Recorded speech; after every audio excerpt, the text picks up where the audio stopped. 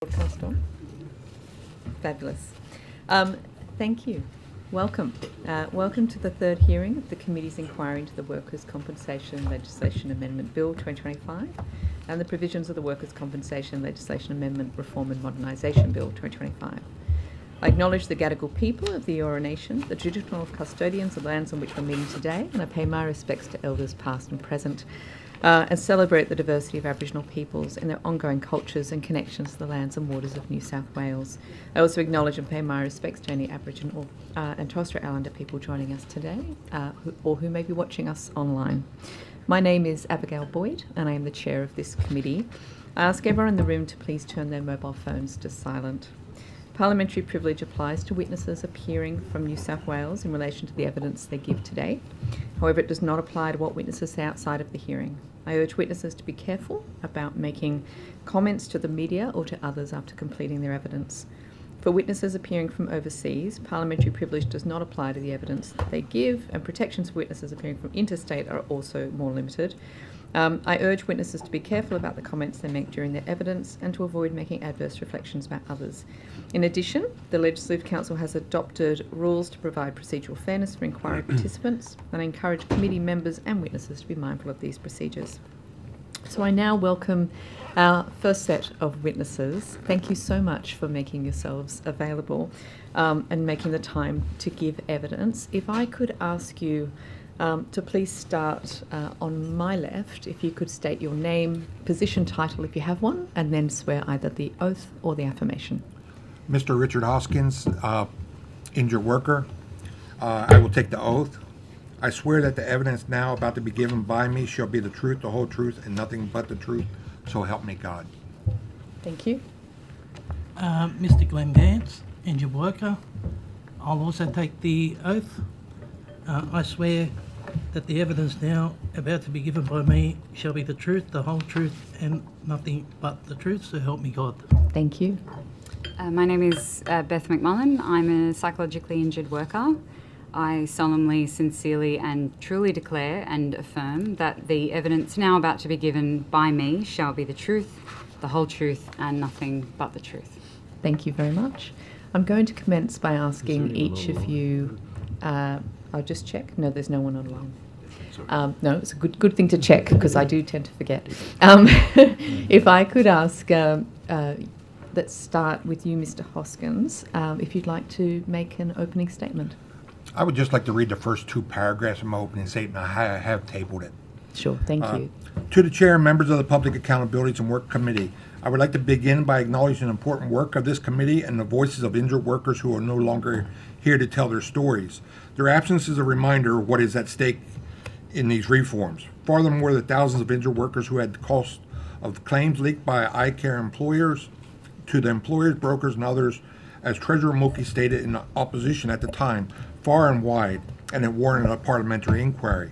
I also note that this is the case of FFM versus eye care that has been in NCAT, and potentially these injured workers will have trouble getting jobs and other insurance, etc. Thank you for the opportunity to make a submission to this important inquiry. I appear before you as an injured worker, not just a former participant in the system, but someone whose life has been permanently shaped by injury, by the failures of the framework meant to support recovery. For far too long, the secrets have been like mold and mildew and grow in the darkness. Today is the day of truth. Thank you very much. Mr. Vance. I wish not to make an opening statement for time matters. No Thank worries. you. Thank you. And Ms. McMullen. Likewise. Okay, excellent. Thank you. We have received submissions as well. What I might do is start by asking, if I could ask each of you, this is going to be a broad question, but let's start with this. How would you describe your experience with the New South Wales workers' compensation system, and what would you want to be better? What would you change? I guess my experience goes back to 2011, so I've been through the reforms of the federal government. And I really feel that I had to put a uniform back on as a veteran and fight a war that was one of unknown enemies. We continually have case managers changing. We continually have misinformation given to us. They try to control the narrative by sending us to IME so we can get diagnosed and treated wrongly to their benefit. And I guess, you know, for me, what I would like to see change in this system is that it become a system that's fair and honest and has some integrity and ethics behind it, that's about system, that treats people with dignity and respect. Thank you. Mr. Vance? I'll just let... Do you mind going, Beth? No, no Sure. worries. Go with my thoughts. Sorry. That's Yeah. absolutely fine. The experience has been excoriating, harrowing, and unexpectedly devastating. I was 35 when I made my claim, 35 and a half, fully expecting to be back at work within 2 to 3 months. And absolutely before my 36th birthday. I turned 40 2 weeks ago, and I did not, in my wildest imagination, think that I would be living below the poverty line and suing the New South Wales government for negligence on my 40th birthday. But here we are. And I was hired as a lived experience peer worker purely because I have expertise in mental health recovery and service use. And that meant nothing in this scheme, and everything that I have tried to do to self-advocate has been pushed back against. My claim could have cost $50,000. It's cost about $560, and that is a conservative estimate, and about 1/5 of that is on costs disputing my claim. So can you explain that a little bit more? Can you just talk us through what that's meant? So you, firstly, do you have a whole person impairment level? I've been assessed at 23% whole person impairment. My diagnosis of my injury is an exacerbation of complex PTSD, which I have as a result of childhood developmental trauma. I'm also neurodivergent, diagnosed ADHD. And so within 5 months of employment within the public mental health service, I was treated very poorly. And I would say that what I was dealing with when I made my claim in May 2021 was manageable, but sliding downwards. And my Recovery at Work coordinator intervened in the provisional liability assessment of my claim to ensure that I did not receive provisional weekly payments. And I know that because I have the claim file records to prove it, which took me 3 years to get via GIPA. So then you had to take action in court? I had to get a lawyer. I had to participate in a gruelling factual investigation. It took 2 whole days. The investigator came to my house to ask me about my experience. And it was after the independent medical examination that liability was actually accepted on the 16th of September 2021, about 4 months after I had made my claim. But they didn't start payments for another 2.5 months. So I went almost 7 months without any income support and ended up homeless, living out of my car with my dog. And during that time, were you given any access to support? Obviously not income support, but in terms of psychological support or treatment? I had a psychologist. I had to go through, I think I called about 12 before I found one whose A, books were open, and B, was trauma-informed. And able to take me on. I saw her within about a month of making my claim. The only help I got was told to look up the providers on the CIRA website. There was no assistance to find a psychologist. I still had work capacity at the time, albeit half of what my full-time capacity was. I received no rehabilitation support. I asked for it. It wasn't provided until after liability was accepted, and I didn't meet with that rehab provider until after my capacity had completely deteriorated to 0. I'll come to you, Mr. Vance, if you would like. A few things. Okay, my experience I would describe as traumatic. One thing would be systemic dishonesty. That is rampant from eye care and scheme providers, the way they maintain their decisions. They are dishonest. They conceal information. They use rehabilitation providers. You really need to do an inquiry into rehab providers, because the evidence that come before you on the last hearing was not so accurate because they excluded rehab providers. Excluded injured workers, sorry. Yeah, Richard just helped me there, correct myself. You go along to IMEs, you are coerced into seeing them. There is, I don't know the figures on it, but I will guarantee most scheme providers, they breach 7.1 of the workers' comp guidelines. They do not contact your doctor beforehand. I could go on and on, but there's a lot. And you need to, this is psychological, but it also affects physical.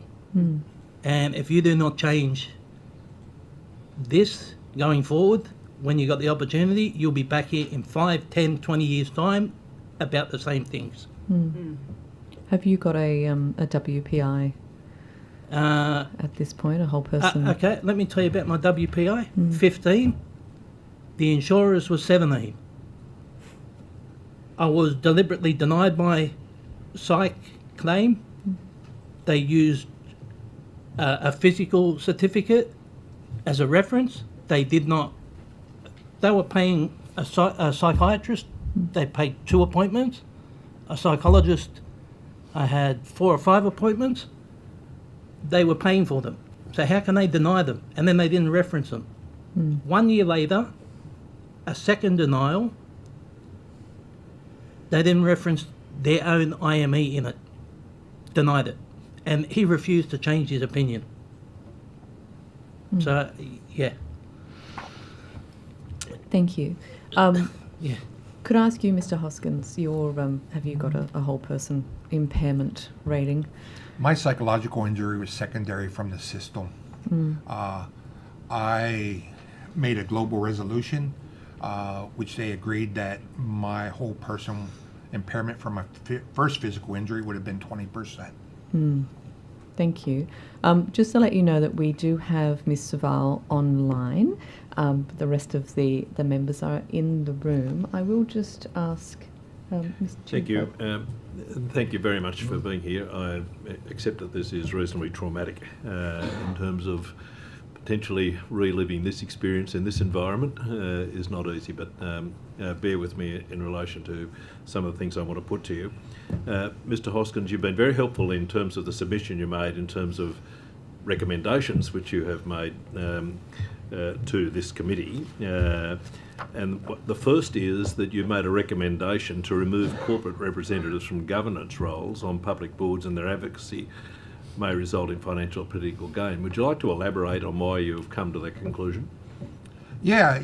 I over the past few weeks, or months, I should say, the iCare board member, who is also the CEO of Business New South Wales, has been going around basically sending the government's message that small businesses, their primary issue is actually the premiums at 8% increase, when actually the primary issue around small businesses, and I deal with a lot of small businesses, is the other things: electricity, cost of rents, and all that. The portion of their premium around workers' compensation for small businesses is actually quite minute, and the cost of claims when they do have injuries don't go against it and increase their premium. So I think it's a bit of misrepresentation in order to, I guess, from that representative to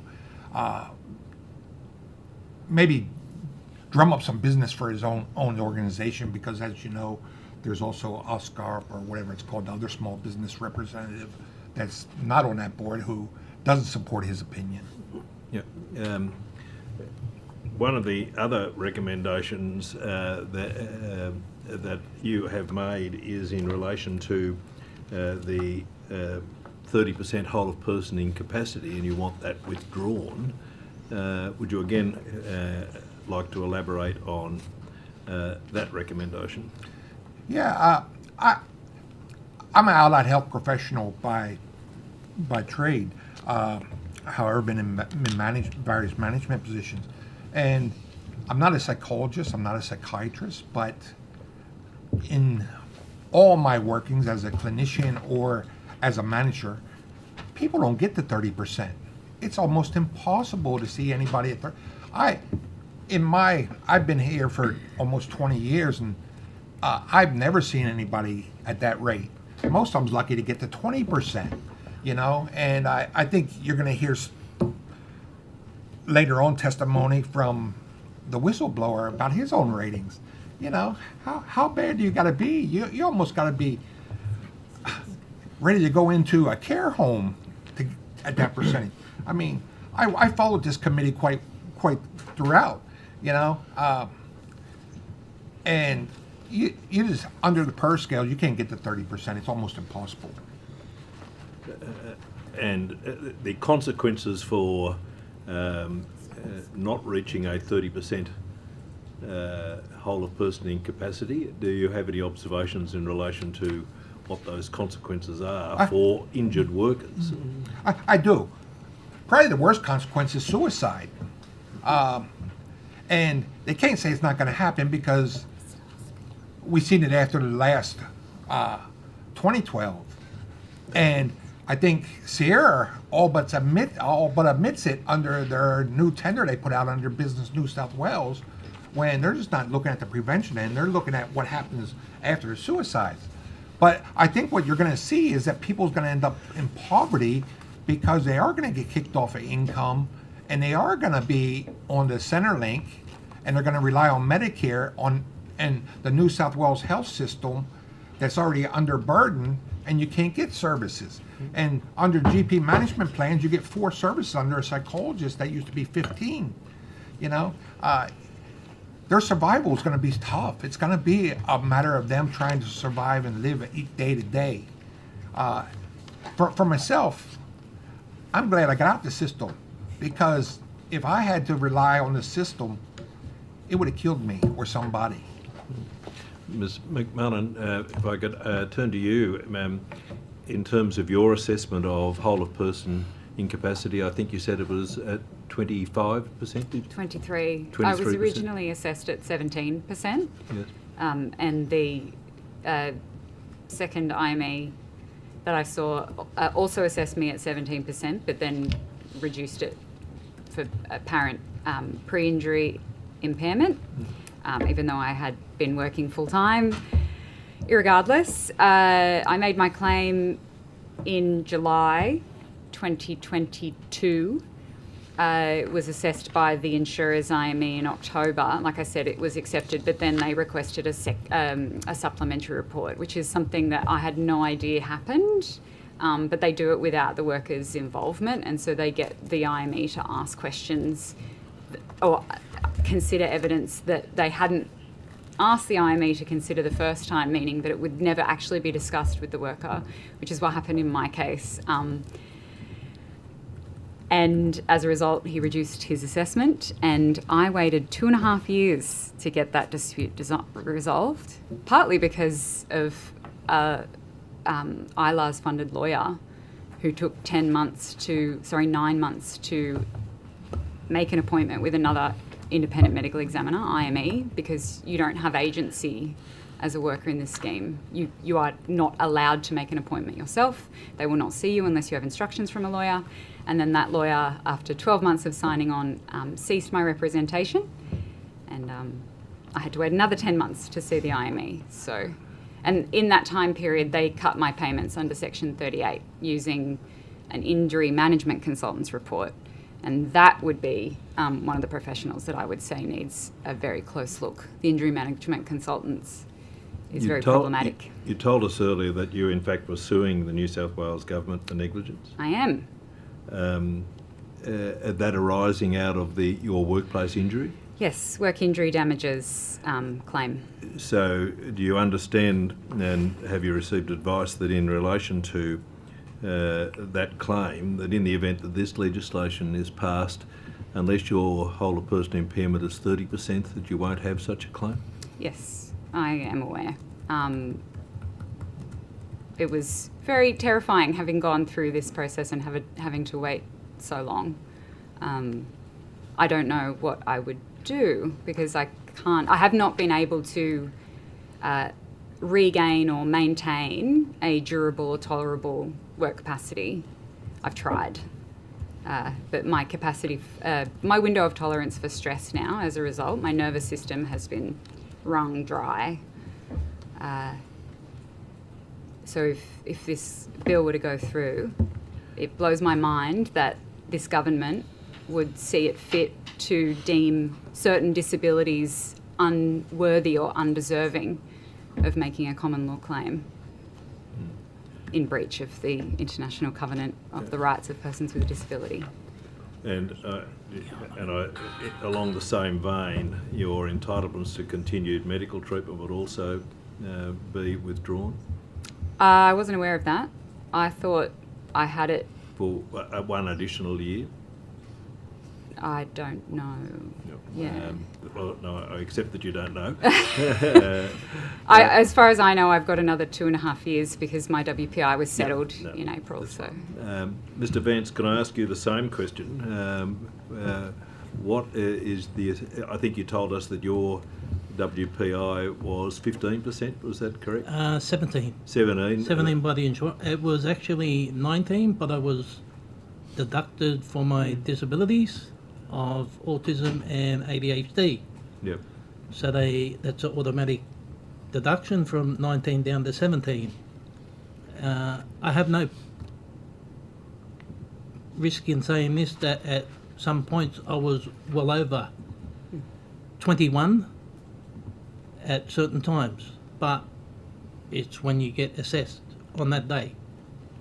May I also add, you asked how would you feel if you didn't have that? You feel lost, hollow, and I can probably tell you that I felt worthless at times. In terms of your return to work and the rehabilitation that is available to be actually be able to assist you with a return to work, do you have any observations to make about the manner in which you have been assisted by claims managers and rehabilitation service providers to be able to assist you to return to work?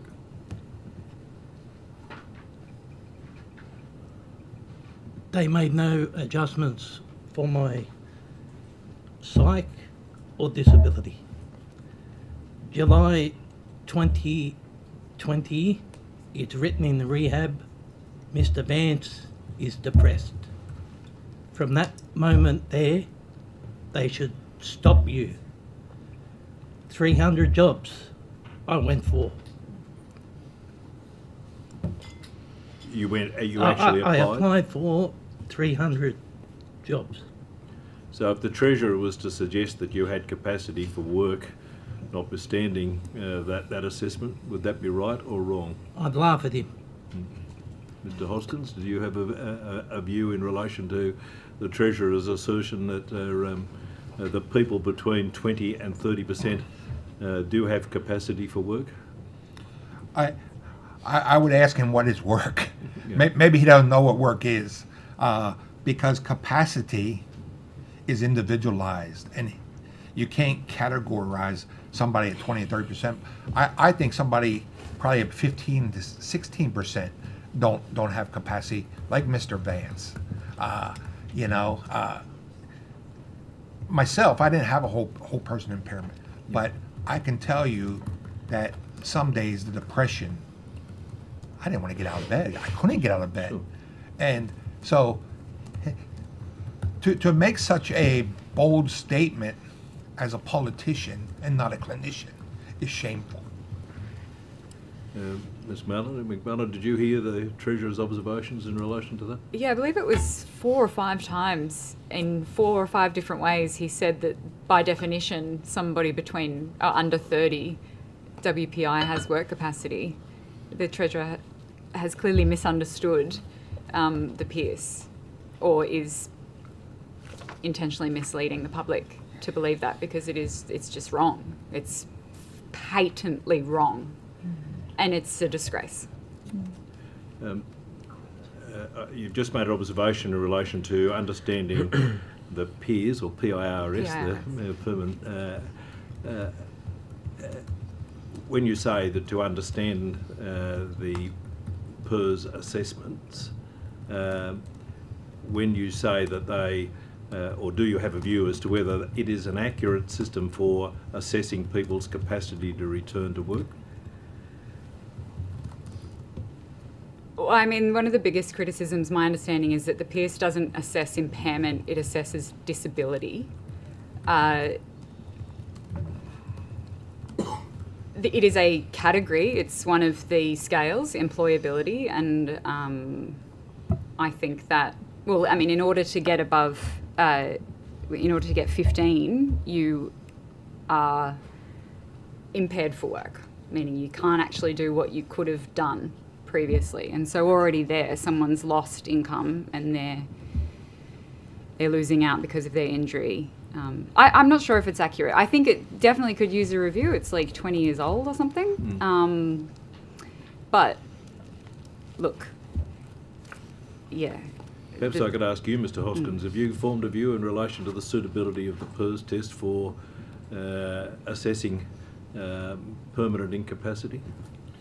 I think probably at one point of the journey it had some use and it was useful, but I think as psychology as a profession has developed over time, that it's didn't keep up with it, much like everything else around the workers' comp system.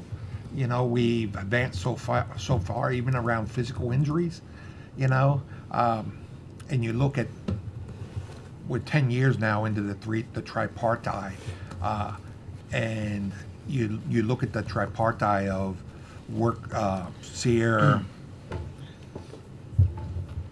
eye care, and safe work, and none of them really understand how one affects the other when it comes to the PIRS scale and how it impacts things and what they need to do as far as policy, procedure, and operational guidelines. Can I just ask you, in relation to the manner in which claims are being handled generally, early intervention is potentially the best solution to return to work strategy. What's your observations in relation to the way that claims managers handle early intervention for the purposes of ensuring that people have a return to work strategy in place at the early stages of their claim? I would only say that the whole system's a bit of a joke. When you understand that a physical injury often comes with some psychological impact and they never get a psychological assessment right up front of some sort or some sort of intervention. But my claims process started with an incident form that was used against me because of how I worded the incident form, and that whole process. You use claims management. And I don't think there is any management. I think it's really a matter of how can they delay and deny you in order to save money because their money's sitting in an investment under a Hathaway Berkshire model. So that's been my experience. It's just been delay, deny as long as they can. What about you, Mr. Vance? When was the first opportunity you got opportunity to seek psychological or psychiatric help in relation to your claim? Okay. I had physical injuries They were my first. My psychological was in there to do with the unsafe nature of work and how it got dismissed. Now, you just asked about the insurer. Let me tell you, I have case notes from the rehab provider where the rehab provider and the case manager dismissed my safety concerns. Available other avenues. They done it at least 2 or 3 times in those case notes from July to when I had to resign from my employ. It was too unsafe. Rehab, case manager, employer attitudes all resulted in it. Now, you asked about psychological. They had that many psychological references all the way through. I didn't see a psychologist till 2021 and late 21 for a psychiatrist, September. So all the way along from April 2020 till then. In that period of time, how many different claims managers did you have? 3. 3? But I ended up with 6, I think, in the end, from 5 or 6 from memory. And you, Ms. McMullen, how many claims managers have you had to deal with during the period of time that your claim has been managed by iCare? 5 in 4 years. And has the responsible insurer changed at all during that? Yeah, I'm about to have Allianz take on my claim, actually, as of yesterday. So it was QBE and now it will be Allianz.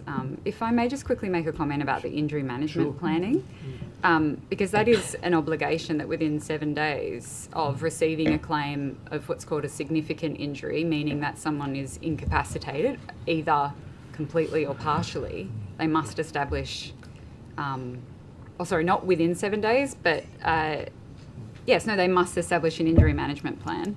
It took 38 weeks to get an injury management plan on my claim, and they didn't start consulting with me for 92 weeks, so it's a year and a half. And that was after I had reached maximum medical improvement, meaning that nothing could really be done medically to manage my injury to improve my work capacity.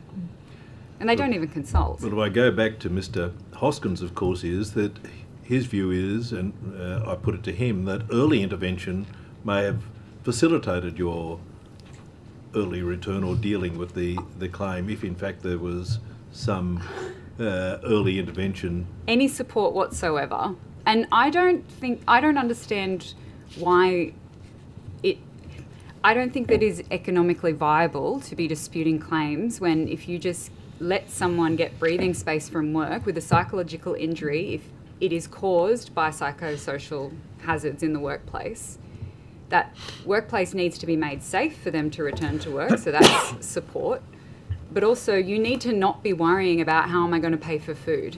I had to choose between like food for me and food for my dog at points.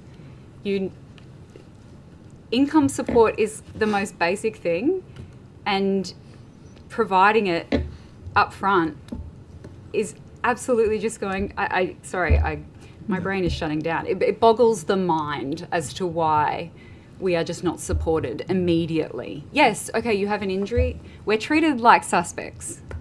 We're disbelieved, we're disrespected. I'm aware that Ms. Saval wants to ask a question. Just before I go to you, Ms. Saval, if I could just ask one more question of you, Ms. McMullen. We got some data back from a question we asked on Notice to CIRA that showed that in the last 6.5, 7 years, they could tell us at least 1,590 cases where the insurer's legal costs were more than the estimated cost of the claim, just those insurer legal costs of disputing a claim. You've told us a little bit about some of the other costs that go into when you have a claim disputed. So the cost to you of going without that support, has it made your need for, I guess, support more pronounced is it going to cost the scheme more in the long term, do you think? Absolutely, it will cost the scheme more in the long term. Because, I mean, in the first 6 months of my claim, $23,000 was spent on costs related to disputes, and that included $11,000 on a factual investigation, $1,200 on surveillance, and more than $8,000 on lawyers,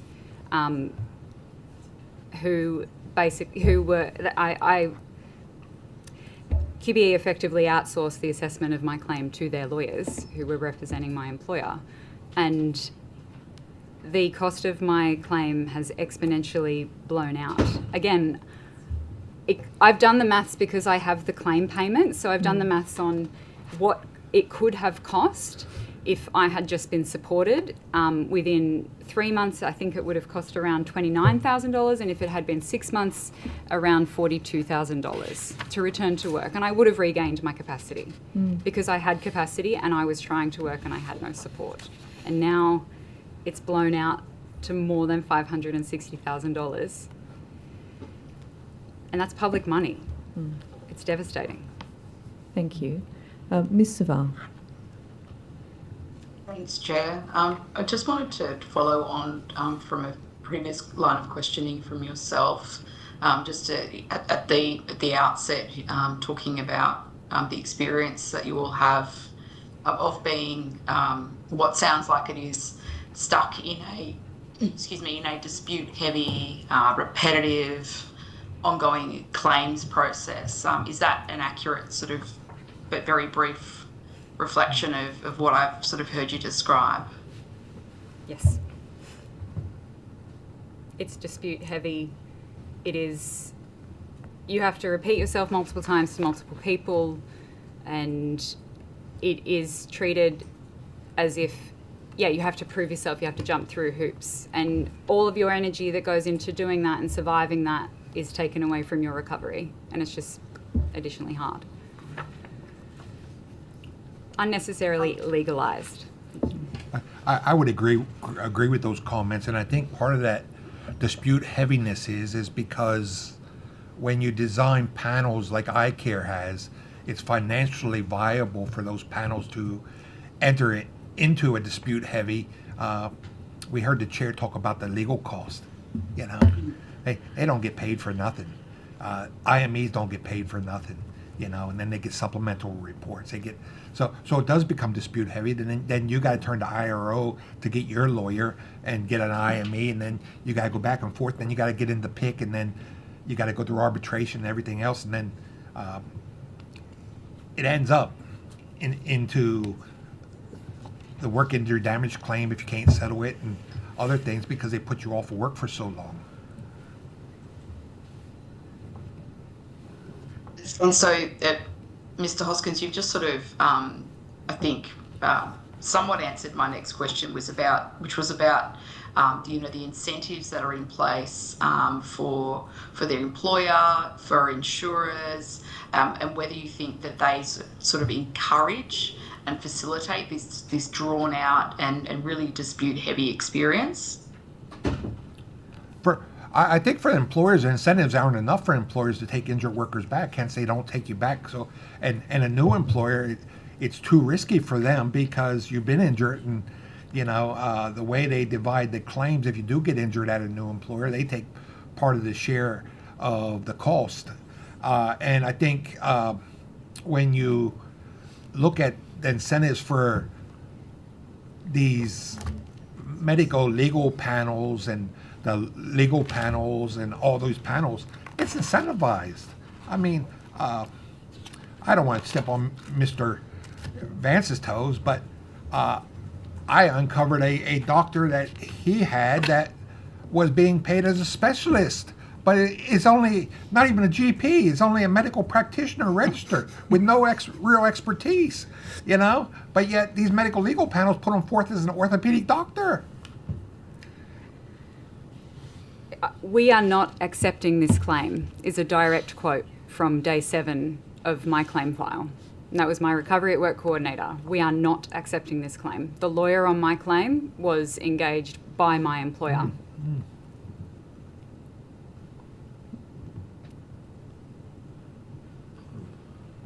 And just finally, I suppose, Mr. Vance, I don't want to interrupt, and apologies, it's hard because I'm not in the room, but is there anything that you wanted to add before I ask a follow-on question? Yeah, Mr. Hoskins just touched on the... I seen an IME for... I was coerced to see an IME for one of my physical injuries. That IME is not an orthopaedic surgeon. He's only a general, not even a general, a medical practitioner only. The plaintiff to file and serve with. He was paid specialist fees. That's admitted by iCare. There's a serious investigation into it, which is really amounting to nothing. Basically, on his report, it's misleading and there's elements of fraud. Not good. Not good.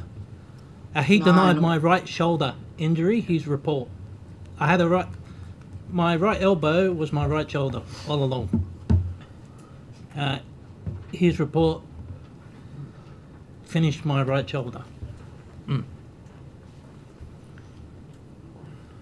And look, just in terms of, the status quo, really, is it the case that you think you would prefer the status quo to continue, or is it an alternative, any alternative that might get you out of the scheme or out of the system sooner? I'm out of the scheme, but one thing that's not considered is the after effects of the scheme. Your privacy is absolutely I'm trying to think of an appropriate word to say it. It's absolutely, I was going to say, I was going to say butchered, but it doesn't say it sounds so good. I don't know another word. I was going to. It's not your privacy and health information. All your information is distorted, and to go and fix all that, some of the stuff you have written about you, you have a right. You have allegations written about you, you have a right. If they're false, you have a right to have them.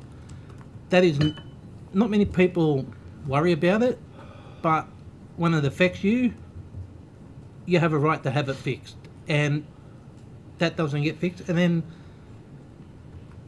trying to get back into employment.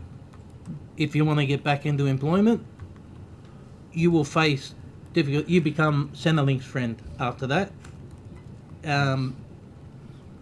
Very little support. Rehabilitation people to assist you back to work, no. They wouldn't. They can't assist you getting back to work, in my opinion. They need a very good look at.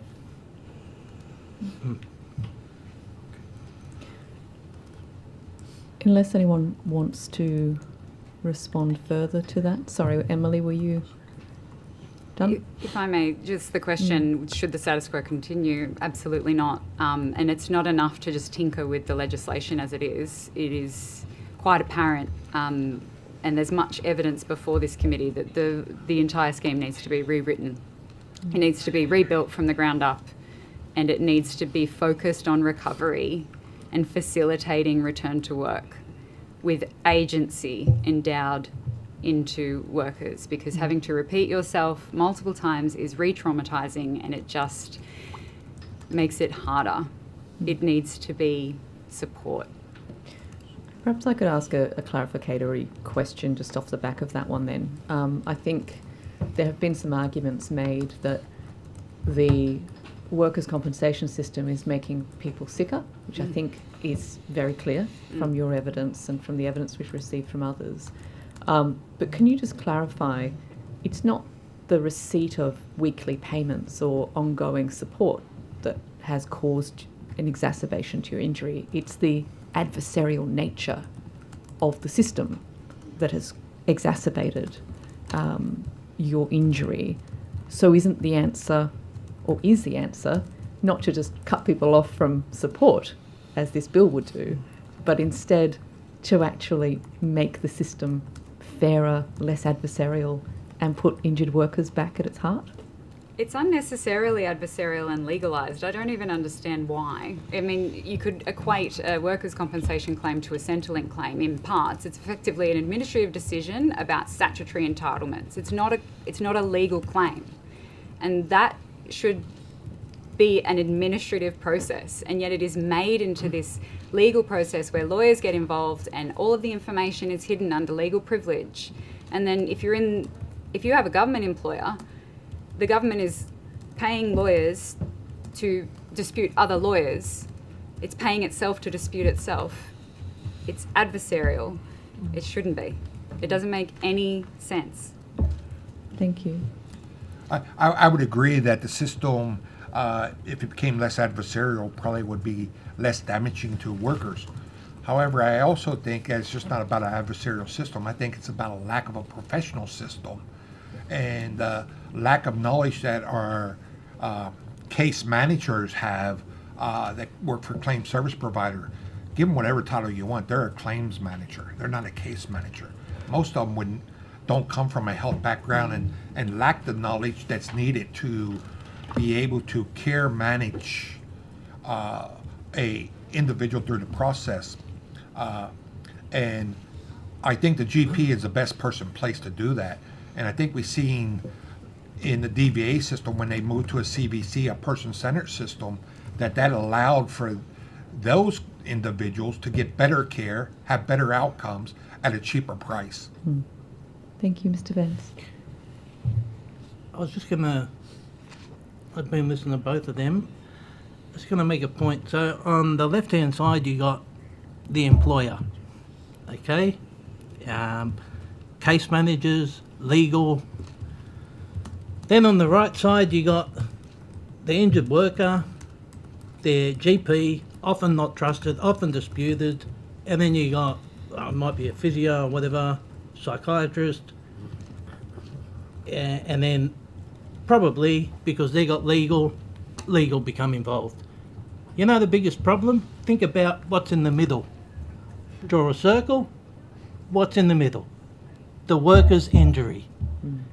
So you got one side of the net, volleyball, but what's in the middle there? We dispute the person's injury. Gets neglected, and it's just a game. The whole thing's a game. And a person's injury is not a game. Thank you. I think that's a perfect note to end on. We have run out of time, but thank you so much, all of you, for coming, for your courage, for your persistence, and for sharing your expertise with us today. To the extent there are supplementary questions, the Committee Secretariat will be in touch. Thank you. Thank you. Thank you.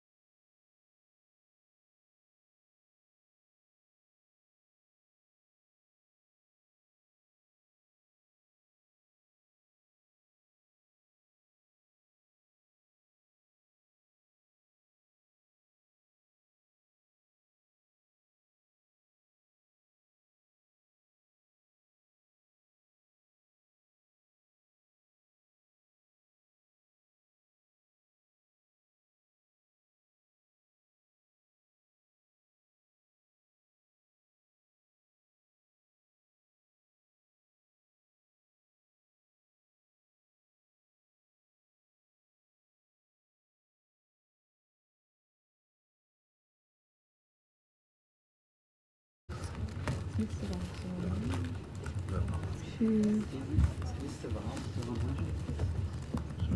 Thank you. Is he here?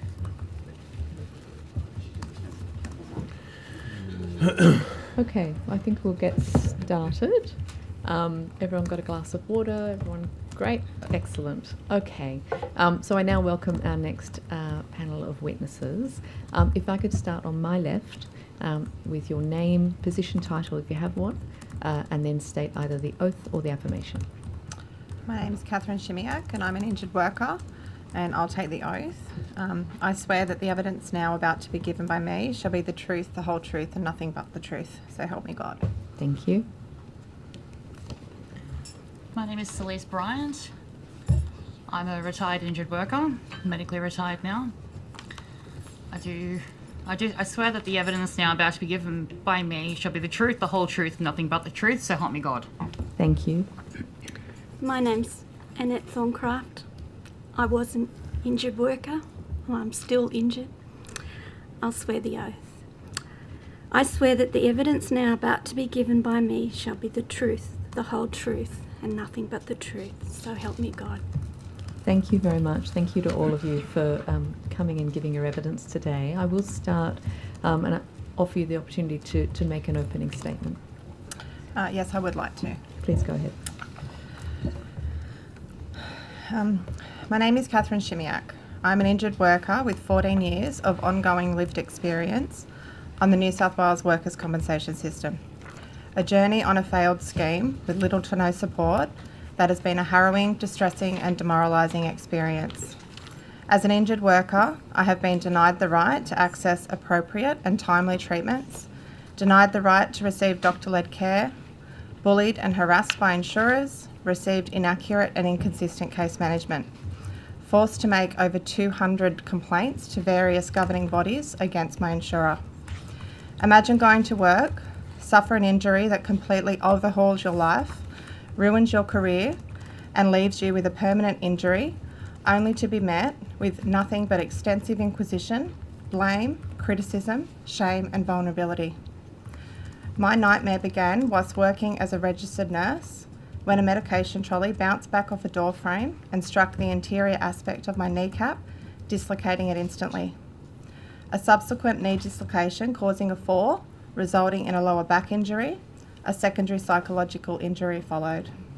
The legislative framework that currently governs the New South Wales Workers' Compensation System is not only outdated, belittles an injured worker's rights, but prevents them from having access to resources and treatments that allow for their entitlements to be fair. Reforms needed include choice and control to the injured worker over their injury management, better return to work systems, promote doctor-led care, being forthcoming about injured workers' rights and entitlements, proficient methods of claims handling, reduced timeframes on approvals of recommended treatments, an overhaul of the WPI assessment framework, reinstating entitlement for deterioration claims, reduction in the use of IME assessments by doctors who are largely influenced and paid for by insurers, the acknowledgement of a psychological injury when it is secondary to a physical one, the government implementing a stricter protocol with harsher penalties on insurers who fail to adhere. It is not fair that injured workers are forced to live with the consequences of complex system failures. Injured workers are victims, not perpetrators. I speak for every injured worker who has been forced to suffer on this system when I say that our lives matter, our voices matter, and our stories matter. The reality is, injured workers don't get days off from the physical pain or the mental anguish they are left to feel.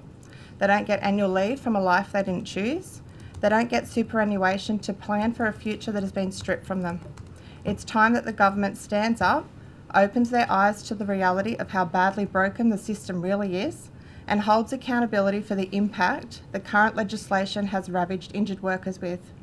In closing, I remind you all that you are in a position of power to make change to the current legislation that will have a positive impact on thousands of lives now and in the future. Thank you very much. Ms. Bryant. It was a fateful December day almost 6 years ago where my life, my children's life and my husband's life was irrevocably changed due to no fault of my own. Throughout that time, I succumbed to harassment, stalking, legalised stalking, I might add, just to clarify that, all under the helm of a legislation that allows it. We're sent to doctors that have zero idea of what's going on.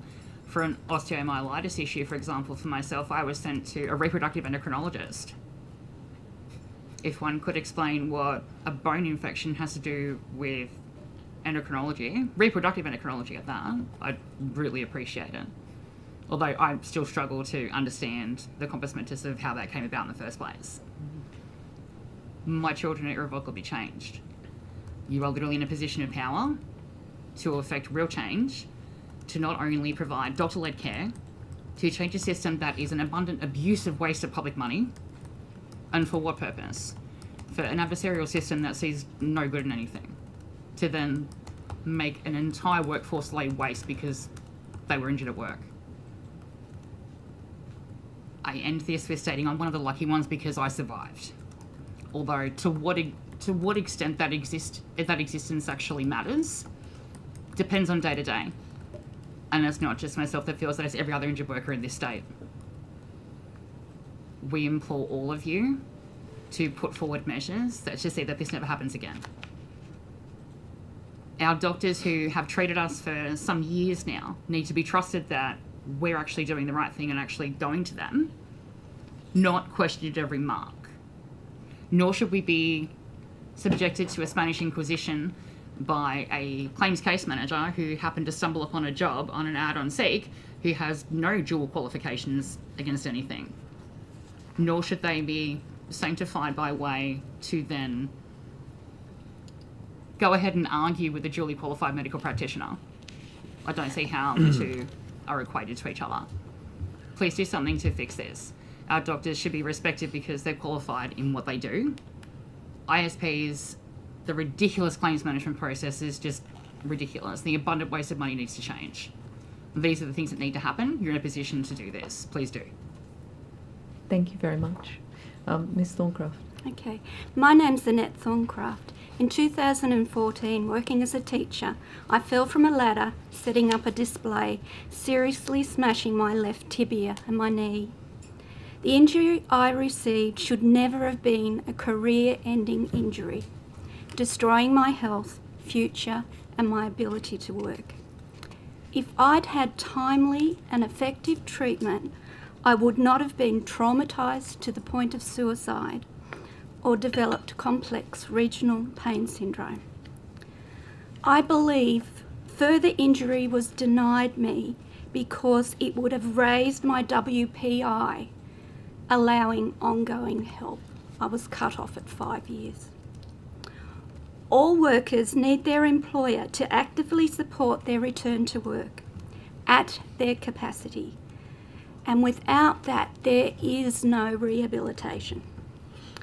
I faced unrelenting CSP bullying to return to work before I was sufficiently recovered. My work site, my sustainable work capacity, and employer expectations were not considered. Reaching a toilet was beyond my capacity. I, like other workers, need life or self-care capacity left over after I've completed my work duties in order to recover. The McKell report, page 52, puts it this way. There is evidence that navigating the New South Wales workers' compensation system is, in many cases, inflicting significant harm on individuals. Currently, politicians and bureaucrats are failing to consider the practicalities and the impacts upon the injured that their decisions make. Those with serious injuries and no independent means of support have no choice but to be in this terrible system. They're vulnerable. They're open to neglect and abuse and exploitation by those with all the power over their care and treatment. Now, the workers' compensation legislation is complex, and there is no quick fix for everyone or one blame for everything that is wrong. But I can tell you, excluding any group from help will not fix the system's financial problems when you are not fixing the rampant waste within the system itself. And there is impunity for every stakeholder except injured workers. Having a 31% WPI threshold makes it a safety net in name only. You need to address the fact that the system should be focused on the individual's needs of the seriously injured worker, not the profits of those making money out of the misery.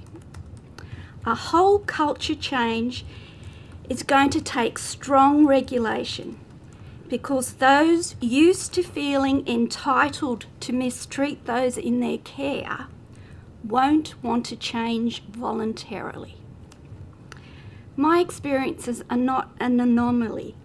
I speak for countless others with similar experiences. The system is broken.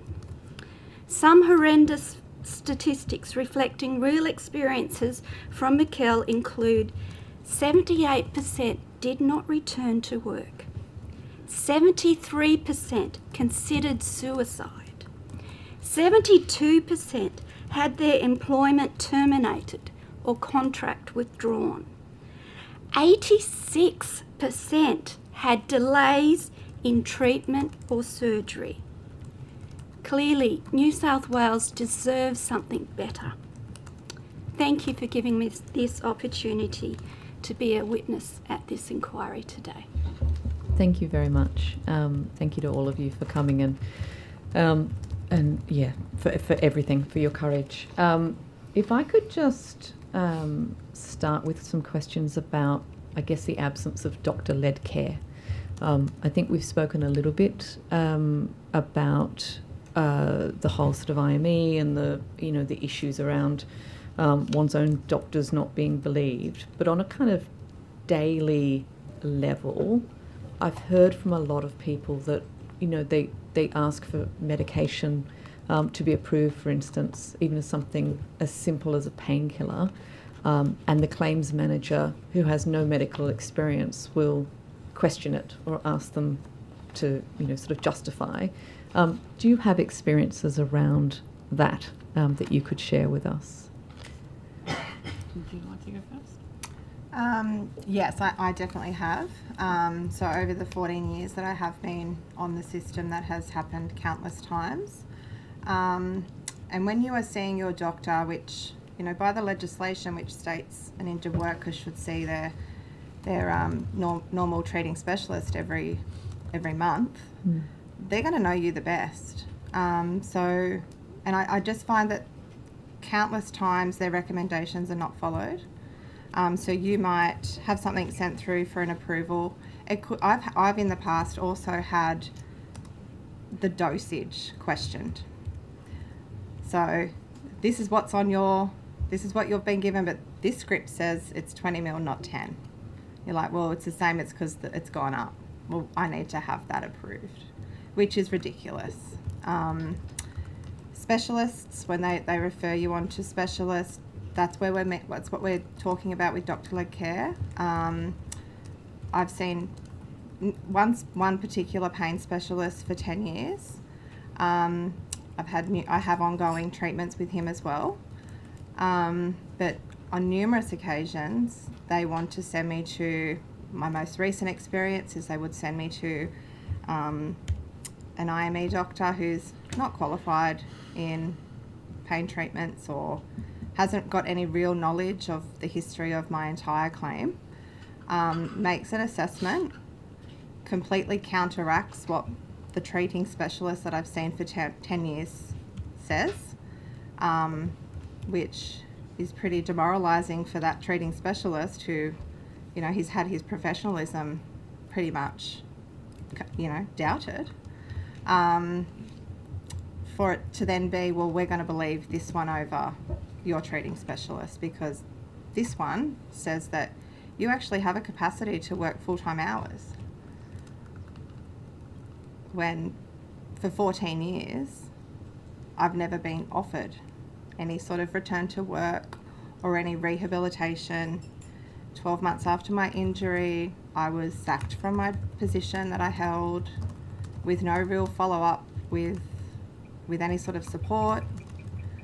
So the doctor-led care, it is as ridiculous as medications, but it stems more deeper than that into things that matter. So another example would be a specialist with a recommendation for a certain treatment. By the time the 2 years got around to that treatment finally being approved, I went back to the specialist. We can know that treatment's no longer going to be any use to you now. We now have to move to something more invasive because the time frame for that to have been effective for you has now lapsed. So you start going down a rabbit hole of, more invasive procedures, which could have essentially been fixed with something much more simpler. Thank you. Ms. Bryant. The original injury was physical, but very much psychologically damaging in the same respect. With my original knee surgery, the surgeon put my patella in upside down and 25 degrees south of where it should be. In the same respect, he slashed 3 major nerves and caused neuropathy down my right side. Now, this was all noted in subsequent things like nerve conduction studies, multiple, I might add, all to confirm the exact same thing as very specific nerves of where things are actually gone wrong. When the documentation was given back to one, a pain management specialist, and two, my NTD, so my nominated treating doctor, my GP, who has actually been looking after me for 10 years prior to the injury. Lovely man, great doctor, couldn't doubt him. The recommendation from the nerve conduction studies were to be put on to a nerve painkiller. Now that came from EML's own recommendations. When came time for my GP to prescribe that, EML then jumped in with 4 different medical case conferences and a waste to the tune of $2,800, all told, to have an argument over why a nerve painkiller should be done. I have no recompense for any of that. So that 6-month wastage of all of that time took, that nerve painkiller became ineffective altogether. The nerves are done for good. They're damaged. I'm damaged goods. From that, subsequently, my mental health went downhill. So pre-existing, I already had a diagnosed, very stable mental health condition. Many, many years, very, very stable. This should have realistically been my undoing, and the sheer fact that I'm still standing is amazing. Granted, have a go at me now. Medication, time and time again, whether it be as an antidepressant, a mood stabilizer, whatever it is, it's just deny, and for what purpose? So you can then go and abuse more money and waste more money when these doctors know us. They know exactly what's going on. Now, more often than not, GPs are actually heavily overqualified as just a general practitioner because they have to do so many extra units and keep on top of everything. They're aware of recent studies, and you can even take studies to them and say, A, B, C, X, Y, Z, this is definitive evidence that this will work. And yet, this adversarial process with insurers and all of the normal insurers, like not just EML, for example, but, my hellish experience was EML all told. 14 case managers in 4 years. That's too and many. for what? To be relegated back to nothingness. I spent 4 years arguing my way out of it. The only reason that I settled my claim was just to get out. Ms. Thorncroft. Yeah, I'd just like to give an example of where my whole medical team was disbelieved and ruled out. My GP, my specialist, and my physiotherapist, they all recommended hydrotherapy. I live in a town where the climate, it snows, and the hydrotherapy pool's in a shed, and there's a gap like this under the door and there's no heating. You only want to go into a pool if you actually need it. Well, that was denied. But it went further than that. My physio was bullied to the point of dumping me as a patient. he was threatened with investigation if he continued to request hydrotherapy. He dumped me because in a small town, your reputation is everything. If you have an investigation going on about you, you could lose your business, okay? Insurers shouldn't be able to do that, to manipulate whole situations to remove treatment that is valid and needed. It's wrong. It needs to change. Thank you. Excuse me. I will just give the government members a chance to ask a question first this time, because I think we keep leaving you to the end. Emily, did you want to ask a question? Sure, thanks, Chair. I'm obviously very happy to wait, and apologies to you all for not being there in the room today, which is obviously my preference would have been to be there in person. Just in terms of the submissions, Ms. Chimiak, I hope I've pronounced your name correctly. In your submission, you talk about the relationship between insurers and medical specialists. What do you think could be done to make that relationship more accountable and improve health outcomes for injured workers? Well, I just think that when it comes to workers' compensation and you go to a specialist, there seems to be this, and not all the time, but in the majority of cases, there seems to be a biased sort of sense of loyalty to the insurers, because essentially they're the ones footing the bill, right? They're the ones that are paying, and that's where they're making money on. So I'll give you an example from my experience. So my failed knee replacement, for 12 months after my surgery, I was not recovering. The pain was ridiculous. I couldn't bend my knee. I really was suffering. For 12 months, the surgeon who actually did my surgery was writing to the insurer, saying that he doesn't know why I'm not back at work. I'm malingering. I'm putting it on.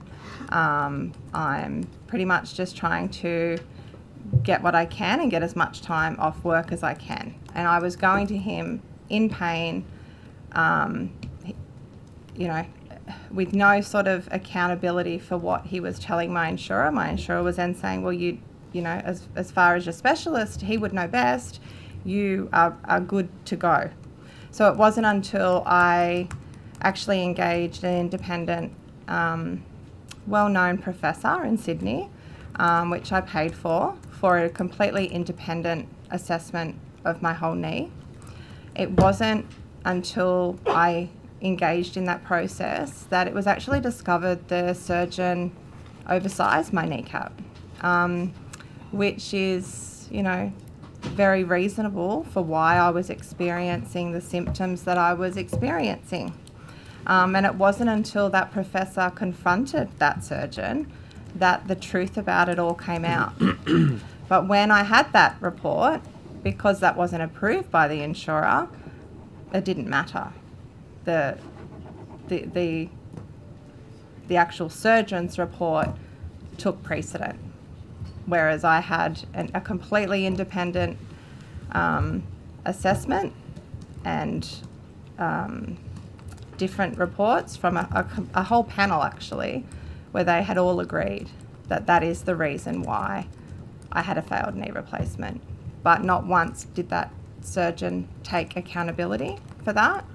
He was more led by the 12 months of the relationship with that insurer and maybe the money for, the payments for all those reports that followed. I'm not sure, but that's what I mean by, the unfair loyalty to the insurer and not the patient. Thank you. Ms. Bryant, earlier in your evidence you spoke about having 14 case managers in 4 years. which is quite a number, and that you settled your claim early just to get out of what sounds like a very protracted and traumatic experience. Would you suggest that it would be something the government should look at, or something that we should look at as a committee, in terms of providing measures to allow injured workers to be able to exit the scheme more easily, more fairly, more appropriately? Would that be a good thing? I think to some degree there is a place for commutation payments. Whether that is appropriate in this measure and with this piece of legislation, who knows? Some people it would be appropriate to get themselves out of the system, and yes, by varied means, it would obviously be a welcomed measure. Some people obviously do settle their matters early just to get out to find their own means through, and I can understand that entirely. I was one of them. Realistically speaking, the statement of claim before the Supreme Court was worth a hell of a lot more than what was settled for, but as an easy means of measure to get out, it was obviously an easier time for myself, my family, and my children to not be subjected to any of this seeming retribution for being injured at work. And that's exactly how it feels, that your case managers don't believe you. They don't particularly care. They're there to get a paycheck, and they're paid quite handsomely for KPIs that are immeasurable. Realistically speaking, they're immeasurable. And who wins at the end of the day? Commutation payments have a place, but obviously that would need to be determined by a myriad of factors and would need to be looked into quite substantially to make that a permanent solution. But obviously there would be those who have common law measures taken out, and those who aren't able to take common law or aren't willing to go down that path. And those with highest needs who wouldn't have the feasible mental capacity to be able to withstand a load like that, who would need to be with lifetime care. Those measures need to be provided for in the legislation, and it needs to be provided for in an actual means of measure. 31%, and as a WPI whole for someone who is psychologically damaged or physically damaged. If you look at the whole person impairment, look at those wordings as they stand. Whole person impairment. If you are looking at that in the respect of an entire person, 30% of that whole person is damaged for the rest of their life. How is that an acceptable means of measure? Because you went to work. The system is just, it's ridiculous. And again, those words are overplayed and oversaid, but there's nothing more that can be measured against that. 30% of a whole person is damaged goods for the rest of their lives, and whether they're 18 or 65, it doesn't matter. That's still a whole life lost in that respect. Thank you. Ms. Simiak or Ms. Thorncraft, did you have anything to add to just that topic of commutations before I move to another question? I believe that it would be helpful in some cases, but you can't make an overall ruling that everybody should do that. There's no one-stop measure fits all. That's it. Thank you. Thank you. Just if I may, a question to Ms. Thorncraft in terms of your submission.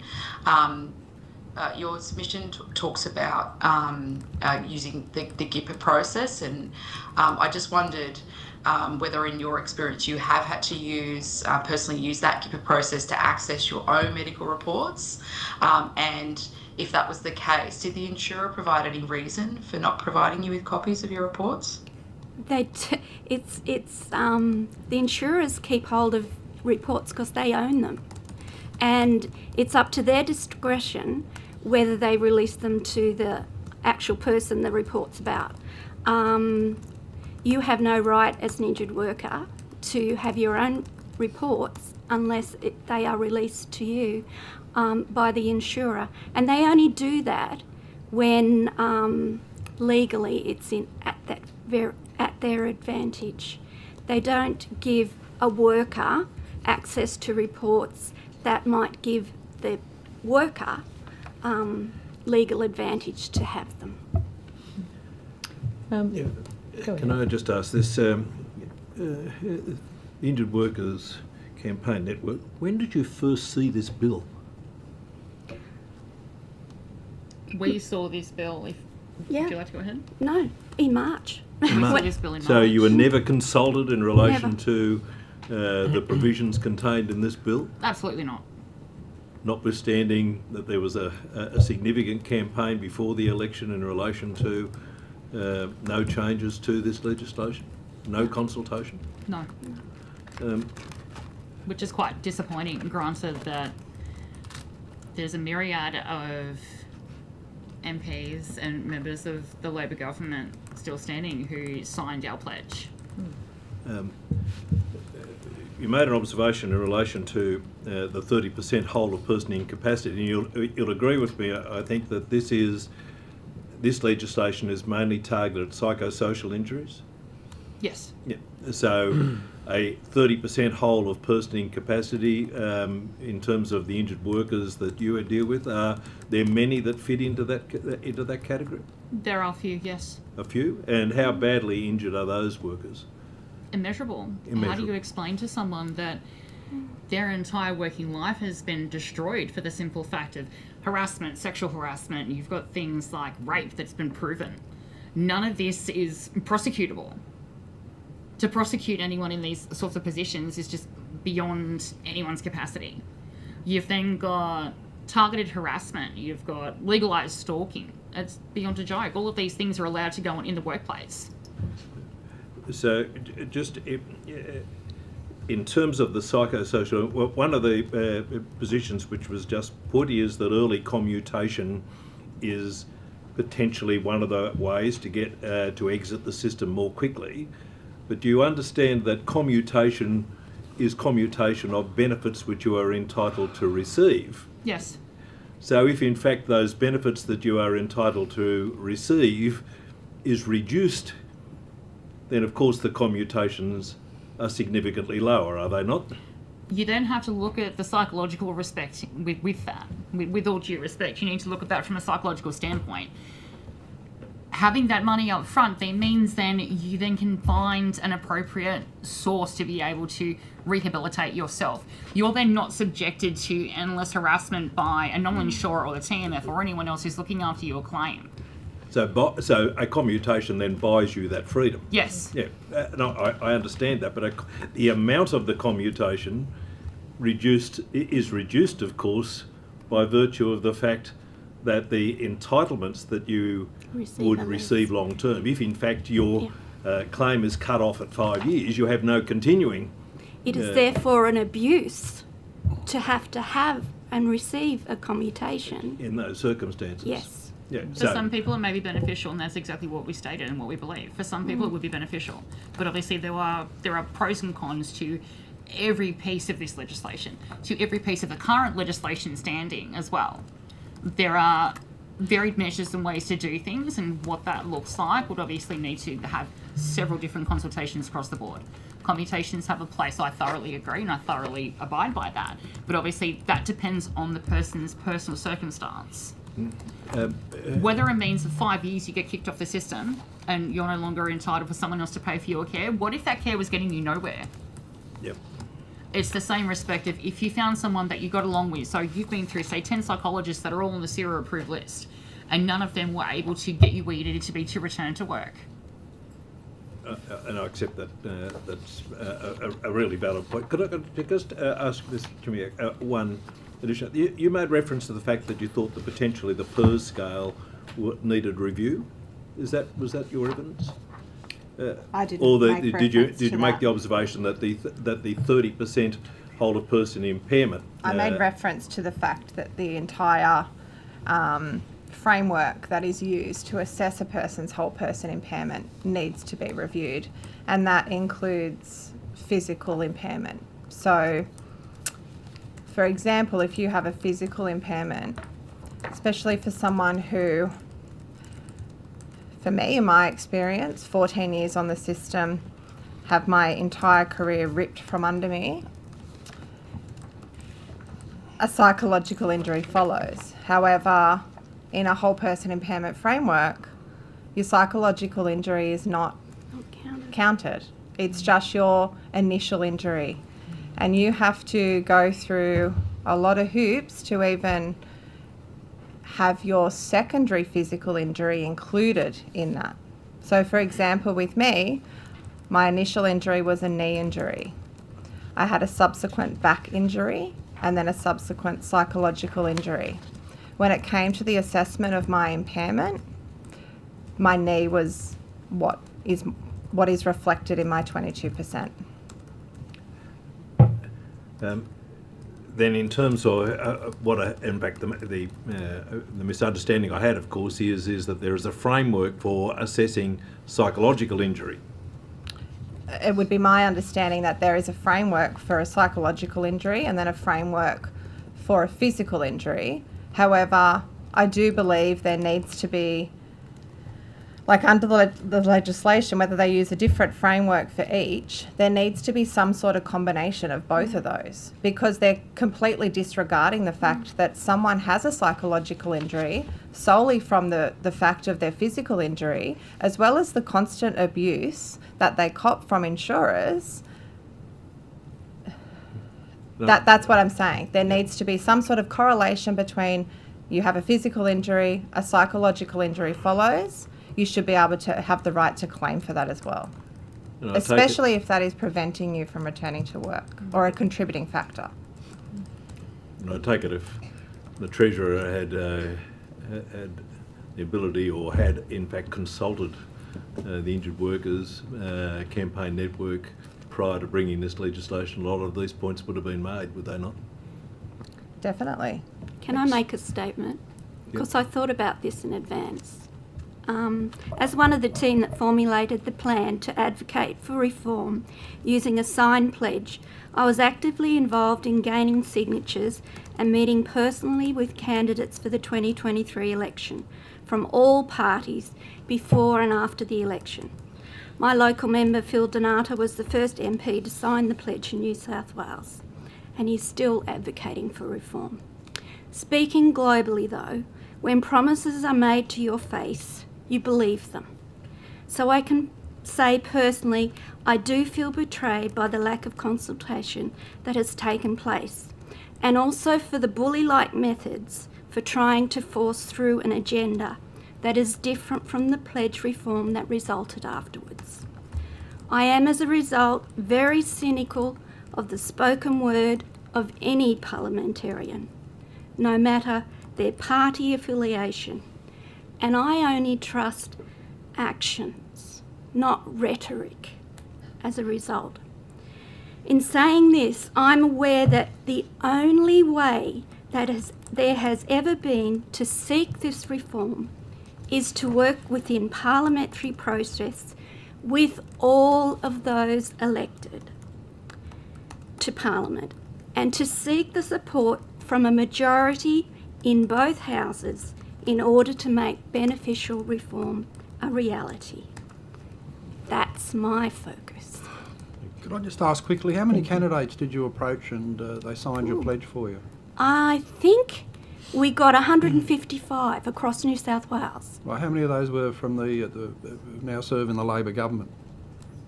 We got everybody except for 3. Right, so that's where you aim your disappointment of betrayal at the people who signed it you thought in good faith and have acted and we got every independent too. Right, yeah, well, maybe I think just trust the older ones here, because we still go by the idea that if you give a promise in politics, it's not made to be broken. It's an old-fashioned belief that you should be honest with people. Not everyone's I'm very as dishonest cynical as the about people that. on your list. Well, one of the reasons we're here, Yes. it took a lot of work in the Parliament, I can tell you, is to get an honest, open process of a parliamentary inquiry. And that's why we're here. That's why we're here. So not all of us Thank you. not all of us are bastards. Thank you. On that note, We do appreciate it, Mr. Lathian. Thank you. Okay, I worked a couple of days to get us here, okay? Otherwise this thing was going to be rammed through the Parliament like a piece of Yeah. toilet paper. I really appreciate your efforts. Okay, thank you. we are unfortunately out of time. Thank you so much for coming, and I understand some of you have come from quite a long way, so thank you very much for coming along and sharing the benefit of your insights I think if there's any supplementary questions, the Committee Secretariat will be in touch, but that concludes our time with you. Thank you so much. Thank you.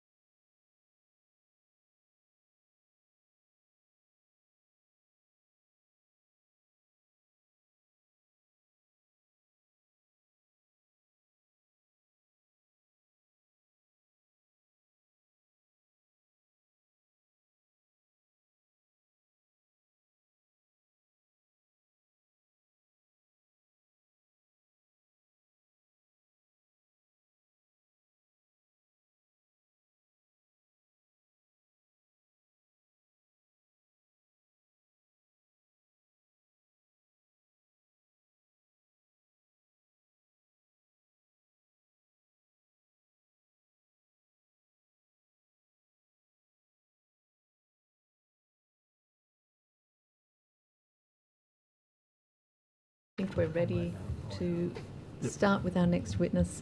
Hello. Thank you very much for being here. If I could start just by asking you to state your name, position title if you have one, and then state either the oath or the affirmation. Thank you very much. My name's Chris McCann. I'm currently on workers' compensation, and I would like to swear on the oath. I swear that the evidence now about to be given by me shall be the truth, the whole truth, and nothing but the truth. So help me God. Thank you. And would you like to commence with an opening statement? Yes, I understand it should be 2 minutes. It may be a little bit longer. Take your time. Thank you, Chair and members of the committee, for inviting me to appear before you today and giving me the opportunity to speak and take your questions about my experiences of workplace bullying and my journey through the New South Wales Workers' Compensation Scheme. This is not the first time I've provided evidence as a witness. In 2020, shortly after I resigned from my care due to prolonged, vile and sustained bullying, I gave evidence into the scheme's failures. At that time, I was assessed with a whole person impairment of 24%, an assessment accepted by iCare, the insurer. Tragically, my experience didn't end there. In 2023, while cooperating with the regulator as a part of an investigation into misleading pricing practices, my then new employer retaliated against me, labelling me as a whistleblower, questioning my integrity and implying I was mentally unstable. This treatment pushed me to the brink of taking my own life. As a result, I could no longer continue working. I was later assessed with a WPI of 26%. These are not just numbers. They represent the profound and lasting psychological harm I've endured in workplaces that fail to protect me. I'm not alone in this. Workplace bullying is often underreported because of stigma, fear of retaliation, and the significant personal and professional risks involved in speaking up.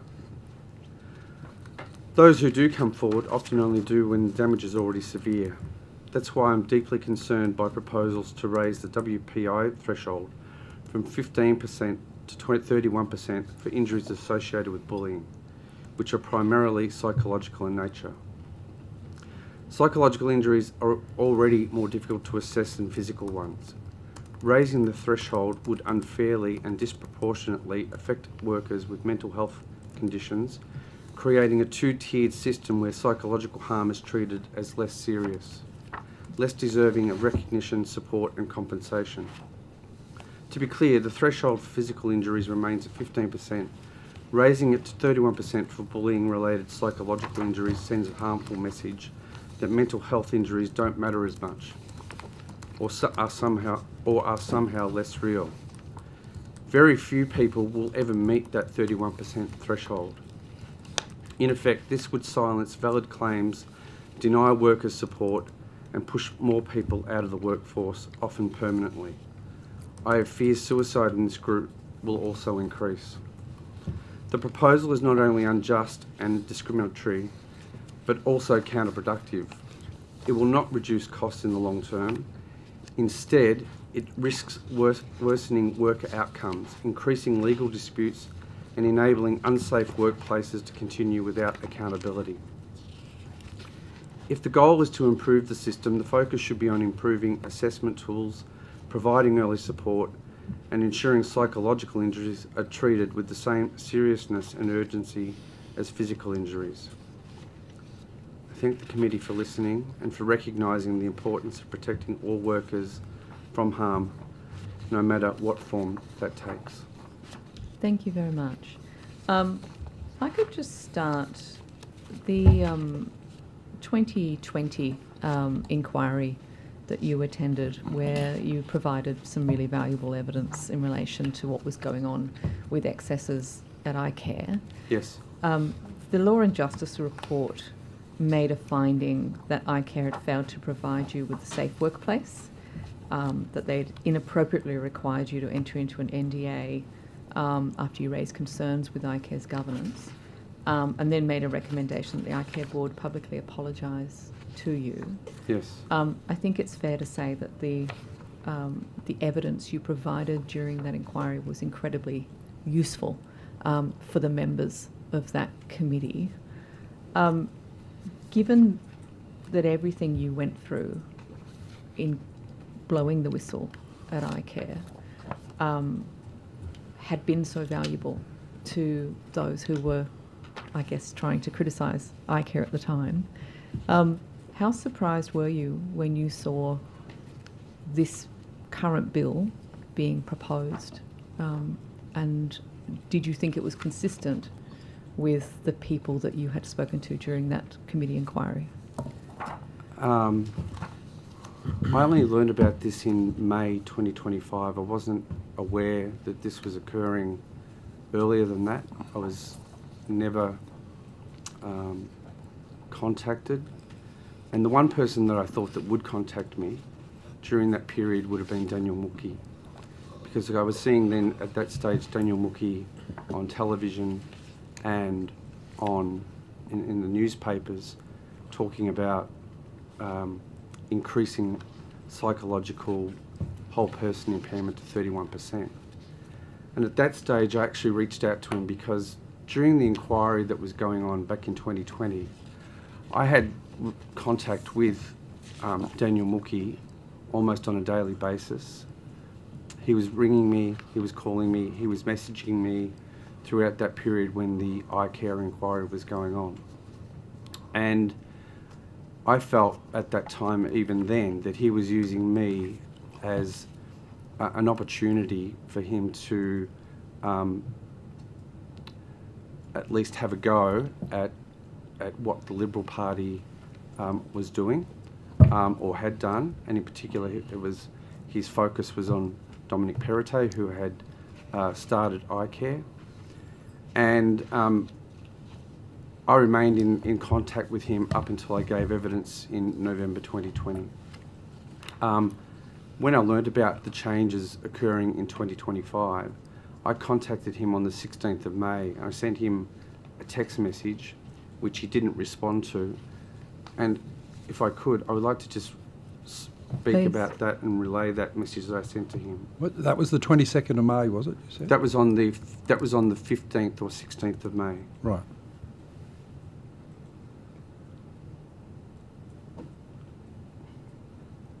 I said to him It was, I sent him several messages in May, but the first one I sent was when I first learnt about this.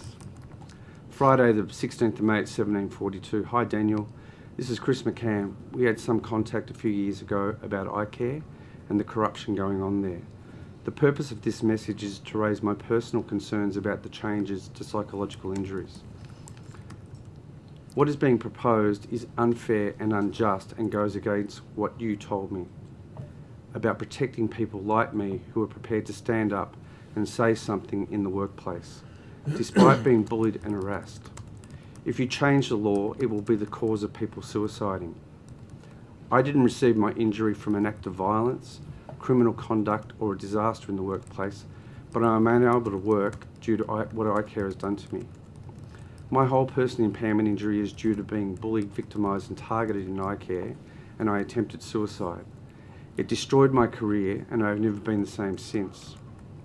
My WPI was assessed at 24% and reduced by 10%, but my life has completely changed and it has impacted me so much I can't walk out the door. The threshold is too high, and suggesting it must be caused by violence, criminal conduct or certain disasters in a workplace is simply unfair and goes against what you and the Labor Party proposed before coming into power. iCare is a basket case because of the way it is run, not because of injuries people sustain. Please read what you are proposing. Only psychological injuries caused by act or violence, criminal conduct or witnessing certain disasters in the workplace are covered. Workers who suffer psychological injury due to bullying, sexual or racial harassment no longer have the right to make a claim unless they win their claim in a court or a commission first. Claims excluded if caused by reasonable management action. So workers who suffer a psychological injury due to bullying, sexual or racial harassment no longer have the right to make a claim unless they win that court. The other exclusions, if caused by reasonable management action, weekly payments capped at 130 weeks, no claim for negligence for below 31% WPI. I would like to meet with you and discuss, please. Kind regards, Chris McCann. And I never received a response. He didn't have the decency to even call me, text me. I wrote to him again on the 30th of May, reinforcing what I had said.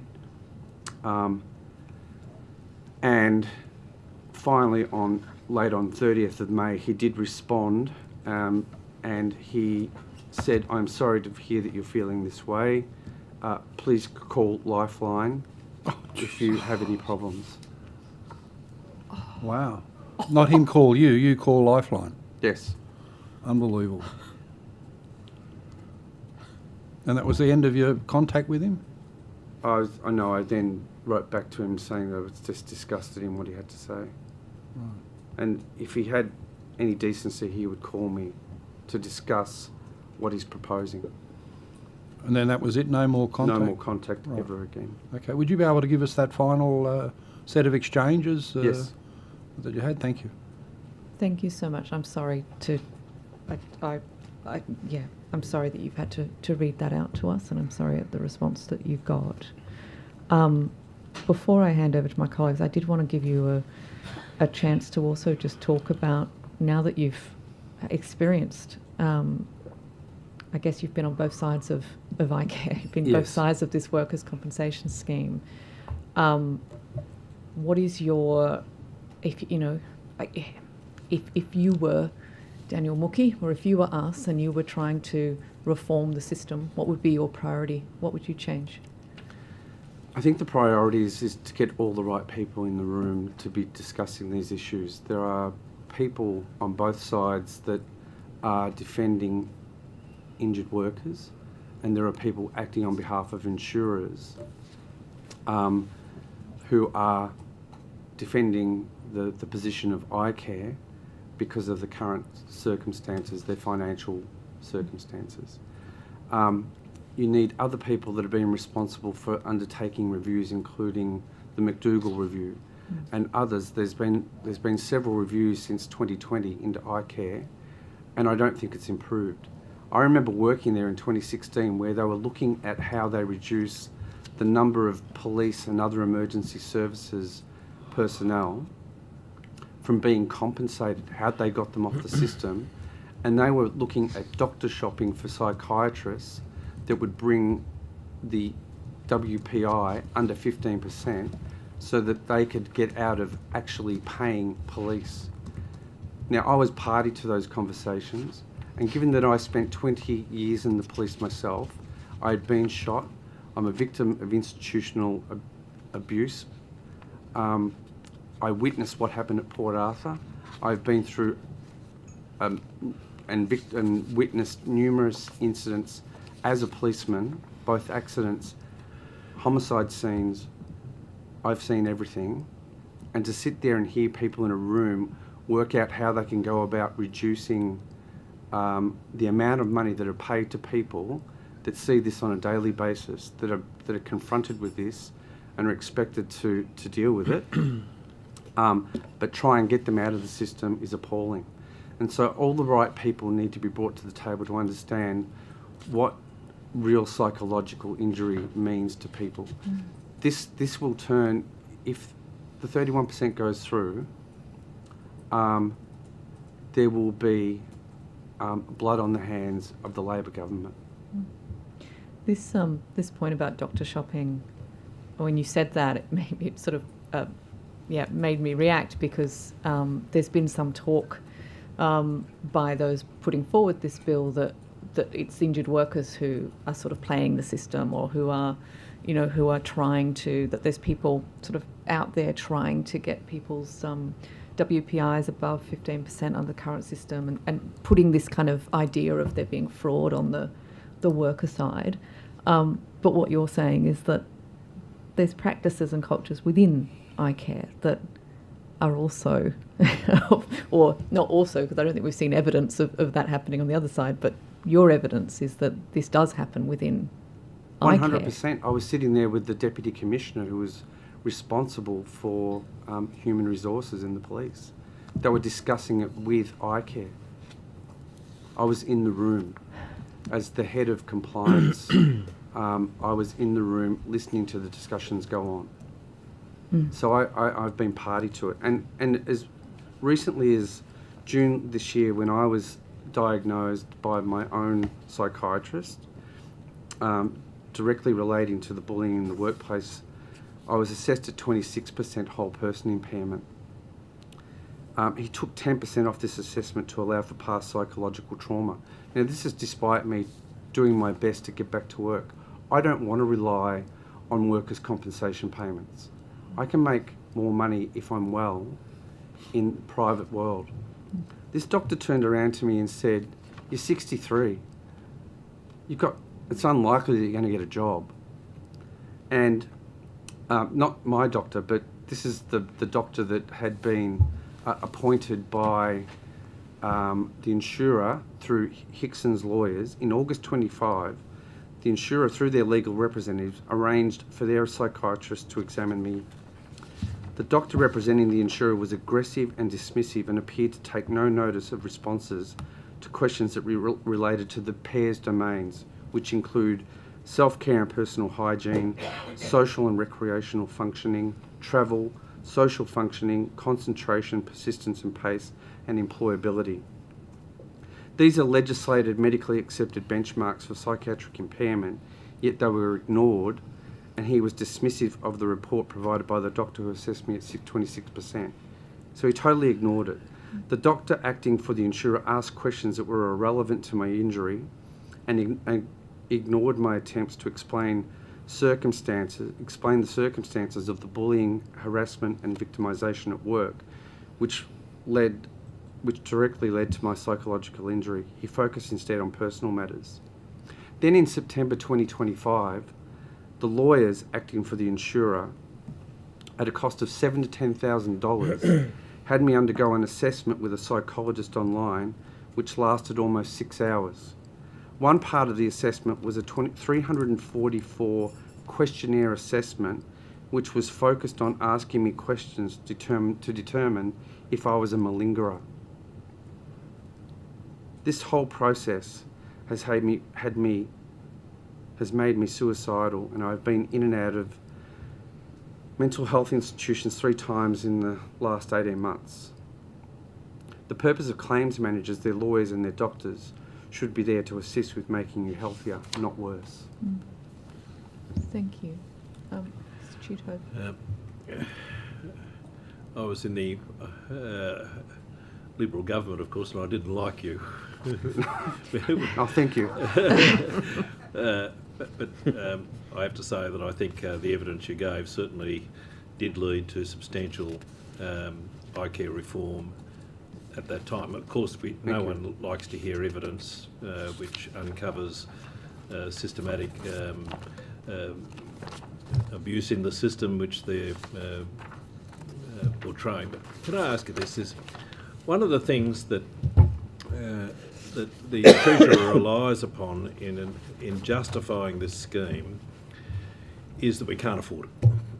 Is that the cost of psychological injuries is just becoming simply unaffordable. If he had asked you for advice in relation to that, what advice would you potentially have given the Treasurer in relation to making the scheme more affordable when dealing with psychological injury? I would have suggested that he speaks to employers, firstly government employers, and then also through the various industries, to introduce training and proper care in the workplace for managers and others, so that they could focus their attention on psychological injury in the workplace, sexual harassment in the workplace. It's a daily occurrence. It happens every single day in the workplace. And we potentially only ever hear about 1% of those. And yes, psychological injury claims have increased, but that's because of what is actually happening in the workplace. So it's really comes down to what I mentioned very early on in my opening address about ensuring that it really should be, the goal should be about improving the system itself. I don't know how eye care runs at the moment, but it was being run terribly when I was working there, with people being paid in excess of $1 million and people just stealing things, toasters, I think I mentioned, other items out of their chairs, tables, were going missing overnight. But it really should be a focus on improving the assessment tools for employees, providing early support, and ensuring psychological injuries are treated with the same seriousness and urgency as physical injuries. Because at the moment they're not. They're just, it's ignored. So the process of potential early intervention and referral to psychological assessment and care, is that a key component of a return to work strategy? Absolutely. I mean, most workplaces, in fact, in all government workplaces, as an example, they have access to the EAP. So, but you go to the EAP, they recommend you to people that are inexperienced to handle some of these matters. The first EAP person that I went to, I walked in there to discuss my issues with the bullying and harassment, and I explained my history, and she said, I'm sorry, but you're above my pay grade to be even talking to you. So that was how unhelpful she was. Then they were unable to find a psychologist for any treatment. And then it took weeks. It took 3-4 months before I was able to even see somebody. And getting in to see a psychiatrist took, I think, close to 12 months. One of the things that will occur, of course, in respect of raising the whole of person impairment to 30% or 31% as the bill provides, is that work injury damages will not be available for claims under that level. I don't know, or perhaps I should ask you this first. Are you seeking any legal advice in relation to your current position? Yes, and I've been told exactly the same thing. And I know from speaking to Sarah, that there is somewhere between 20 and 30 people in the whole of New South Wales that meet 31%. So you practically have to be in a vegetated state to make 31%. To be a Class 4 under the Class 4 pairs rating scale, it would mean things like I can't do one thing for myself. I can't dress myself. I can't shower. I can't remember to eat. I can't even own a car. The psychologist asked me the other day, do you own a car? Do you drive? I said, well, I don't drive. I really am suffering at the moment. Well, why do you own a car then? I said, well, I live 140 kilometres out of the city, and if I felt really ill or was in danger, or I needed to get my animals to a vet in a hurry, I would be on the road and driving them. Oh, but that means you can drive, does it? So they try to push this back on you to say, well, you can't reach a Class 3 or 4. You should be, we're assessing you as Class 2, which means, you can get out there and just drive every day of the week. I mean, the whole system and the way that the PERS rating scale has been written, it's practically impossible for a worker. As I mentioned, I'd spoken to Sarah and got those numbers. It is practically impossible for a person to reach 31%. And so that is why the insurers, through their panel of lawyers and through their panel of psychiatrists, come back at you and do their utmost to push you down into Class 2, Class 3 or lower, so that they can deny your claim and avoid paying a work injury damages claim. They want you under 15%. I wouldn't be surprised if the last psychiatrist I went to, who ignored the 26% rating from my doctor, would just say, oh, he's actually 12%, he's fine. So your injury arose out of the fact that you did become a whistleblower and the pressure that you were exposed to as a result of that involvement.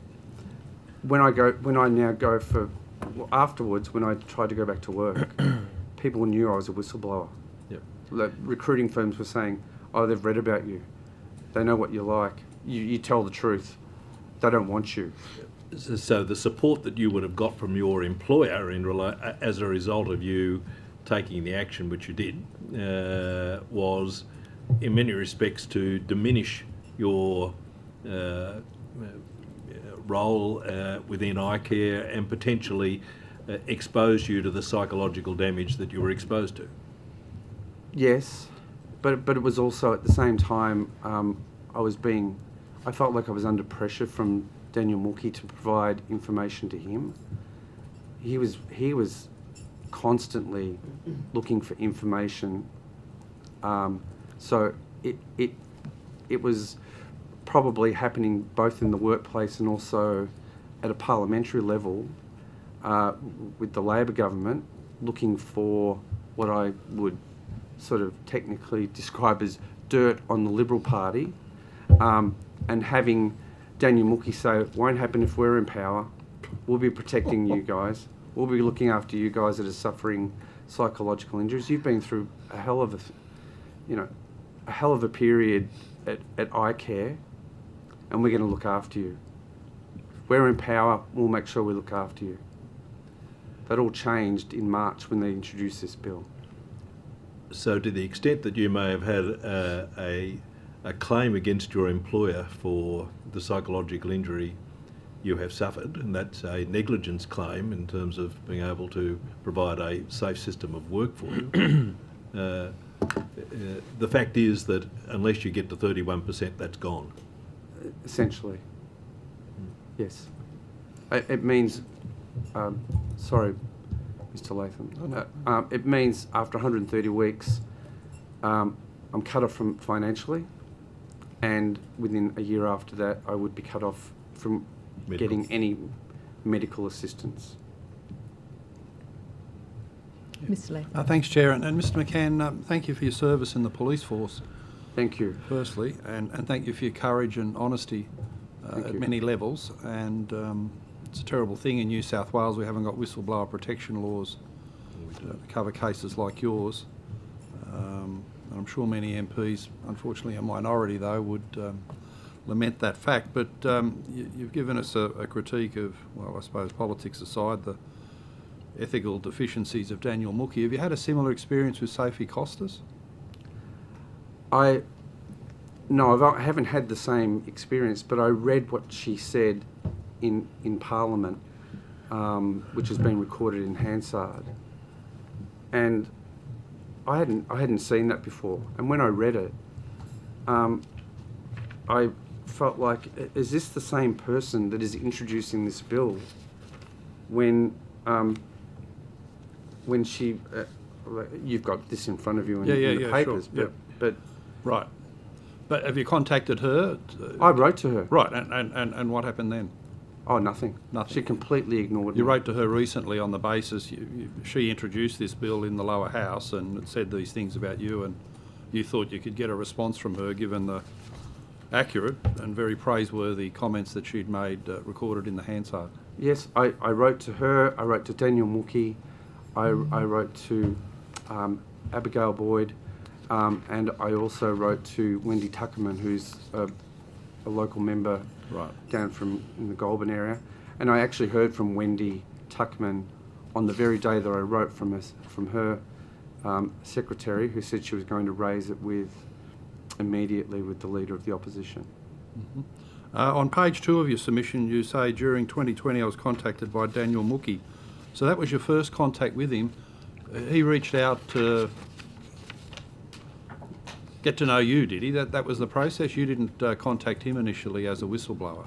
He was speaking at this time, as I understand it, to people from the ABC, and it was perhaps through somebody from the ABC that said they had heard that this was occurring in iCare, and then he reached out.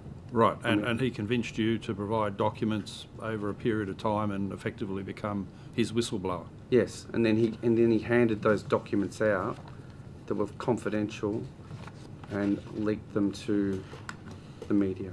Right. What was the status of their confidentiality? They were board papers that were highlighting Uh-huh. the deficiencies that were occurring in iCare.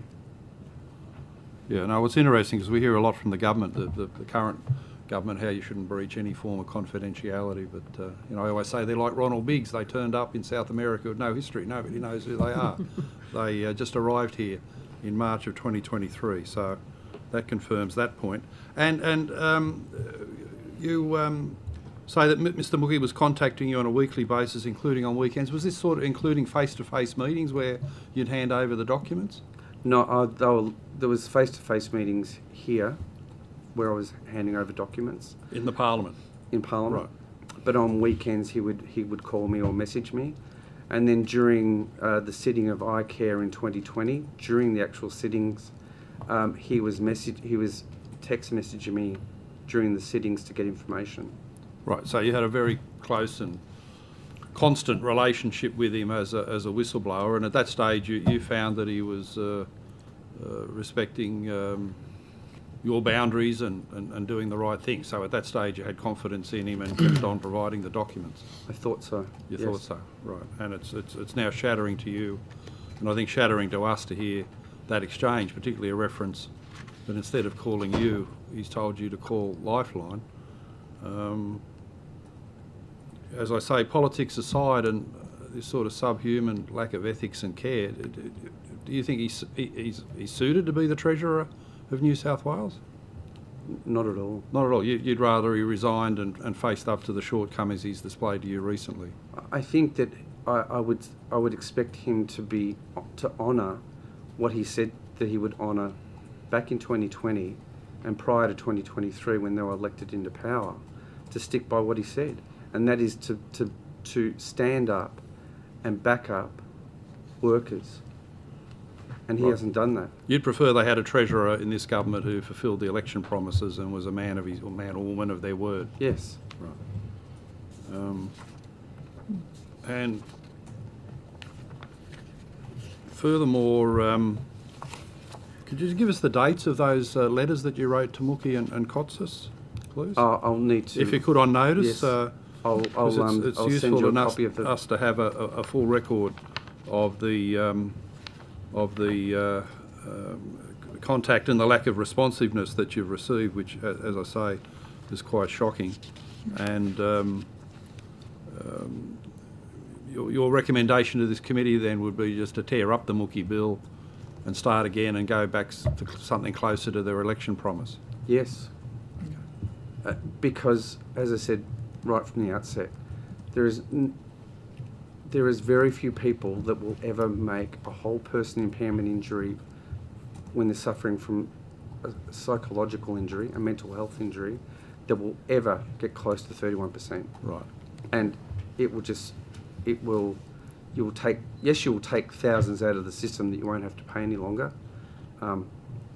Give them the $100,000 minimum payment that you think is appropriate to try and expedite the situation.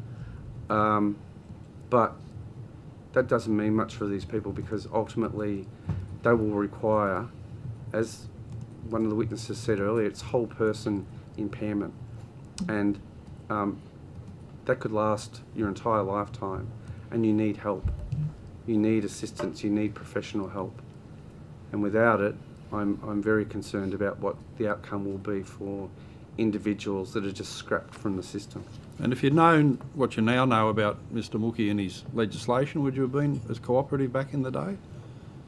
No. No. You feel a real sense of personal betrayal that you were led down the garden path, told certain things in good faith, that this was all designed to get better laws in place and a better eye care administration. Yes. And he's failed on every front. Yes, and I expected, given the fact that I'd given up so much of my life almost to him. And took a big risk. I took a big risk. I would have expected a response from him after I contacted him on the 15th of May. Yeah, could I just say finally, I'm interested in your evidence at a separate level, because recently I received some shocking information about Mr Mookie and some past activities and knowledge he has, where he came across as a terrible political opportunist. Is that the conclusion you've also reached? This was just opportunism to get him into power and then forget every single commitment he made to you? I think so. I mean, I don't know the circumstances of what you're talking about, but... Oh, it's shocking. It's shocking. In some respects, it's worse. It relates to a terrible incident in this building. He knows the culprits and he sits in cabinet with them. Right. Chair, we're going to Order. go. Yeah. I don't want to take points of order here, but... Okay, thank you. I think it's Ms Saval. Thanks, Chair, and thank you, Mr McCann, for appearing today. I wanted to ask you, earlier in your evidence, I was quite interested to hear you refer to your experience with EAP and more broadly, you know, the need for us to build more of a preventative culture.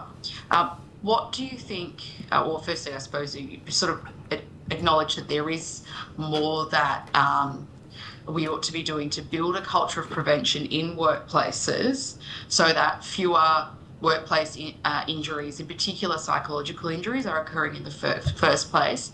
I just wondered if you had particular recommendations, whether it's regards to EAP or other things, for us as a committee to consider in that sort of way of thinking of prevention.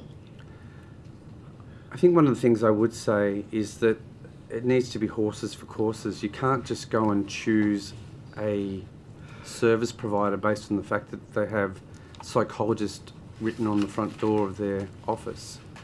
That they need to be people that are professionals in dealing in workplace issues with experience in bullying and sexual harassment and other types of harassment and victimisation.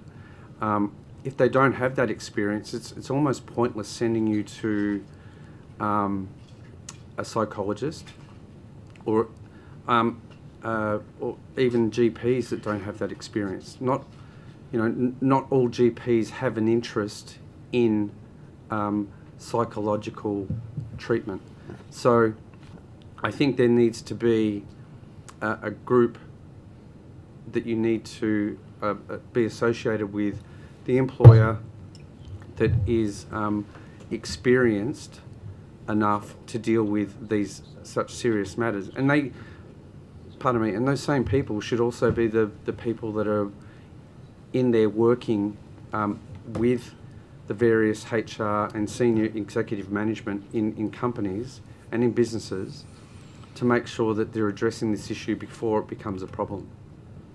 So the training aspect, so have people with that experience, psychological backgrounds, psychiatrists that can go in and provide the training to the managers and the staff on ensuring this behaviour doesn't take hold, because once it takes hold in the business and it's not treated, it becomes toxic. The culture becomes toxic, and you have a situation where people will never speak out, and it's just hidden. And then the next moment, you know, that employer doesn't turn up to work because they've taken their life over the weekend or overnight. That's how serious this is.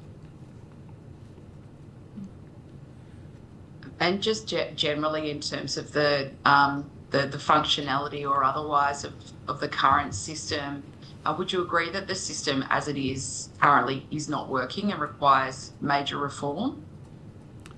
Absolutely. Yeah, having witnessed it at iCare and having been part of the workers' compensation scheme since, and then trying to make comparisons of a PAIRS rating scale with Victoria or with South Australia or with other states, the bar that's set by CIRA with our PAIRS rating is almost impossible to meet. It's not the same level.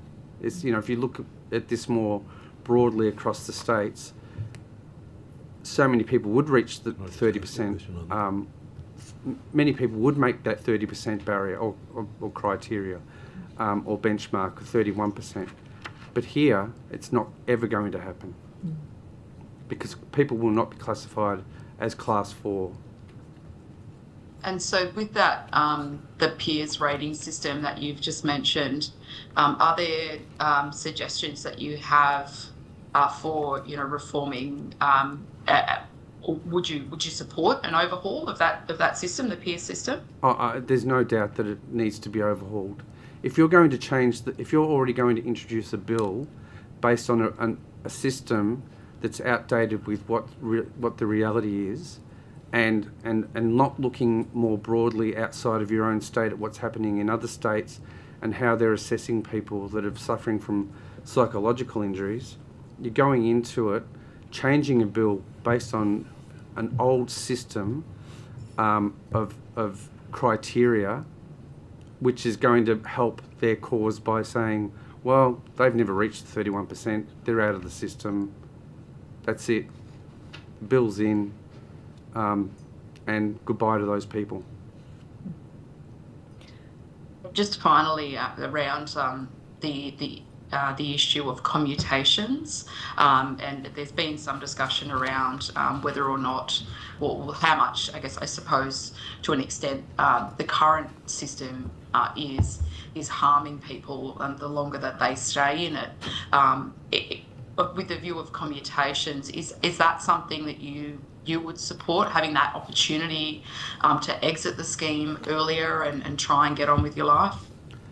I think that it's very helpful, but you can't be forgotten because the cost of treatment increases. So you're measured on something today, but next week, just as an example, it's $600 or $700 to go and see a psychiatrist.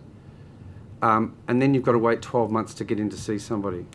5 years ago, it may have been $150 to see a psychiatrist. And there were plenty of them. But as we know, we've lost so many psychiatrists from the system. There's less people there to go to. So I think that the whole thinking around commutations has to be part of that whole broader discussion around the ratings, around the assessment, around commutations, work injury damages claims, negligence claims, and how you assess that.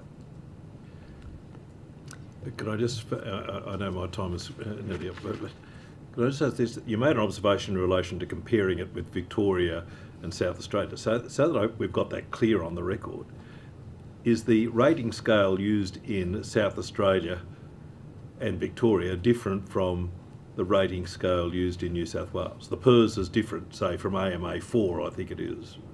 I think the rating scales are different all around the country from my observation. So if you had a rating scale in South Australia of 30, which they adopt, Yes. that's not the same as a 31% PERS rating scale. No, that would be equivalent to something like 20% here. Thank you. Unfortunately, that is all we have time for. Thank you so much for your courage and your advocacy and your selflessness. And I know that it's not easy coming here. Thank you. But thank you. We've really benefited from your evidence today. To the extent there are questions, supplementary questions from members, the committee secretariat will be in touch. But that concludes our time with you. Thank you so Chair. much. Thank you. Thank you, everybody. Thank you. Thank you.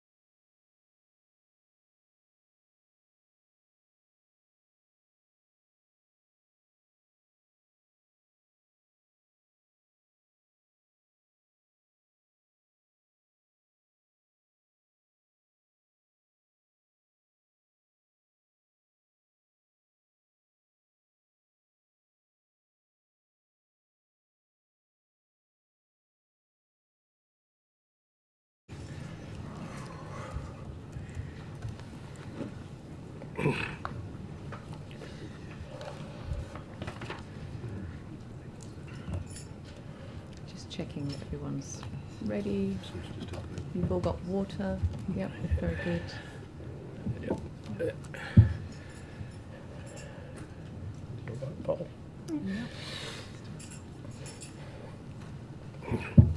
Okay. All right. Let us commence. Welcome to our next witnesses. Thank you very much for making time to give evidence today. Mr. O'Brien, I note that you are appearing under a summons issued by the committee pursuant to Section 4.2 of the Parliamentary Evidence Act 1901. If I could start by asking each of you, starting on my left, if you could state your name. We don't have a position title, but if you have one, please use it. And then if you could swear the oath or the affirmation. I'm Lillian O'Brien. I'm the child of an injured worker, an injured first responder, sorry. I'll take the affirmation. I solemnly, sincerely and truly declare and affirm that the evidence now about to be given shall be the truth, the whole truth and nothing but the truth. Thank you. My name is Sarah O'Brien. I am the wife of an injured worker. I will take the affirmation. I solemnly, sincerely and truly declare and affirm that the evidence now about to be given by me shall be the truth, the whole truth and nothing but the truth. Thank you. And I'm Matthew O'Brien. I'm a injured worker. Sorry, I will get there. It's very important to me to be here. I solemnly and sincerely and truly declare and affirm that the evidence now about to be given by me shall be the truth, the whole truth and nothing but the truth. Thank you so much. Thank you. Now, if you'd like to commence with opening statements, I believe maybe whoever would like to start. I'll go first if that's all right. And please excuse my lack of eye contact. It's not a mark of disrespect. It's just trying to hold it together. Thank you for taking the time to hear from people on the other side of the scheme. I was a government employee, New South Wales government employee from 1995 to 2022, serving across the New South Wales Police Force Fire Rescue New South Wales part-time, and then the New South Wales Resources Regulator. I'm only here today because of the people, my family support that's here with me today, and they're barely recognised by this scheme. My life came dangerously close to ending in March of 2021 when my years of silently suffering and masking severe PTSD and depression surfaced. And there is a saying that it's okay not to be okay, but this scheme has told me that's actually not correct. I've worked under the New South Wales Waratah since I was 20 years old, and having received numerous medals and commendations for meritorious service, courage and bravery from doing those jobs to the best of my ability, I never for 1 minute thought the state that I served would abandon me when I finally asked for help in the most desperate fight of my life, when I was the one that finally needed help. I never thought it would invade the privacy of my family, who were trying to come to terms with the person I'd become. And I never thought it would try to hide their actions and decisions in what I must say is the most unethical, opaque and confused system I've ever seen. Warning bells should have rung loudly for me when the crisis interventions my wife organised privately through my GP and psychologist were advising me not to enter this scheme, as I was too unwell and the adversities could have had a catastrophic outcome, and they were correct. How can a scheme designed to help and rehabilitate people come with such caution? And it's a scheme that I was fortunate enough to exit so I could get better. At the time I needed help, I was a New South Wales Government Regulatory Inspector. I was administering complex legislative schemes, at times up against the resources of large multinational companies. I was trained by this government in reading, interpreting and administering legislation standards and guidelines and conducting investigations. Although I was not well, I could tell my claim was not being managed correctly. Yet even armed with this background, I could not get anybody to stop and look at it with any diligence until the very end. Nor could I get help to return to work after 6 months after my claim notification, when I tried, because it was in a status called reasonably excused, and I don't know what's reasonable about that. There is so much wrong with this scheme. There are so many ways to achieve the outcomes the current reforms are aiming for. I can only plead to this committee and members of government that you do not start this process by taking it out on people like me or families like mine. I fear the changes you are considering will cost lives and change families like mine forever. I know I am from employment categories that may be exempt from many of these changes, but my story isn't unique and my experience in this scheme is not unique. And I have worked alongside at many scenes that I can only describe as horrendous with people that are not exempt workers, and I do think about them and worry about them a lot. I've heard the notion that this scheme needs to be more person-centred in its reform, but I want to remind everybody that 10 years ago, Dominic Perrottet released a video about the reforms being proposed and implemented at that point being for scheme sustainability and putting the customer at the centre and not at the end of the process, which is what he quoted, what he said, and having greater empathy in the processes and needing to have a social heart. Reflecting on my experience, and that's what those changes looked like, I would like you to be very careful in considering these proposals and think about people's lives like mine. And please remember that one day my 2 daughters will be entering this scheme, and that does not sit well with me.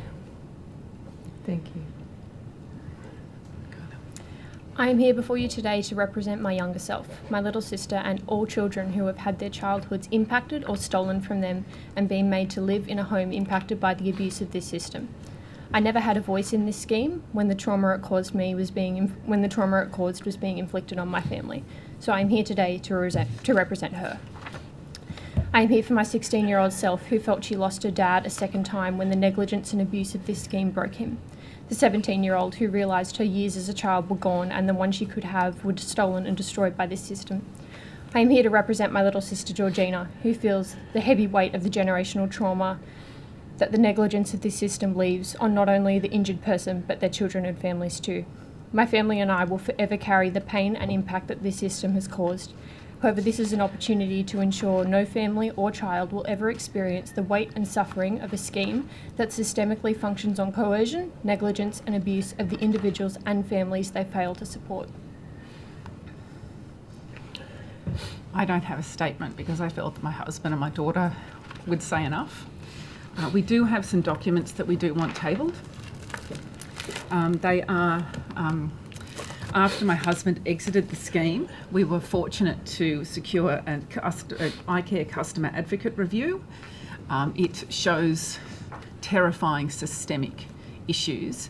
Every issue that we raised at the beginning, the middle and the end of our claim, where we were gaslit repeatedly by both the Liberal and the Labor ministers for emergency services, police and industrial relations, executives in iCare, caseworkers, the entire scheme. Every complaint we had in the end was upheld in this report. We could see it and feel it and live it from the beginning, and we were just systemically gaslit from the beginning. So to receive this after we finally exited, after we've finally actually been able to secure my husband's life, was validating but also horrific. So we would like to table the iCare Customer Advocate Review. We also have a letter that we received from an executive in iCare. Do you want to talk to that one? Yeah, sorry. This document was received under a GIPA application that I submitted trying to understand what happened in my claim. I don't really understand it still, and I don't even think the customer advocate report was able to identify what happened. But at the end of the day, when I finally lodged my papers to enter the workers' compensation scheme, and then made a second application at the request of the insurer to my former employer, the New South Wales Police, which was promptly declined because of the length of time. When it got declined, and the reasons that it was declined for did not make sense. It was contrary to the forensic psychiatrist report they commissioned that I was subjected to, and the information that was in that report. It didn't make sense, and not to mention, I don't know that anybody, or I can't say that, but I think anybody would have trouble understanding when you've served in the roles that I have done, and a lot of my service has been very operational, and I think my time in the police rescue squad was particularly taxing, given the type of work that I did. I just couldn't understand why the system could actually get to the point where they both said, "We reject your claim," which ultimately left me feeling completely abandoned by something that I'd believed in my whole life, and served with great pride and wore the uniforms of the state for most of my adult life. And to get to that point, it's gut-wrenching. And for it to take so long to get to that point was also challenging, and it didn't make sense, and nobody could really explain it to me. So I started to GIPA documents trying to make sense of it, and got a barrage of documents over many applications, which weren't very helpful. But this is one document that sort of, I guess, has been corrected by iCare since, and I could only, I can't speak highly enough of the work Mr. Wesling has done. I've met with him a couple of times, and I truly believe he's a genuine person that we're fortunate enough to have at that position to try and get this scheme fixed, and the work the customer advocate has done within iCare for, to finally resolve a lot of things that I've never been able to have answers to. But anyway, this is a document between iCare and CIRA about my claim handling that we table, and there's also another few documents that were supplied from an application to CIRA, where there's, I think, 3 or 4 pages of legislative and standards breaches in relation to my specific claim that were nothing ever happened. And I've worked in enforcement roles most of my life, and it just doesn't make sense when you've got such blatant non-compliance for nothing more than a letter to be sent to remind people of their obligations. It just doesn't make sense when it's had catastrophic outcomes. Well, it does me. make sense when you understand and you read the McDougall report from 2020, and then you read the CIRA's Treasury Managed Funds report from last year, that actually CIRA doesn't have prosecution powers of Treasury Managed Funds. I don't think a government employee would go to work ever knowing that the protection that as a society we have imposed and created to ensure that those that are hurt at work are given a fair and just system, and obviously it's not, that's why we're here, but to further compound that neglect and abuse, government employees under work cover are not actually under CIRA's regulatory powers. When the worst things happen to the management of their claims, nothing can be done. And it's been known since 2020, and successive governments repeatedly do nothing about correcting that. They are your employees, and you leave them even more abandoned in this abusive scheme. It's disgraceful. I think I have heard the committee talk about the TMF report, and I can't really talk about that nominal insurer because I wasn't in that arm of the system, but the TMF report, it doesn't tell me anything I didn't expect, I guess, but one of the things that I think has been missed in that report is in the second last paragraph on page 14, where it actually talks about a Court of Appeals decision in 2022, which says that claim service providers like EML and Allianz and all of those people in the TMF side do not have insurer obligations in the scheme and cannot be prosecuted for failing to comply with the standards of practice and the other parts of the scheme that have instructions and guidance for their conduct.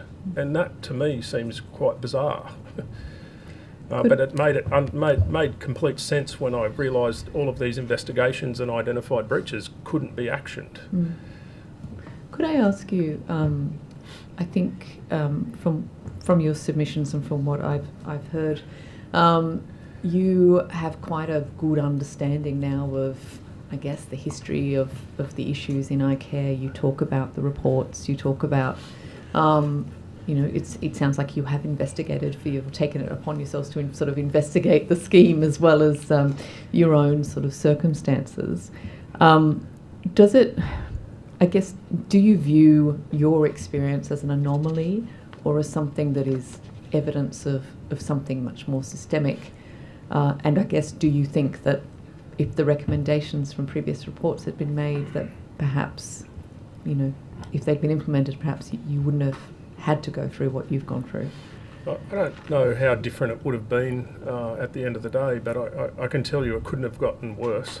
And it is, I think it's an indictment on the whole scheme that there's these low levels of non-compliance that just keep getting reported on, and they continue to persist. And I know there's all of these claims that say they're getting better, but I don't think our experience is that different. I certainly know people that have had a good experience in the scheme. I'm not saying everybody has a bad experience, but I don't think how I was treated was an anomaly, no.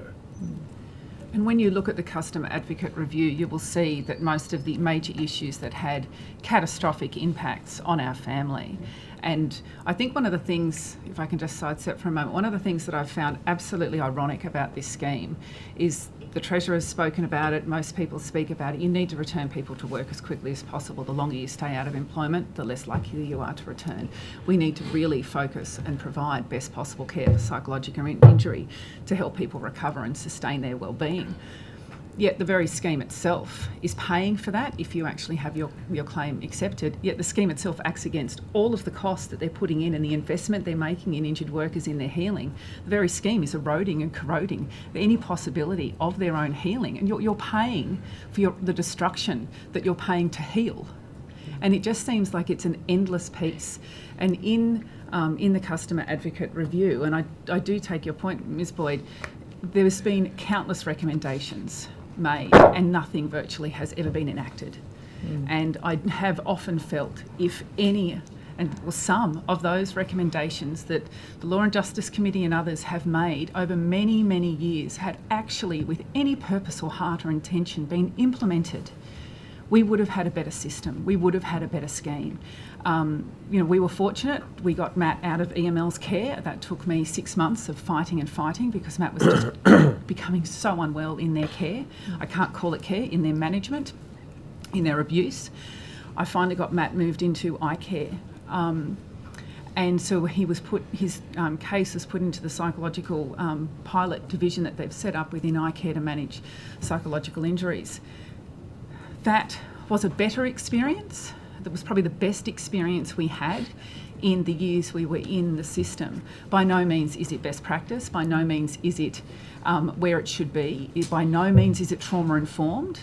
But it is a process that is moving forward. But that should be something that is expected of every insurer that receives funding through contract to government to provide specific trauma-informed, person-centred care and a psychological division for specifically to deal with psychological injuries. You can't keep adapting a system that never even understood psychological injury all those years ago and keep piecemealing this thing together, thinking that you're going to create something that is actually fit for purpose and have the desired outcome. And do the government's proposals with the 2 bills that they have now, do they seek to implement recommendations from any of those? I can't see any of the recommendations in any of the inquiries, in any of the reform within any of the bills that have been tabled.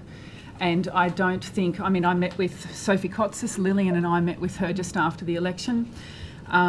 She listened to our story, gave great support or, concern and reverence to us. I can't see any of our conversation, any of our experience, any of our pain in the bill that she put forward. No injured worker, no family of an injured worker, no loved one of an injured worker would ever suggest that 31% is appropriate, reasonable, or reform. It is barbarism, absolutely at its best.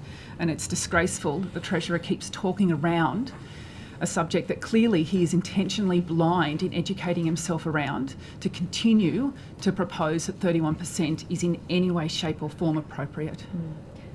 Before I go to Ms. Saval, I just wanted to ask Ms. O'Brien a question. In your opening statement, you talked about the impact on you. Obviously, there's an impact that every child will have when they have a parent that has a psychological injury. Can you tell us, though, about what you see as the additional impact that the workers' comp system has had on you? I think that for us, it held us deliberately and purposefully in a place of trauma and continual distress. It repeatedly dragged up things and caused pain to my dad that rippled through our family to us. So it didn't allow us to move forward. It didn't allow us to grow. It didn't supply care to my sister and I as well. So we were given 8 psychology sessions through this scheme. That took my mum fighting for that. That's not standard practice. That's not something that's given often. That was a one-off for us. It took the 8 sessions for my psychologist to call my mum and say, we can't finish here because she is too traumatised and has only just begun to open up about what truly is the problem and what's truly impacting her. That took the 8. So 8 sessions for the impact that this system has is not adequate, and that's for the children. I think it's also the continual management that I shouldn't have had to do with my dad. Every time we go in public, every time we go shopping, when we're driving and he thinks he's seen a car that's following him. It's things like that that would calm down and we would grow from, and something would happen. And you know when we've got a letter or when we've had a meeting or something hasn't worked for us, because the impacts in our family are palpable and you feel them for weeks.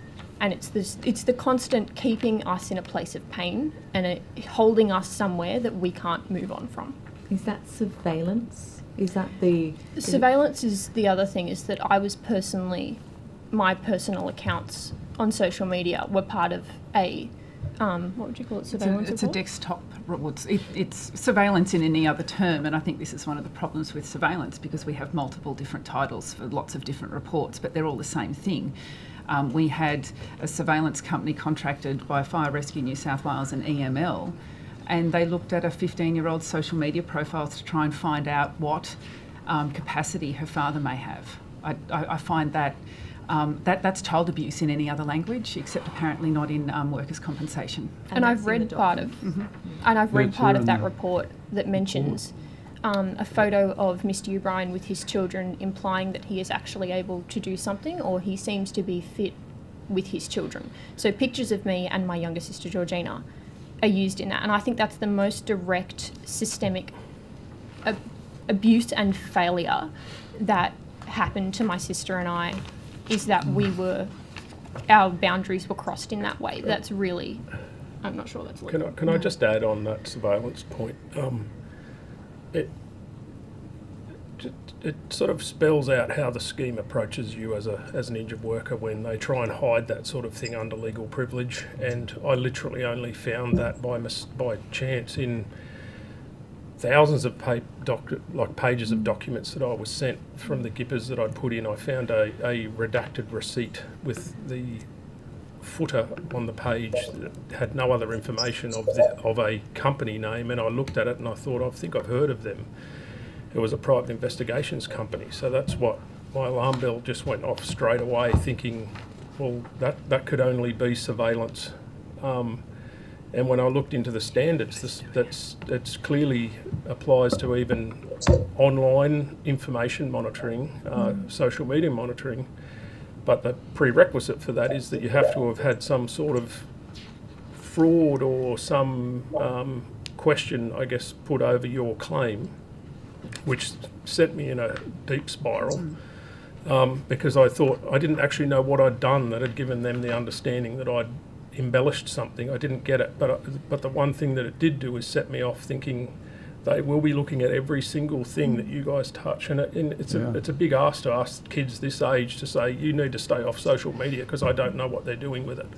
That was a direct impact on us. That I remember one time I'd be driving with my dad in the car, and because the surveillance is so, he was so, like, I guess paranoid about it, is that he actually thought a car was following us, and what should have been a 1 hour trip was an hour and a half, and we were going through every back road because that's the distress and fear that this system puts in people who they know are hurt.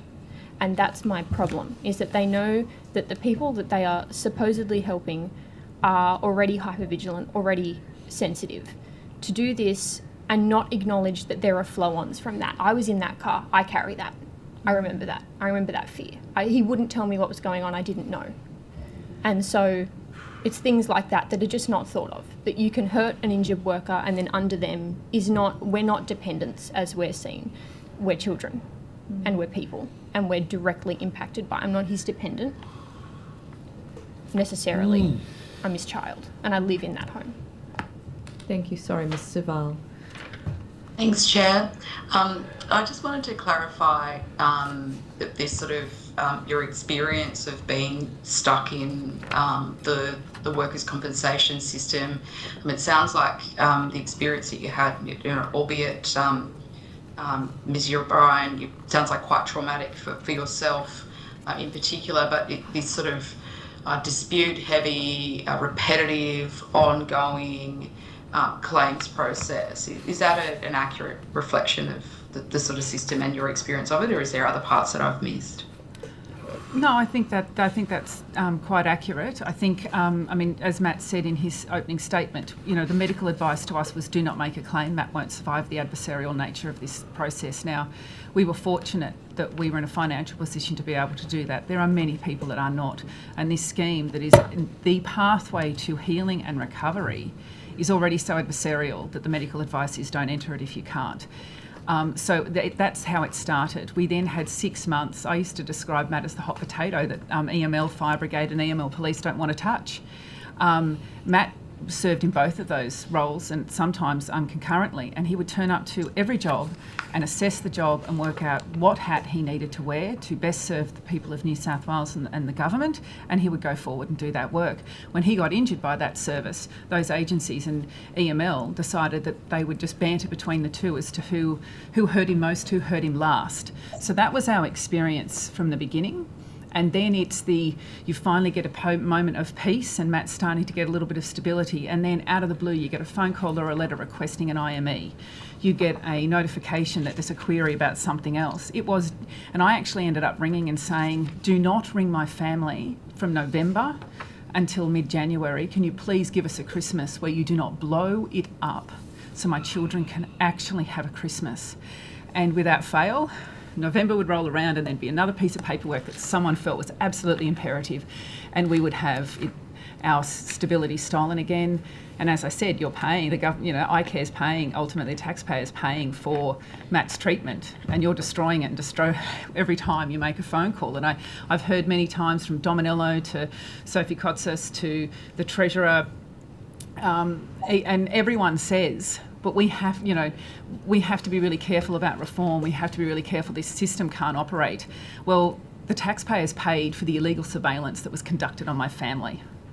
So we, more than anyone, injured workers more than anyone, want this scheme to be run financially appropriately and ethically for best outcome. We're taxpayers. We want to be taxpayers again. So it's actually our money you're misusing and abusing on us.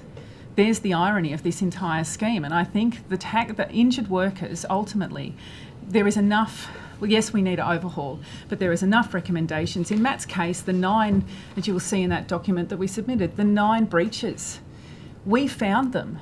iCare didn't find them, EML didn't find them through their own review process, IRO didn't find them, CIRA didn't find them. We found them because it didn't feel right. Yeah. So if you actually were running this scheme properly, if you actually invested in CIRA, if you actually had good governance and practice, they would have been found or prevented or not even happened in the first place. But they cost huge amounts of money. The 6 months of reasonably refused, that cost how much money in legal wrangling to try and find a loophole? There's your wastage. That's not my husband's injury, so don't blame him and cut people like him off the scheme at 130 weeks because you can't manage a system. Actually stop the iCare and their lawyers from mismanagement and gross neglect and abuse in the scheme itself, and you would actually probably find that the thing would run fine. And do you think that there are incentives in place, or at least the system sort of created such that it almost incentivises people to sort of stay in it, whether it's the employer, the insurers, just sort of it almost encourages this long and protracted, drawn out, dispute-heavy experience? Well, I don't think anyone wants to stay in it. I think you actually stay in it because often it's the only way that you can afford the care that you need. Yet that comes with the caveat that you're also going to be abused by the scheme that's paying your care. So it's, I mean, I've often said, and I will still say this, if I'd known then what I know now, I would have sold my house and never entered the scheme, and I would have paid for my husband's recovery. I would never have subjected my children and my husband to this scheme if I had known. And you don't know it's this bad till you're a victim of it. So it's a problem. I was being told by successive ministers, it's not a political issue, it's not going to win an election. So people don't realise it's this bad until they actually have no choice. We did a claims for damages. It's the only reason my husband's alive, because we don't have to be subjected in this scheme anymore. So, and in terms of that not needing to be in the scheme anymore, whether it's some sort of a commutation or some sort of an option to exit earlier and potentially avoid all of this future kind of dispute heavy process, is that something that you think should be supported in certain senses? I heard you question the previous person giving evidence, similar question. I'd be really scared of a government that thinks that this is a way out, because I'm really scared that you see that this is a cheap way to kick people off the scheme without looking like an evil person at 31% in 130 weeks and kicking them off. They chose to leave voluntarily. How are you going to work out that financially they can afford the care that they need ongoing, sustaining that for the rest of their life? I don't know. Yes, it could be an option because, yes, my husband is better since he's left the scheme and we manage his care without the intrusion and the invasion. But I would be very, very careful. And again, I don't want to say that I have systemic distrust in government institutions any longer, but you've given me this system's given me not much opportunity to have any trust or faith. So on that vein and in the reflecting on this bill and the lack of action on any recommendations that have gone before that might be purposeful and have benefit, I would be very concerned about a government that sees that as an option without it being clinically led and led by psychologists and psychiatrists and the right people, because I find it interesting again that the Minister, the Premier and the Treasurer have met with all sorts of business groups, and anyone that's actually pro this bill has not sat down with the round table of injured workers and families to actually really hear what that means. And again, as many people today and many have said before, is completely intentionally blind to the reality of the assessment tools in New South Wales and the 31%. Thank you. Mr. Latham, did you want Yeah, to- well, Sarah, you must be very proud of how your husband and daughter have presented here I today. am exceptionally proud of them always. Yeah, well, that's always a great comfort, and nothing more important than family, which makes Indeed. more reprehensible the sort of surveillance and trauma you've been subject to. But looking at this material, Matt, the EML seemed to take a particular interest in the Heart to Heart charity walk. How long was this walk? Well, you walked to Mount Kosciuszko or something? In 2023, I walked from the Geographic Centre of Australia in the Northern Territory, called Lambert Centre of Australia, to the Parliament House in Canberra. So it took a bit over 3 months and about 2,650 k's or something. And that was literally a group of first responders that were walking to try and highlight the need for better psychological and other support for first responders, off the back of the 2019 Federal Senate inquiry report into the sad state. Okay, so it was a long walk, but what's it got to do with your work capacity? I don't know. It's a really good question. Did they ever say? No. Like, you know, by that criteria, you know, you'd make Forrest Gump the President of the United States because he ran the longest distance. These things don't seem to be connected, do they? No, there's a few long bows drawn. I've actually seen now the full surveillance report. We were only given a very tiny part of it originally, but it's quite strange what they interpret from. Everyone lives a Hollywood life on social media. You know, you don't post your bad days, you post your good days. And unfortunately, that's how that's what they choose to. And the surveillance of your daughters, this is what to indicate because you had interactions with them and social occasions. I think it was also that we took photos out in public, so if he's claiming that he can't be out in public and they see a photo of us at a beach, well, he actually can be out in public. They don't see the week that took to get him there. And the week it took, there's the fallout. Yeah, they alluded to Matt having parental capacity because he was standing in a photo with his two daughters. They denied the fact that in that photo, both the girls are whispering to Matt to bite a pencil, because if you pretend to bite a pencil, it looks like you're smiling. And that was always our quiet little moment to say to Matt, bite a pencil before a family photo was taken, so that at least we could get a photo that looked like Matt was smiling, and rather than actually what might have otherwise appeared. It might sound strange, like the whole social media thing. I guess, you know, there is a view that you could have and think if you're prepared to put it out in the public domain, then it's fair game. And I do understand that concept, but if that was directed at me and me alone, I think that would have been fair. But to have my daughter listed as a data source for a surveillance report when she's 15 years old, I think is pretty... yeah, there should be some child protection laws governing that, and perhaps the committee will take that into account with our recommendations. You know, it sounds spooky to me, creepy. And generally it's true, though. You don't know how important your privacy is until you lose it. So thanks for the way you presented here today, which has been a great credit to the three of you. Can I just ask, sorry, just on the back of that, and then I'll pass to you, apologies. That surveillance report, I think I read that they gave it to the IME, is that correct? Yes. And that wasn't actually permitted? I think can you explain that to us? It's been mentioned that it was procedurally unfair, that the IME was preloaded with information that I wasn't made aware of.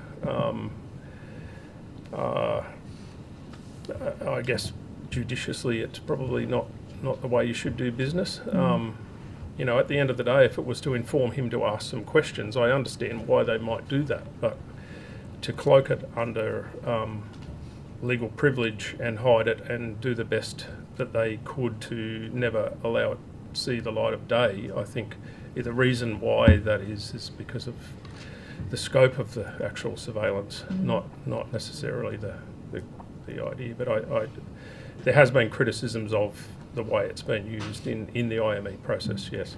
Thank you. Can I just want to echo Mr. Latham's observations that you're a very strong family unit.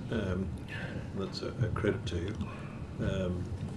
I just want to ask this. When you met with Minister Kotzis, you've indicated that you thought that the elevation of the whole of person impairment to 30% was barbarous.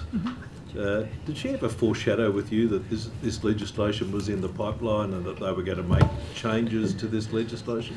No, never had any foreshadowing, any warning, any conversation. It was just very much hearing our experience with great compassion and all of the motherhood statements around care and wanting a better scheme. I did ask at the time, because I find it fascinating that we're looking at Victoria and South Australia and other places for the 31%, but yet we haven't actually looked at those states and the federal government also having presumptive legislation for first responders with psychological injury.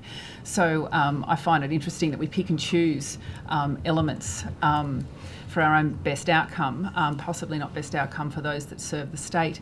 But no, we never had any of that. I did raise, we met with Minister Kotzis only recently, and I did say that I felt that the 31% was barbarous, and I didn't think that she would find an injured worker in New South Wales that would support such a change, particularly under the guise of the term reform.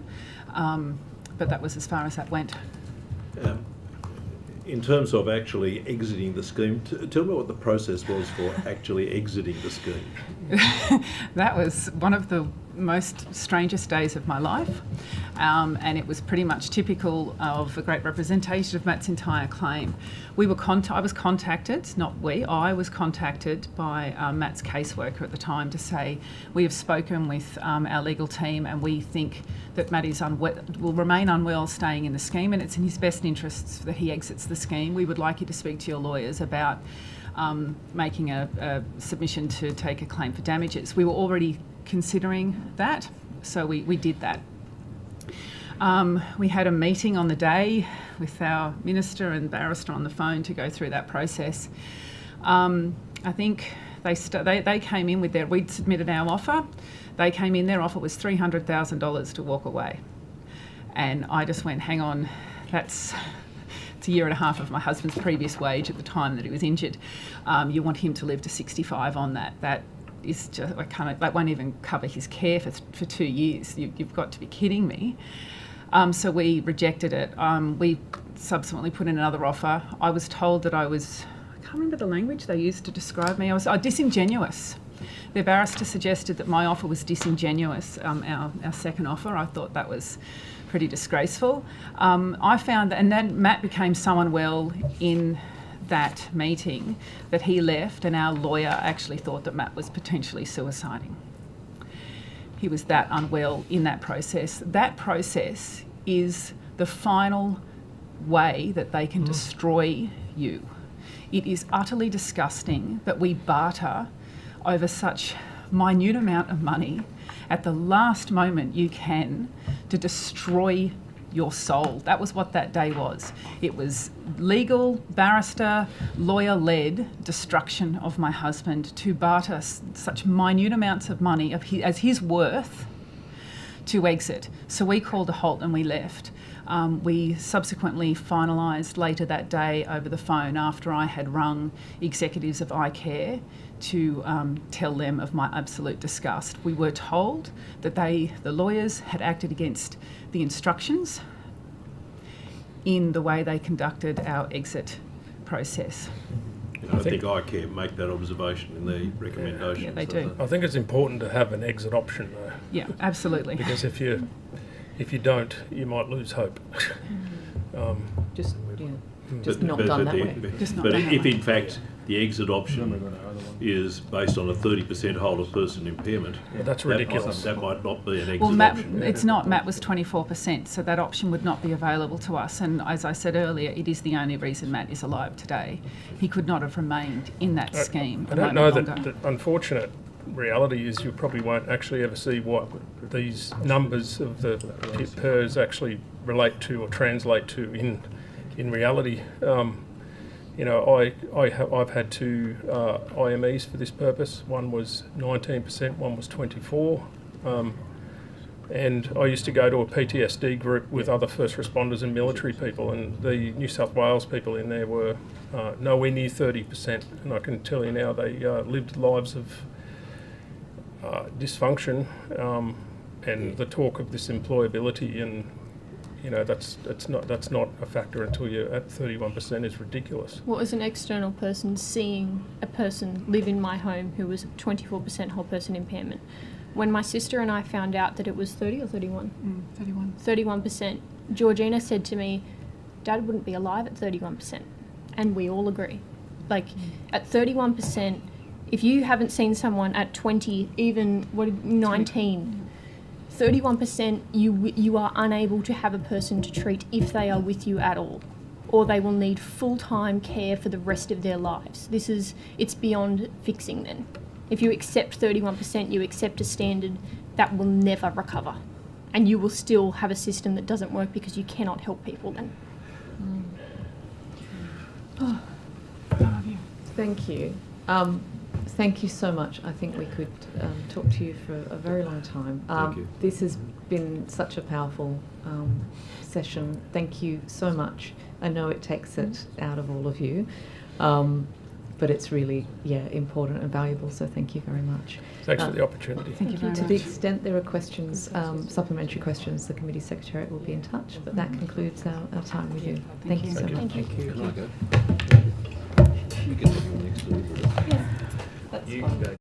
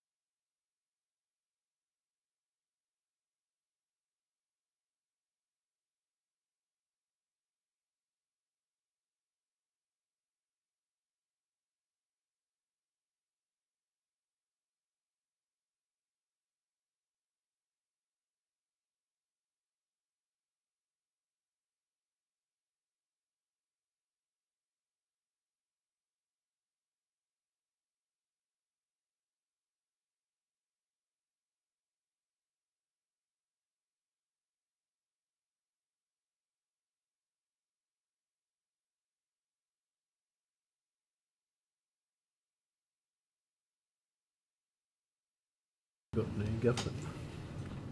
No government. I'm just sorry, can I just check that We've got quorum. 1, 2, 3, 4. What do you want to pass? Emily's online. Excellent. Okay, we're broadcasting. Thank you. Welcome back.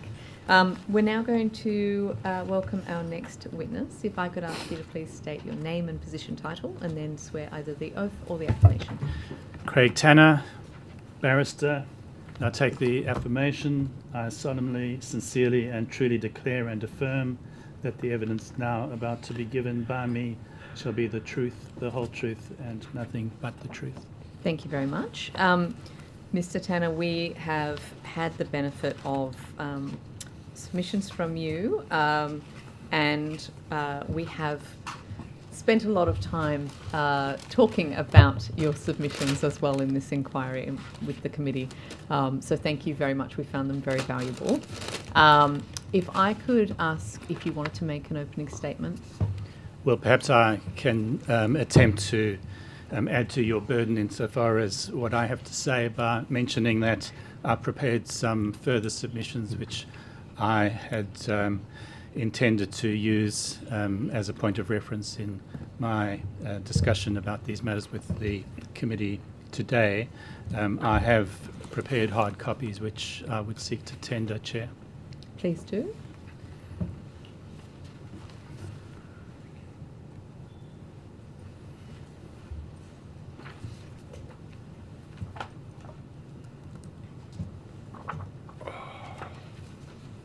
Excellent. It's very good of you to have printed some off for us as well. Thank you. Did you want to commence, or shall we sort of ask you? Well, perhaps I should. It would be commence valuable by if you'd address these submissions which you've just handed around, since we haven't had an opportunity of.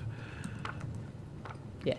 Well, I was going to commence by seeking to introduce myself and to explain my professional background. So, if I may do that. Please do. This is my 40th year in legal practice.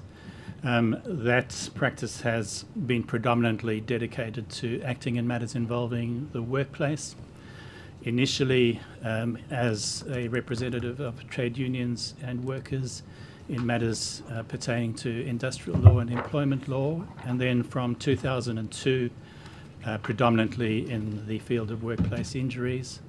I was appointed as an arbitrator of what was the Workers' Compensation Commission at that time, and served in that capacity for 11 years. And in that role, I was responsible for determining disputes as to workplace injuries, including psychological injuries, and then the secondary questions of incapacity and treatment needs. As an arbitrator, I was also the convening arbitrator on medical appeal panels, in which capacity I sat with 2 medical specialists considering appeals against the assessments made by medical assessors, including assessments of permanent impairment in relation to psychological injuries. So in sitting as a member of an appeal panel, it was necessary for me, particularly in a case, for example, of psychological injury, to consider with the psychiatrists on the panel the application of the psychiatric injury rating scale. So in that sense, I developed knowledge of that methodology, and having been called to the bar since 2000 having been called to the bar in 2012, I have continued to practice in the field of workplace injuries and have had cause to virtually on a daily basis consider the detail of the workers' compensation legislation. Thank you. You are incredibly well qualified to answer our questions. This latest submission that you have just tabled, did you want to just summarise for us sort of what's in here? I'll do my best. What I had sought to do in that document was to pose questions which I think need to be considered when evaluating what the effect of the legislation will be. And I have sought, having posed those questions, to answer them. So the detail of the paper records my analysis of the legislation. It also involves an assessment of the rhetoric which has accompanied the lodgement or the endeavour to make the amendments on the part of the Treasurer. And as we know, he's asserting that the system is broken, that it's not sustainable, and in particular that it hurts workers, punishes large and small businesses, and wastes billions of dollars of public resources. And then the remedy which he would have us believe is that these amendments will fix the scheme, provide certainty to both injured workers and employers, prevent injuries, and provide early intervention, treatment, and return to work. So the questions I have posed address what the effect of the amendments will be, and in summary, those questions are: whose interests are the amendments designed to serve, and who will the respective beneficiaries and casualties be? Will the amendments prevent psychological injuries? Will the amendments promote early intervention, recovery, and return to work? Is the scheme financially unsustainable and unviable? Are the amendments fair and reasonable? Are the amendments in the public interest and pursuant to any public mandate? And what are the system's current problems, and do the amendments address that dysfunction? So those are the questions which I seek to answer in the paper that I've tendered today. There's a final question which I do not and cannot answer, and that is, will the evidence gathered by the committee make any difference to its ultimate findings and recommendations and the passage of the amendments? Well, that's a political question, and it remains to be seen whether the evidence that's been tendered here and the expertise on which this committee can draw will make any difference. So that is, I suppose, the landscape that I would seek to cover in an address in support of what I've recorded in this paper. But I gather that we have time pressures, and I'm not sure to what extent you can give me any latitude to deal with the detail that I've recorded in the paper. These are all excellent questions. I would like, if possible, I think that's a really good overview. Could I start with not the last question, which is political, but the question number 7? Chair, sorry to interrupt. Yeah. Is it possible to get a copy of Mr. Tanner's submission emailed to me it's as I'm online? Just been emailed, apparently. Thank you. Just about to. Sorry. Thank you. Sorry, Mr. Tanner. So what are the system's current problems, and do the amendments address that dysfunction? I guess in some ways that's sort of well, you're inviting me to explain how I bang my head against the wall every day in dealing with the system, and if I can refer to what the problems are, in my view, in a nutshell, and those are simply the unsatisfactory management of workers' compensation claims and undisputed disputation. And the acid test which draws attention to that dysfunction is in the IRA stats, which are in evidence before the committee, and record that the data over the period 2022 to 2025 indicates that 9% of physical injury disputes was in favour of the employer.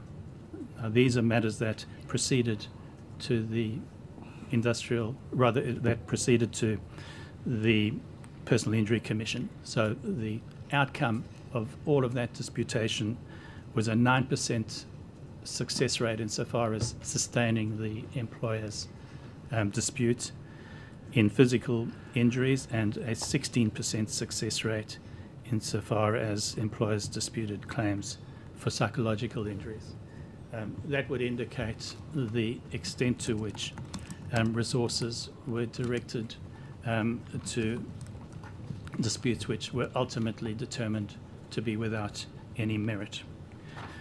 Another feature which I see as central to this unfounded disputation is that there is a practice of relying on a coterie of medical specialists who routinely provide reports which purport to support the dispute raised by the insurer. And any barrister practicing in this jurisdiction can indicate that there will be names of practitioners, and when we get a brief, we obviously look to see who the experts are.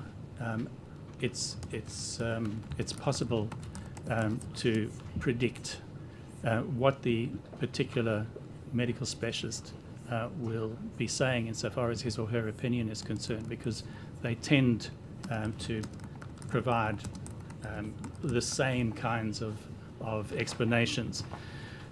As you'll see at page 14 of the paper that I've tendered today, the opinions tend to provide the familiar conclusions that the worker has not been injured. Where the worker is injured, the answer will be that the injury has resolved. Alternatively, the condition is purely constitutional. There'll also be the assertion that the injury is minor and transient. Another typical approach is that although the worker has been injured, the symptoms which the worker the symptoms of which the worker complains in the wake of the injury are now to be attributed to some asymptomatic pre-existing condition. And then as far as the questions which relate to claims for weekly payments and medical treatment, the opinions will frequently assert that the worker is not incapacitated, or alternatively that the treatment is not needed. Is the converse also true though? Not in If my. If I'm for the barrister opening the brief for the insurer, and I go Certainly. to the expert. Certainly, witnesses- as you infer, there will be barristers who, not barristers, there will be specialists who might be regarded as unduly benevolent in their assessments of the condition of the worker. But as I've said, if you want to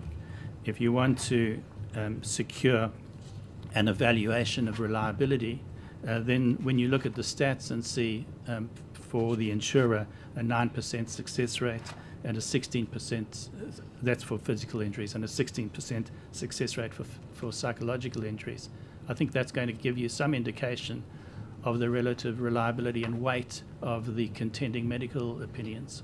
Can I ask on the back of that then, if you've got, it seems like a very bad business decision, really, if you're an insurer and you've got only 9% of physical claims being accepted once you take them to court. But does that also act as a deterrent, I guess, the threat of legal action? Does that knock out a bunch of claims that otherwise sort of would become contested? Is part of the reason that they run these sorts of defences, because they think it's going to deter some of those people who just don't want to go through that process? I obviously can't speak for them, but I get the logic of your question. There will be particular insurers, there are particular law firms who are known to fight hard, so to speak, and what the worker is presented with is the prospect of an ordeal in endeavouring to secure his or her rights. Now, that ordeal, which applies in relation to the immediate disputation, the requirement to attend repeated medical assessments, and then ultimately the hearing before the Personal Injury Commission, where there will be a degree of trepidation on the part of the worker as regards the outcome. All of those pressures obviously have a bearing on the worker's willingness to continue to assert his or her rights, and the effect often is that it is all too much, and that a settlement is then regarded as the easier route rather than being subjected to further distress. Obviously, in a case of psychological injury, there's a particular vulnerability on the part of the worker, and so that becomes a feature, and it can be exploited. So what you'll have in a psychological injury involve tactics such as demanding that the worker subject himself or herself to cross-examination.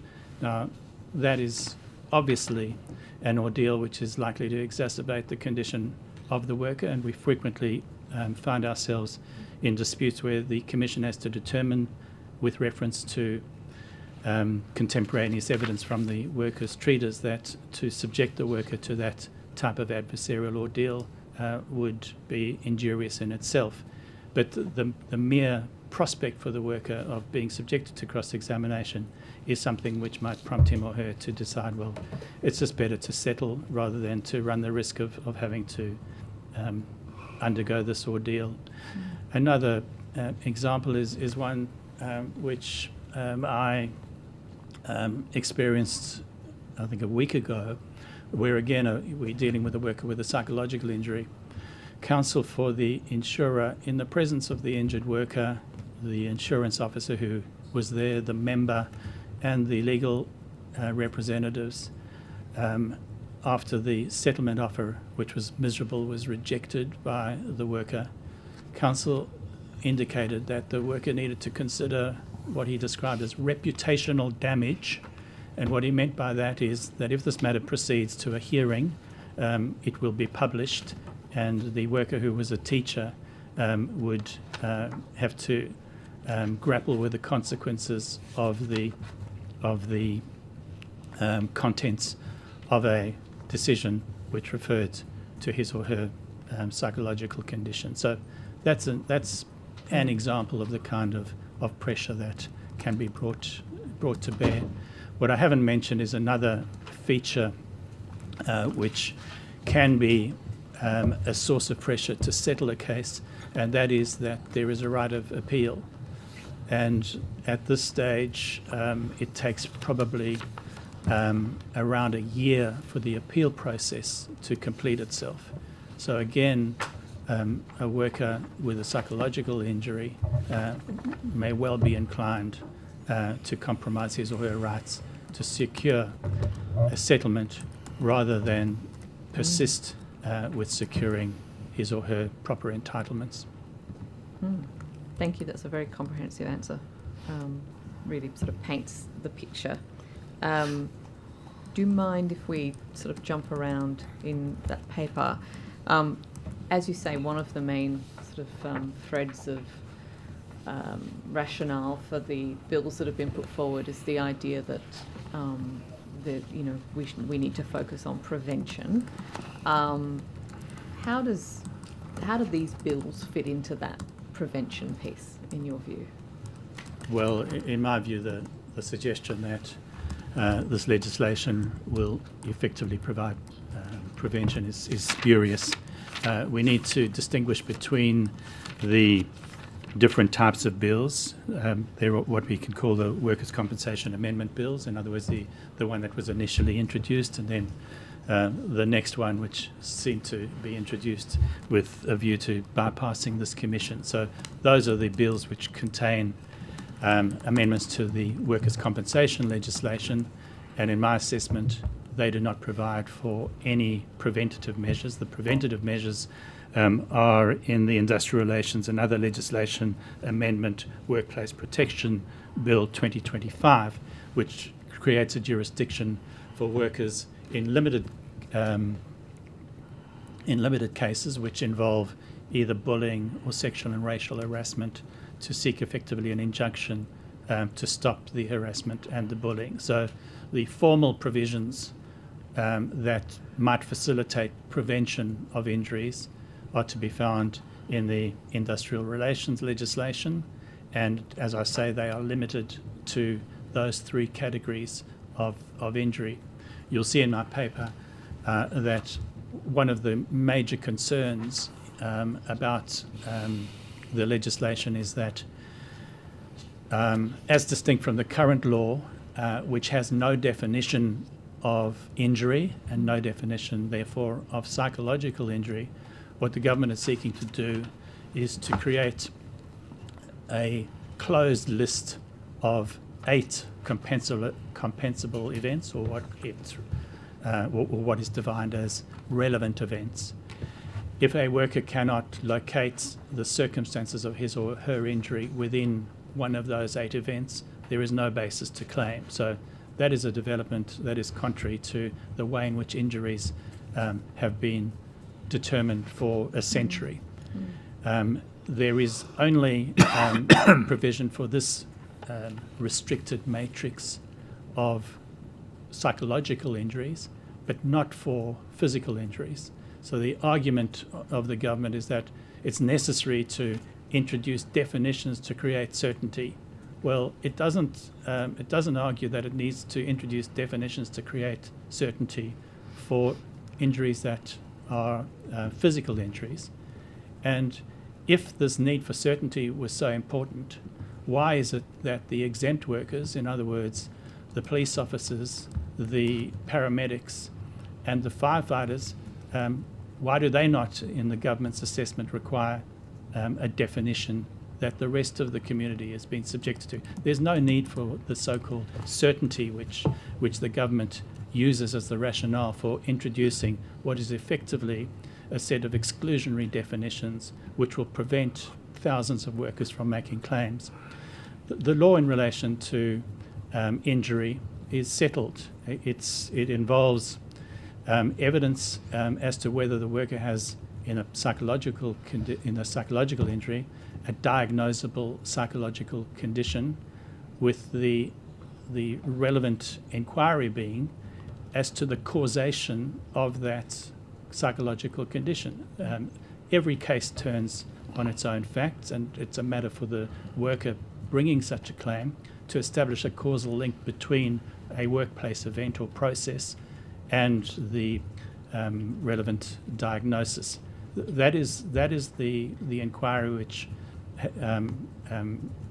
is a matter of regular litigation and has been for decades, and that equally applies to the cases of physical injury. So it is, in my view, absolutely clear that this introduction of restricted categories of compensable event are really designed to exclude a vast number of injuries which have resulted in a psychological condition. So in other words, what we're dealing with is people who are injured. The government answer is, well, you may be injured, but you don't get into our pigeonholes. And that is, in my opinion, demonstrably unfair. I'll go to Ms. Saval next. I just wanted to ask you one last question on that prevention piece then. Is there anything in these bills that actually make it, I guess, act against prevention, make it less likely for a safe workplace to be insured?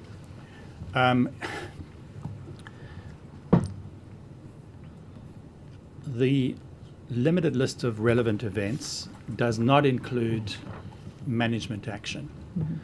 One of the frequent causes of a psychological injury is action by the employer that relates to discipline, dismissal, retrenchment, transfer. So let's proceed on the understanding that a worker has suffered an injury because he or she was dismissed. And let's use the example of a dismissal that is substantively unfounded and procedurally unfair. Such a dispute would be the subject of assessment or determination currently under the current legislation. Again, the question being, has the worker suffered a psychological injury, and is the psychological injury caused by an event in the workplace? In this example, the unfounded dismissal. An employer under Section 11A has a defence if the employer can prove that the worker's injury was wholly or predominantly caused by reasonable action with regard to, and in this case, one of the categories is dismissal. So we regularly have disputes in the Commission where the dispute, it does not concern the fact of an injury, it simply concerns whether the worker has, rather whether the employer has a defence on the basis that the injury was wholly or predominantly caused, and beyond that, the action of the employer was reasonable. The new definitions exclude any management action. So a worker would not, even in a case of a of a dismissal that lacks substance and is procedurally unfair will have no right to claim. Well, that being the case, in response to your inquiry about whether there is anything in these bills which is likely to increase the risk of injury, it would follow as a matter of course if any form of managerial action or management action is immune from an injury claim, the logic would be that an employer with that immunity would not need to treat workers fairly and would be able to act with impunity in disciplining people, getting rid of them. And the remedies in the industrial realm are modest. 26 weeks of compensation. No worker in those circumstances is likely to seek reinstatement into a toxic and injurious workplace. But the worker who suffers a psychological injury in the course of that treatment will not be able to be compensated for the effects of that injury and what might, in various cases, be the long-term effects of being treated in an unfair and abusive way. So that's one example. The other is that by lifting the threshold from 15% to 31%, and this committee has, I would expect, spent hours considering the socially destructive effects of that. In my experience, since 2002, there might have been one or two matters in either in my time as an arbitrator or since then at the bar where workers have got over 31% or got to 31% or more. It is extremely rare.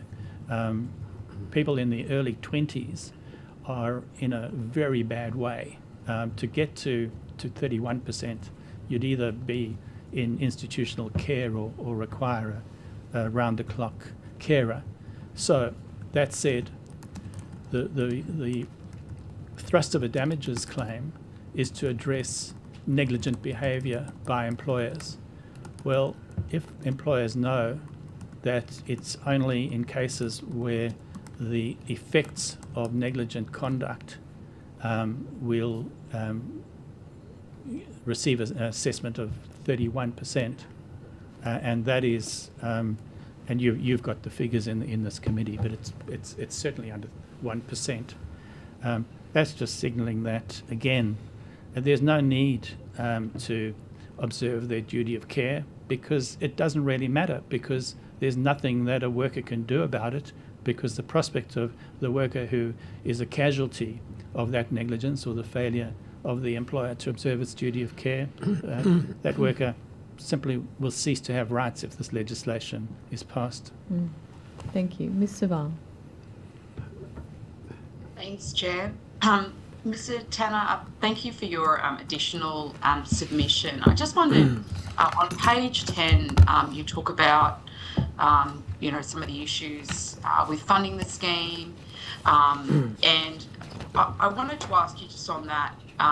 You've made clear previous governments failed to ensure the TMF is properly funded, and does this also apply to the normal insurer?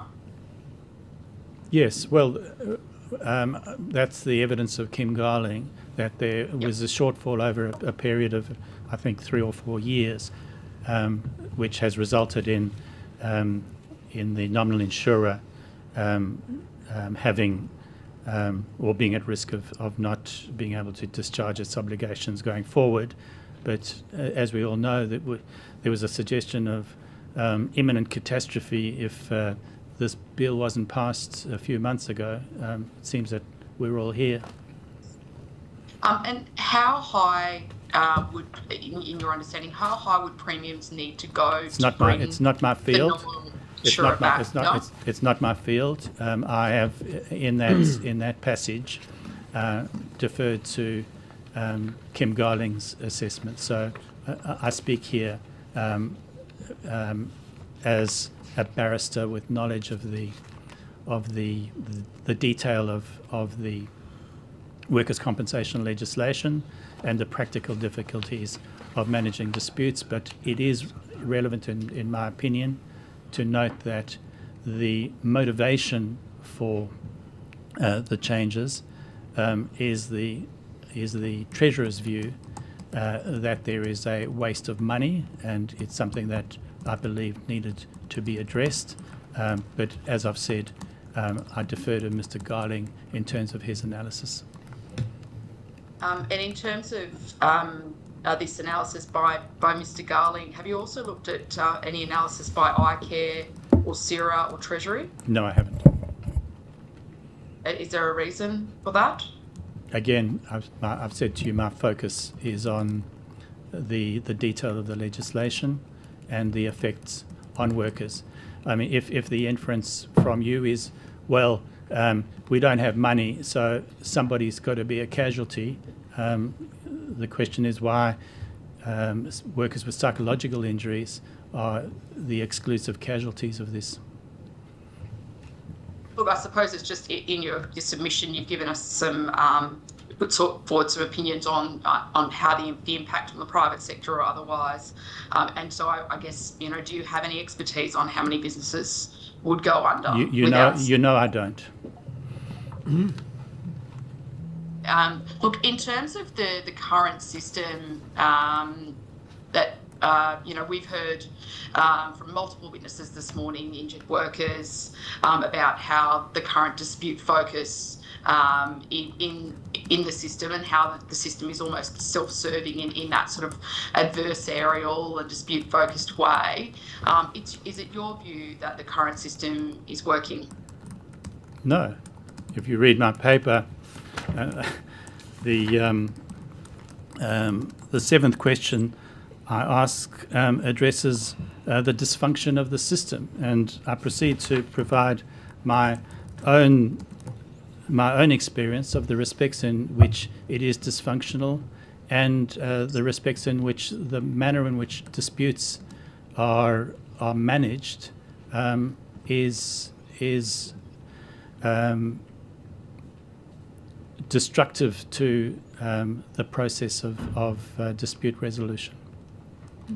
Right, okay, I haven't managed to scroll down that far yet, but I'll be sure to read point 7. Yeah, thanks, Chair. Maybe Sure. I'll hand over to someone else in the interim. Well, just in relation to that,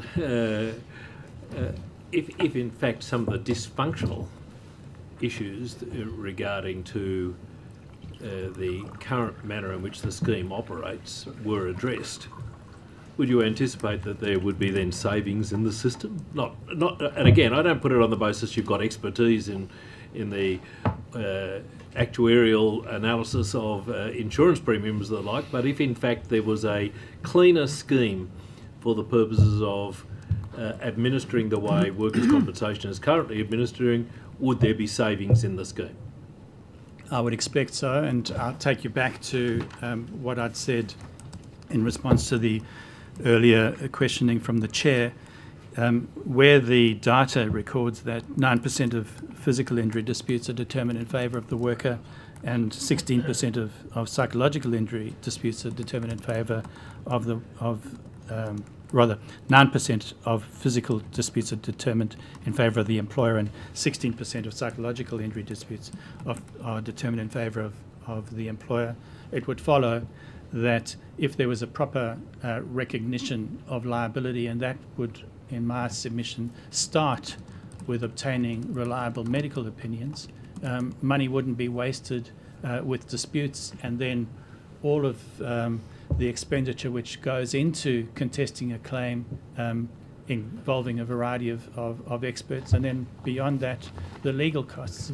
I've noted that Unions New South Wales, in their submission to the committee, had suggested that an insurer should require advice from lawyers that there was a reasonable prospect before incurring expenditure. I would suggest that, in keeping with the practice in other jurisdictions, there should be certification by solicitors representing insurance companies that the case has reasonable prospects of success. there isn't such certification in matters before the personal injury from the commission. government's perspective, it's inherent in their obligations as a model litigant, isn't it? That is something that we in litigation tend to refer to in reminding insurers and those representing them of the duty to behave in a manner consistent with the merits of the case. But my suggestion is that an act of certification would create a focus which may well make a difference in avoiding unmerited litigation. One of the proposals contained in the legislation is for medical assessments to be done by a jointly agreed upon medical expert, or in the absence of joint agreement, by a CIRA appointed medical expert. Do you have an observation in relation to that as a proposal? Yes, I do, and I don't think it is fair to workers to run the risk of an appointment of an assessor who is not reliable. It is often very difficult to secure agreement, and you may well know that. I do know that, but so in terms of the model which you would be proposing, you would not be supporting the one assessor model? No, well, as you know, the method is an assessor qualified by each side, and in the event of a dispute, there is referral to medical assessment under the legislation, with a right of appeal beyond that to a medical appeal panel.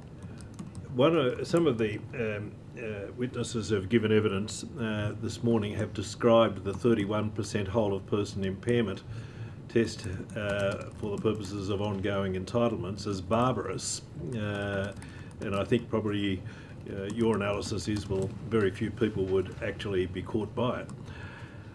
It has been put to me that, and I want you to reflect on this situation. A person sexually assaulted at work in circumstances where an employer is negligent and suffers a whole of person incapacity of 25%. In those circumstances, even though the negligence arose out of a criminal act, would they have an entitlement to continue legal action other than a victim's compensation application in circumstances where the injury had been caused by a criminal act? No, they wouldn't, because the only inquiry for the purposes of a right to bring a work injury damages claim is whether the worker meets the relevant threshold. As you are aware, the current threshold is 15%, so the worker, and the example you give, who is at 25%, having been injured in those egregious circumstances, would have no rights to make a claim in the wake of the negligence of that employer. And there's no exemption contained in the Act for potential criminality, as far as you're aware, which there would isn't. continue or give rise to an entitlement in relation to that claim. No, there isn't. You've described some of the rhetoric which surrounds the manner in which this legislation has been described, and I take you to your observations in relation to the rhetoric being used by the Treasurer. Is it your view that the Treasurer has over-egged the pudding, so to speak, in terms of the way that he represents this piece of legislation? Well, let's deal with the raising of the 15% threshold. You had to sit and listen to him, notwithstanding all of the expert evidence we've received, maintaining that a worker below 31% has capacity. In fact, that was his response to one of your questions. Yes. He has no understanding of the operation of the PIRS. He should know, if he'd taken a few minutes to read it, that there are different domains within which impairment is assessed. There are 6 of them, one of which is employability, and workers may well be assessed as having total incapacity in the domain of employability and be at 15% to 30% for that matter. It's not necessary for a worker to be at 31% before there can be any assessment that that worker is totally incapacitated. And if the basis upon which workers are being cut off in the mind of the treasurer is that they are no longer incapacitated and that they can be jettisoned after 130 weeks, that understanding proceeds from a faulty understanding of the understanding of the PRS system. Yeah. Having practiced in this jurisdiction for a long time, do you have a view in relation to the suitability of the PIRS as an appropriate scale to measure incapacity? I think it needs to be reviewed. I think Professor Robertson expressed his concerns about it, and what I can say is among the deficiencies in it is that it has what it calls the median. So a worker might get to an aggregate of 15 or 16 having regard to the assessments in the 6 categories. But because the middle 2 categories do not reach 3, which is moderate impairment, that then drops a worker who, in a case of being totally incapacitated, is dropped to 8% and has no entitlement to a claim for damages or to compensation of any kind. So that's an obvious anomaly, and it's contrary to what one would think would be the object of compensating people who, as a result of a work injury, have become incapacitated and unable to support themselves. Can I indicate one additional anomaly? And you may have heard the evidence which we heard just before lunch of the manner in which CIRA potentially has oversight of the manner in which a claim is being handled. But it appears that CIRA has no teeth, so to speak, in terms of being able to engage in any disciplinary proceedings or alternatively any remedies which might be available, other than just identify potential non-compliance with obligations that the insurer has followed in relation to dealing with a claim. In addition to the matters which you've addressed as a potential way to address issues relating to the administration of the scheme, is it something that we should be looking at as to the opportunity to review the manner in which claims are currently being handled and to give more teeth to yes, absolutely. outcomes? You've referred to the model litigant policy. That is there, but it is not policed and enforced. I am told by solicitors when I'm in matters which involve unacceptable conduct or spoiling by an insurer or its solicitors, that there is nothing that can be done. There are 2 recent examples in my experience where 2 workers with psychological injuries were essentially persecuted. They were rendered suicidal in the way in which they were dealt with. Those cases also involved what I'd referred to earlier as the tactic of demanding that the workers be cross-examined. In one of those, the member referred the matter to the divisional head to consider referring the matter to CIRA. That is a rare occurrence. I haven't been informed that CIRA has done anything about that. You must also have some views in relation to arising out of litigation in terms of the way that insurers use surveillance. Some of the evidence we heard earlier relates to surveillance, including monitoring of social media accounts and the like. Do you have any views in relation to the manner in which insurers use surveillance for the purposes of potentially defending claims or organising evidentiary material against workers? Well, as you will be aware, it's a routine practice.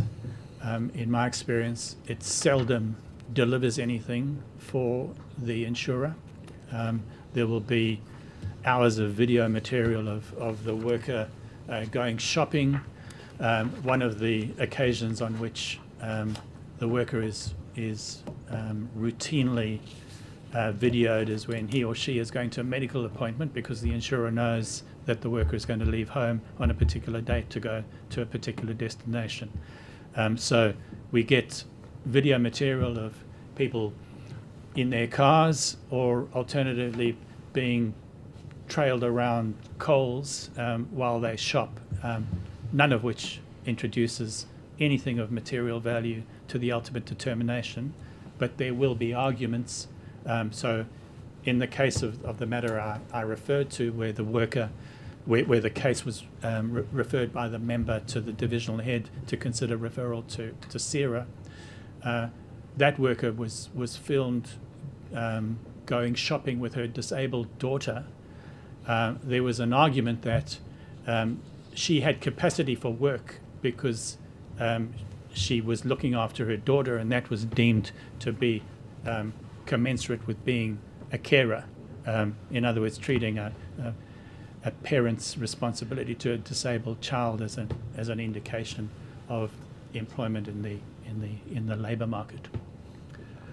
So I think, in summary, just that there are, rather than taking away benefits from people who don't exceed 31% incapacity, there are lots of other opportunities for reform of this scheme rather than just reduction in benefits.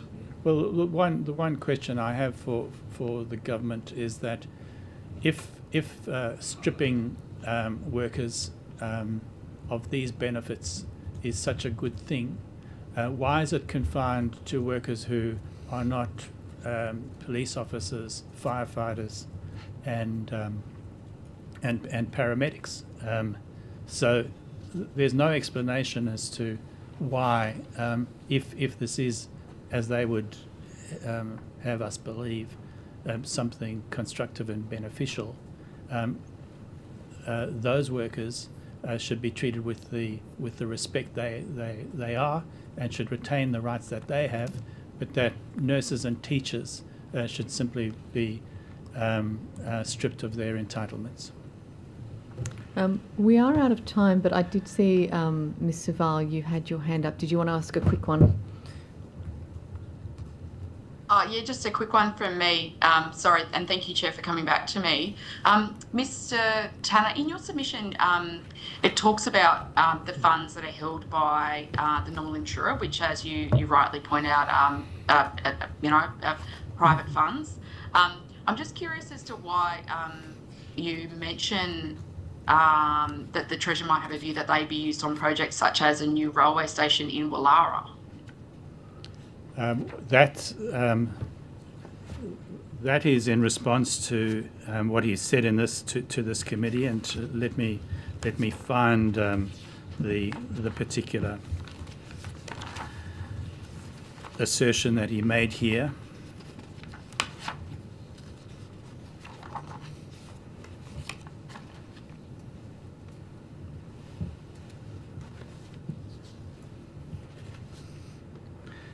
So this you'll find at page 10 of the paper I tendered today. At the foot of that page, I say the following.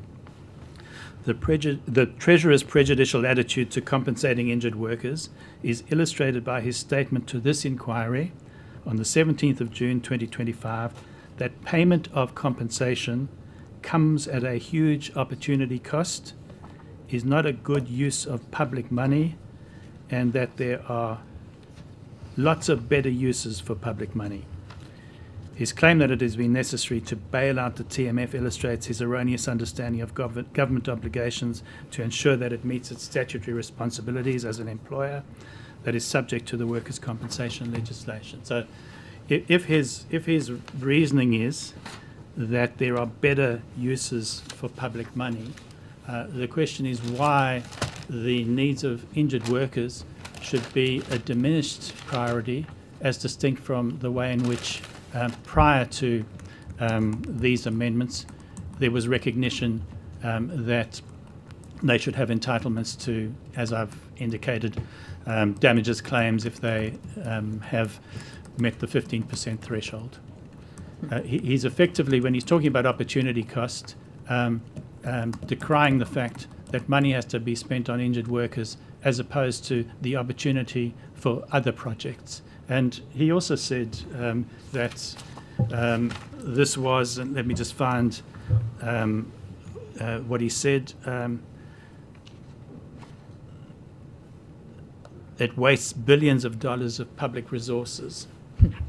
So it's really a question of allocation, and in his view, it is preferable that the money be directed elsewhere. I've used one example, obviously, the Wallara station, but there's a clear tension between, in his mind, well, perhaps there isn't a tension because he considers it a pretty easy choice, but there's a tension between whether you look after your injured workers or you spend money on other projects.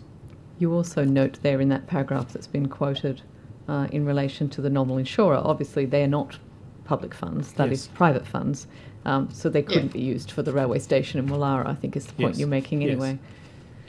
I was just curious as to what Wallara station had to do with it, but thank you. I'm not sure I'm any clearer, but thanks anyway.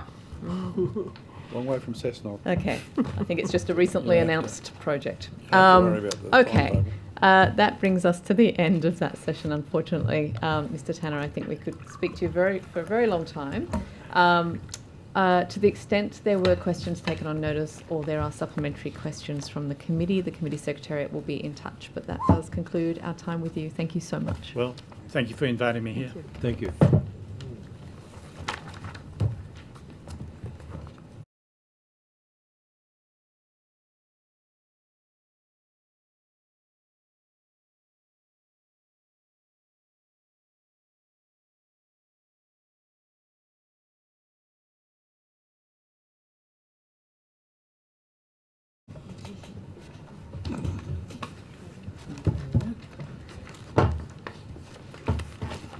Okay, we have our next witnesses online.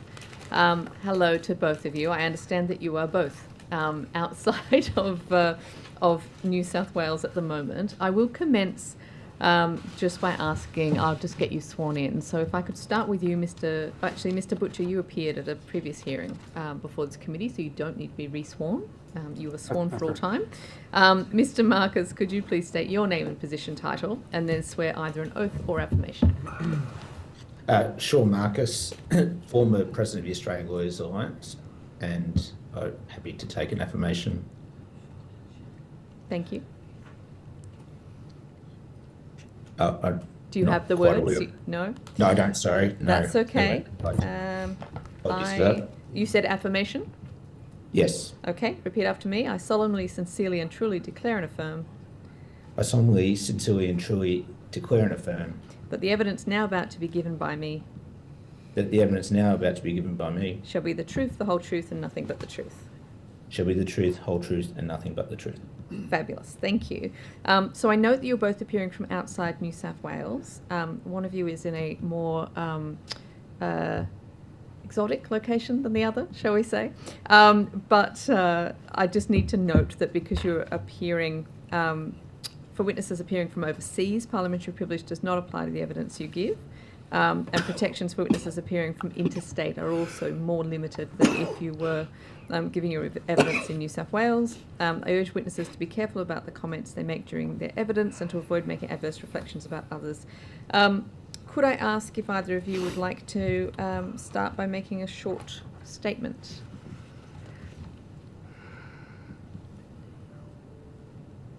For my part, having the benefit of appearing before this committee before and prior to that to the Standing Committee on Law and Justice, I don't have anything to add. I'm appearing today with Sean Marcus, who, as he said, is the former president of the Australian Lawyers Alliance and is a Victorian practitioner. So I suspect that questions in relation to the bill itself are probably better answered by myself. But Sean can, I'm sure, comment on the Victorian experience and also the universal experience of giving advice and dealing with injured workers. Thank you. Thank you. Yes, that's correct. I'm here to assist the committee in relation to my experience as a Victorian practitioner in personal injury law. Thank you, Mr. Marcus, and thank you for making yourself available to attend today, because I think it'd be valuable for us to have some insight into the way the Victorian scheme was amended with a view to dealing with at the time, the issue of the financial viability of this scheme as identified in Victoria. Can you outline the differences between the Victorian scheme and the New South Wales scheme as proposed, to the best of your knowledge? Yes, on the 1st of April 2024, the Work Cover Scheme Modernisation Act came into effect, which was to deliver significant changes for in relation to financial difficulties the Work Cover Scheme was experiencing in Victoria. The first type of amendment was in relation to eligibility for mental health injury compensation, and a number of new exclusions and definitions were put in place to reduce the eligibility to the scheme. One being that the new definition of mental health injury requiring a significant behavioural, cognitive or psychological dysfunction, and in addition a diagnosable condition under the DSM, and further an exclusion for a person suffering from primary mental health injury mainly caused by stress or burnout that would be considered typical or reasonably expected to have occurred in their duties. That has now been in place for 1.5 years, and we're seeing a significant reduction in accepted claims. So persons who are not eligible for any weekly payments following an injury which has been sustained at work.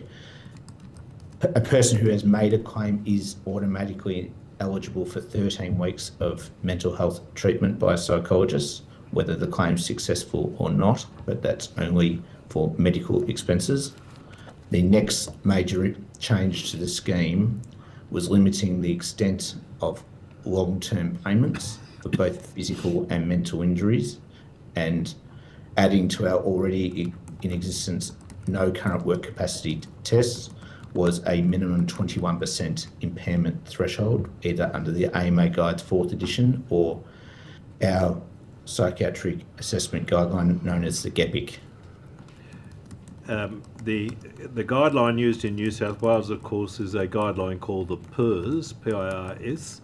Do you have any experience in relation to that as an assessment tool in relation to psychiatric injury and whole-of-person impairment? I do not have direct experience, other than to say I've listened to a number of witnesses today, and from some basic knowledge from my practice areas that there are similarities, although also differences. It is a similar assessment. It is particularly hard to get an impairment assessment of 30% or more, and that's known in our system for a variety of reasons.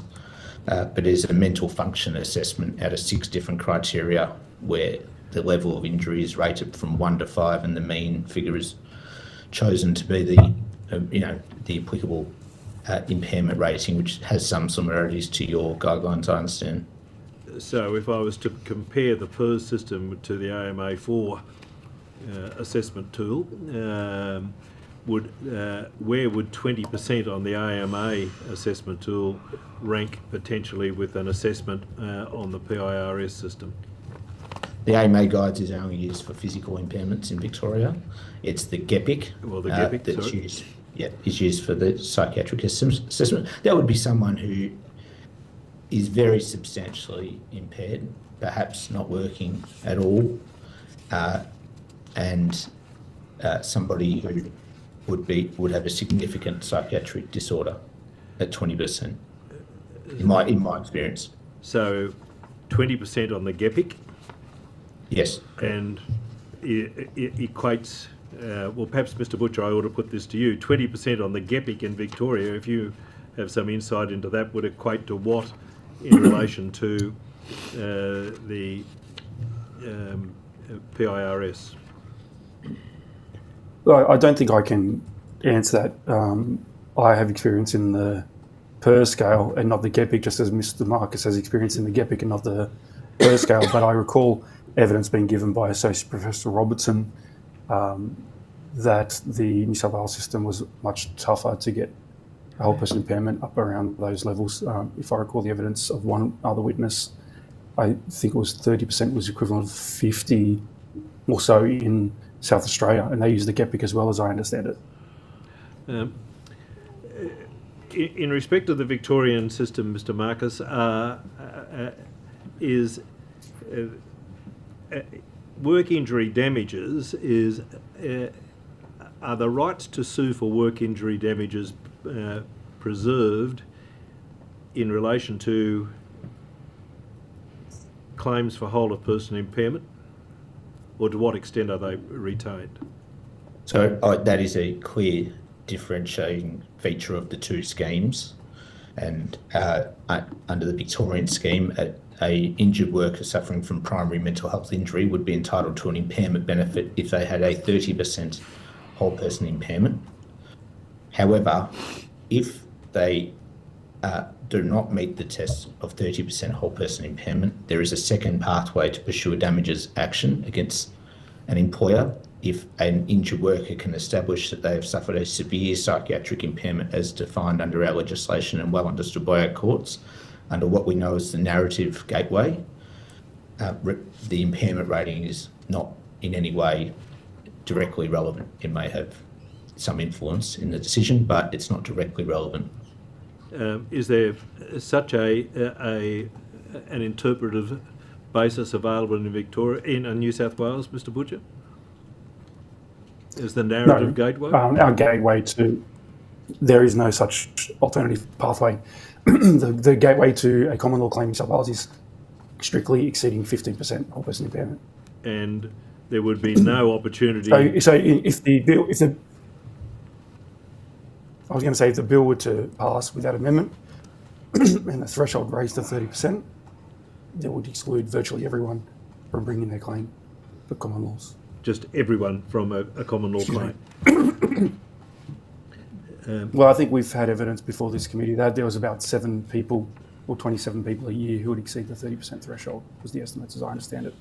Now, Mr. Marcus, you gave evidence that as a result of the introduction of the amendments in 2024, there's been a significant drop in relation to the number of claims in Victoria. Accepted claims. Yep. What do you account? How do you account for that?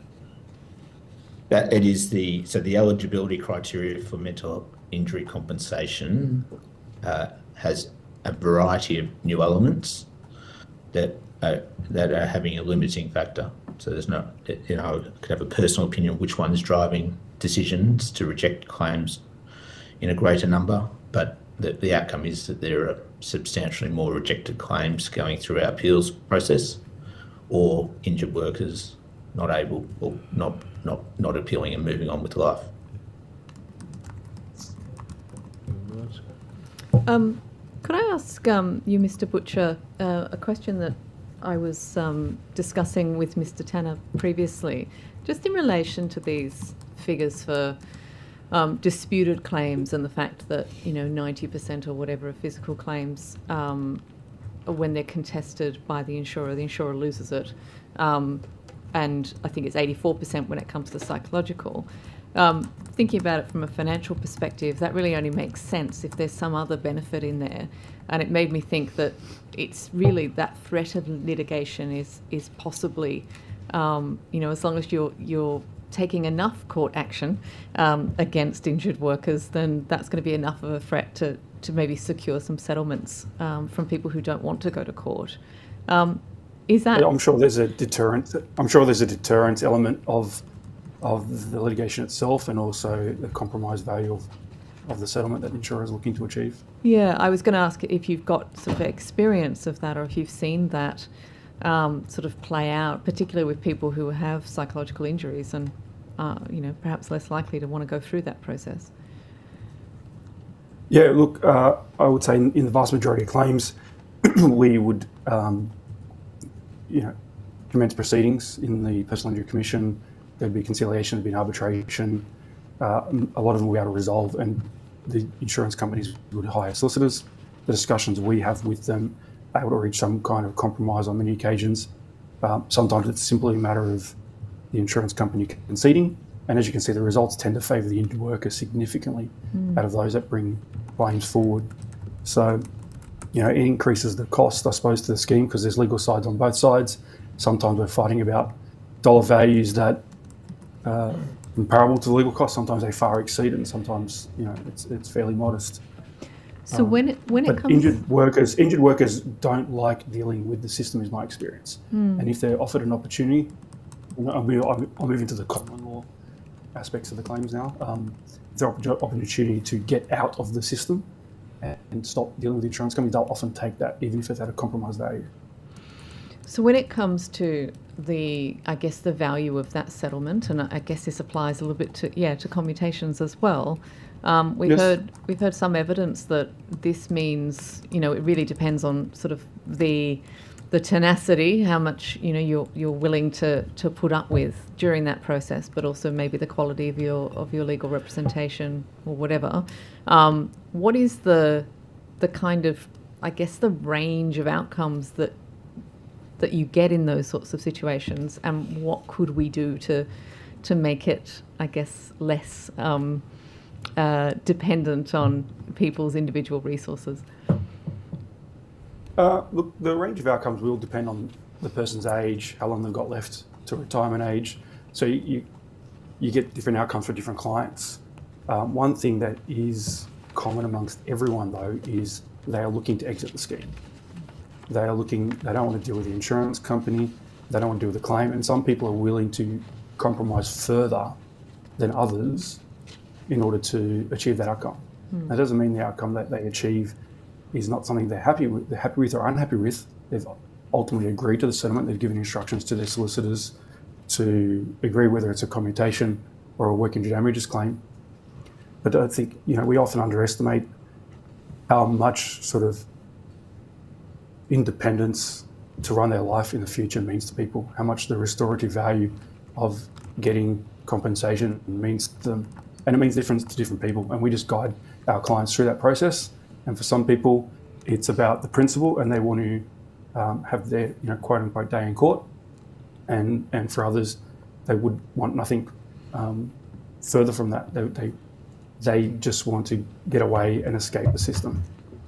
I've got Mr. Latham for the question. Thank you to the witnesses, and I just want to take you to page 15 of the submission about the meaning of bullying, and this is a feature across a number of submissions by the legal fraternity, and I think the definition we've got, repeatedly behaving unreasonably, doesn't go far enough. You want to take out the word repeatedly, but isn't bullying a power relation in the workplace where someone's trying to make a particular worker submit to the will of the bully? And it takes a number of events and bullying or thuggish behaviour to achieve that. I mean, some of the things that are said to be injurious because they're one-off, the previous witness had a list at page 6, and one of them was being subjected to an act of mimicry. I don't think mimicking someone's voice or mannerisms is going to give them a psychological injury. And isn't this the problem we've got in the cost explosion, that the door at the front of the scheme is too wide open? Too many things are regarded as an injury, when in fact for bullying, it's over time attempting to submit someone else to your will by standing over them and intimidating them on a number of occasions. Either witness, please. I think there's a number of propositions there. I didn't have the benefit of seeing the previous witness or witnesses. I'm assuming you're referring to Mr. Tanner there. Yeah. In his submission. So I didn't have the benefit of seeing that or So I can't comment, but however bullying is defined will be a matter for interpretation by the Personal Injury Commission, and I can imagine a number of circumstances where the worker will lose or the worker will win, but it's usually a matter of degree in my experience. A one-off if it's significant and atrocious behaviour, I think, can have the ability to cause injury. Equally, you could very well see some. Well, the current definition is not minor atrocious things. behaviour; it's behaving unreasonably. I get that. Which is, open to all sorts of interpretations. But, out there in Exactly. real society land, I think most people would understand bullying to be a sequence of events where over time you're made to submit to someone else because you feel intimidated or scared of them.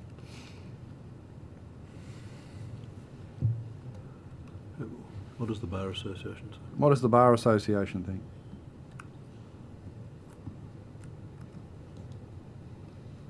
No, they're frozen. My question was so powerful it has frozen the technology.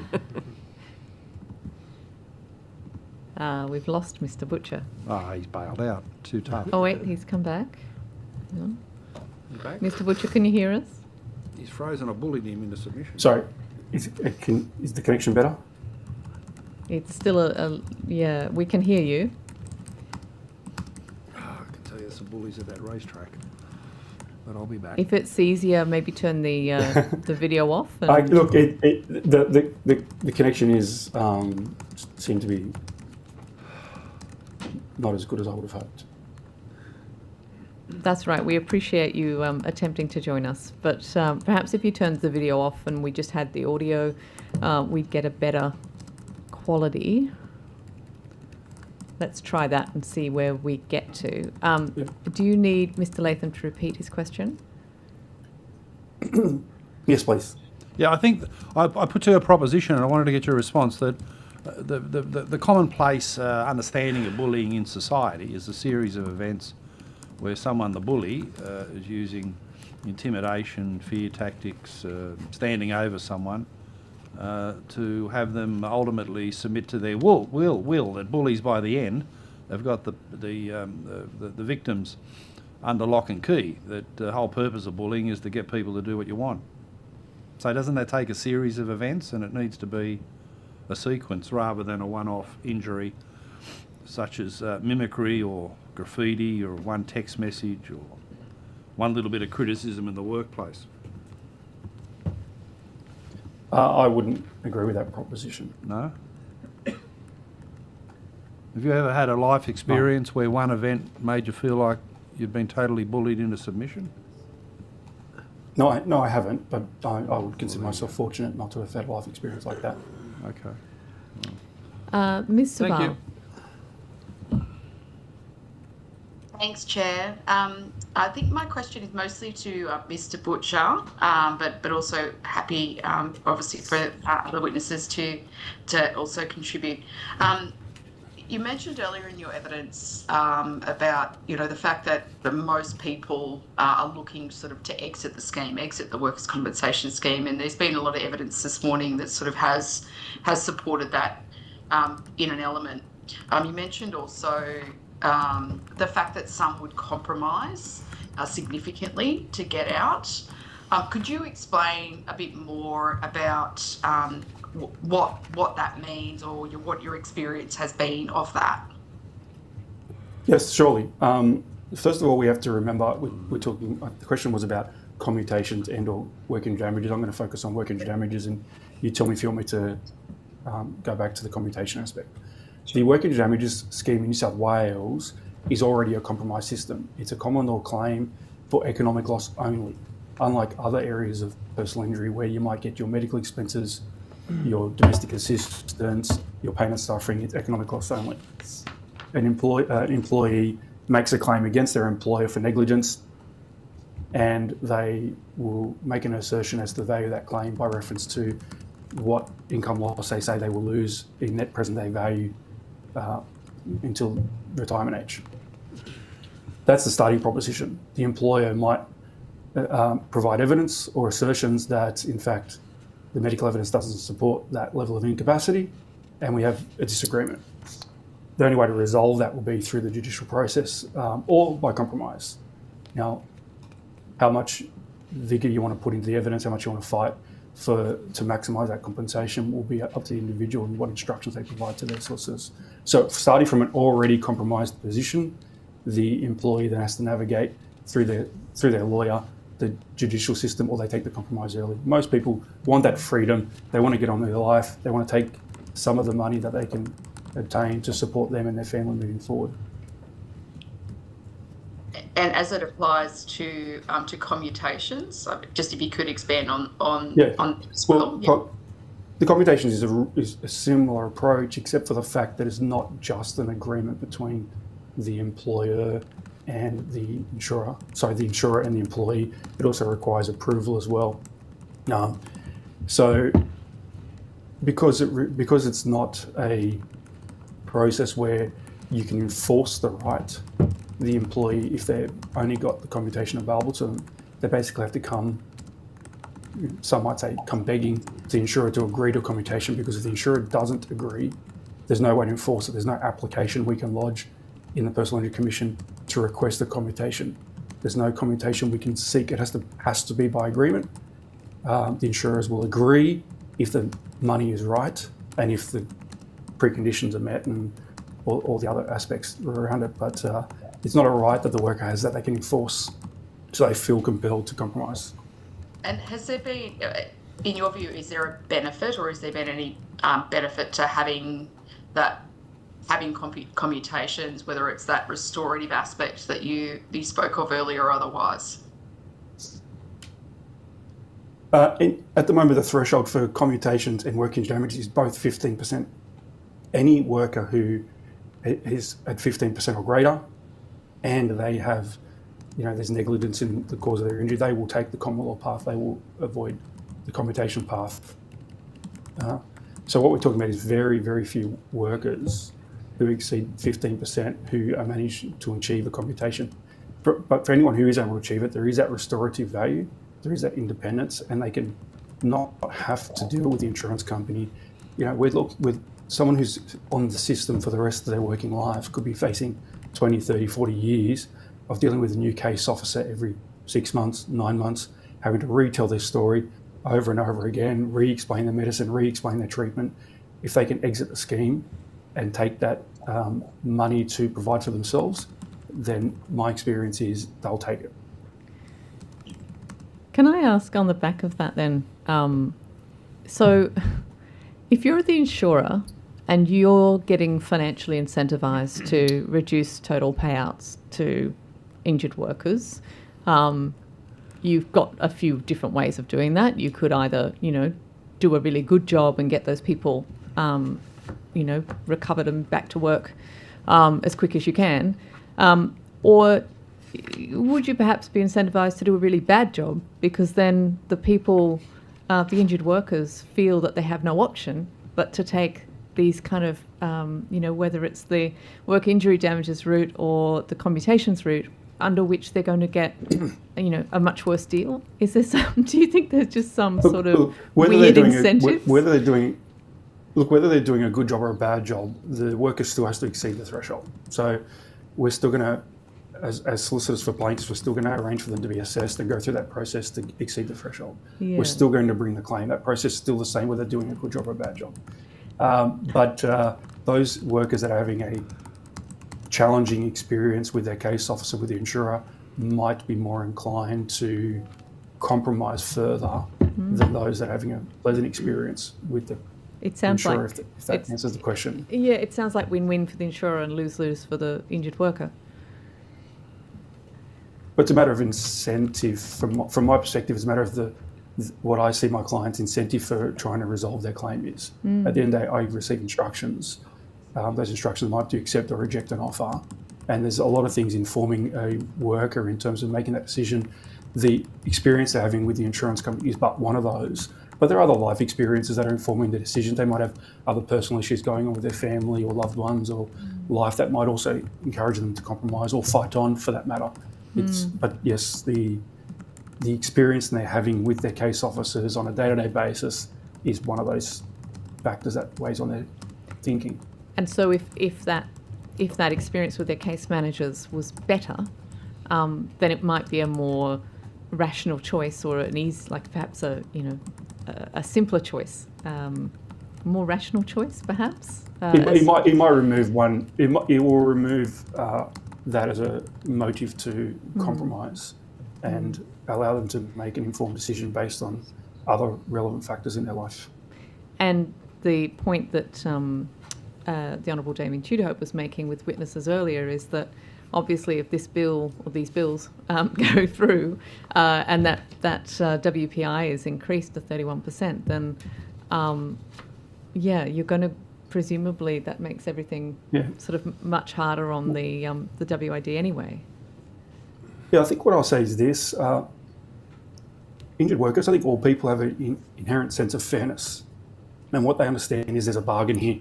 I go to work and I understand I could get injured, but I am going to be covered, is what I think the general population thinks. And if the bill passes unamended and they come into my office and I tell them that, in fact, they're not going to have a common law claim, their rights are going to be significantly less than they thought, I think most people would view that as, not passing that pub test. It's unfair.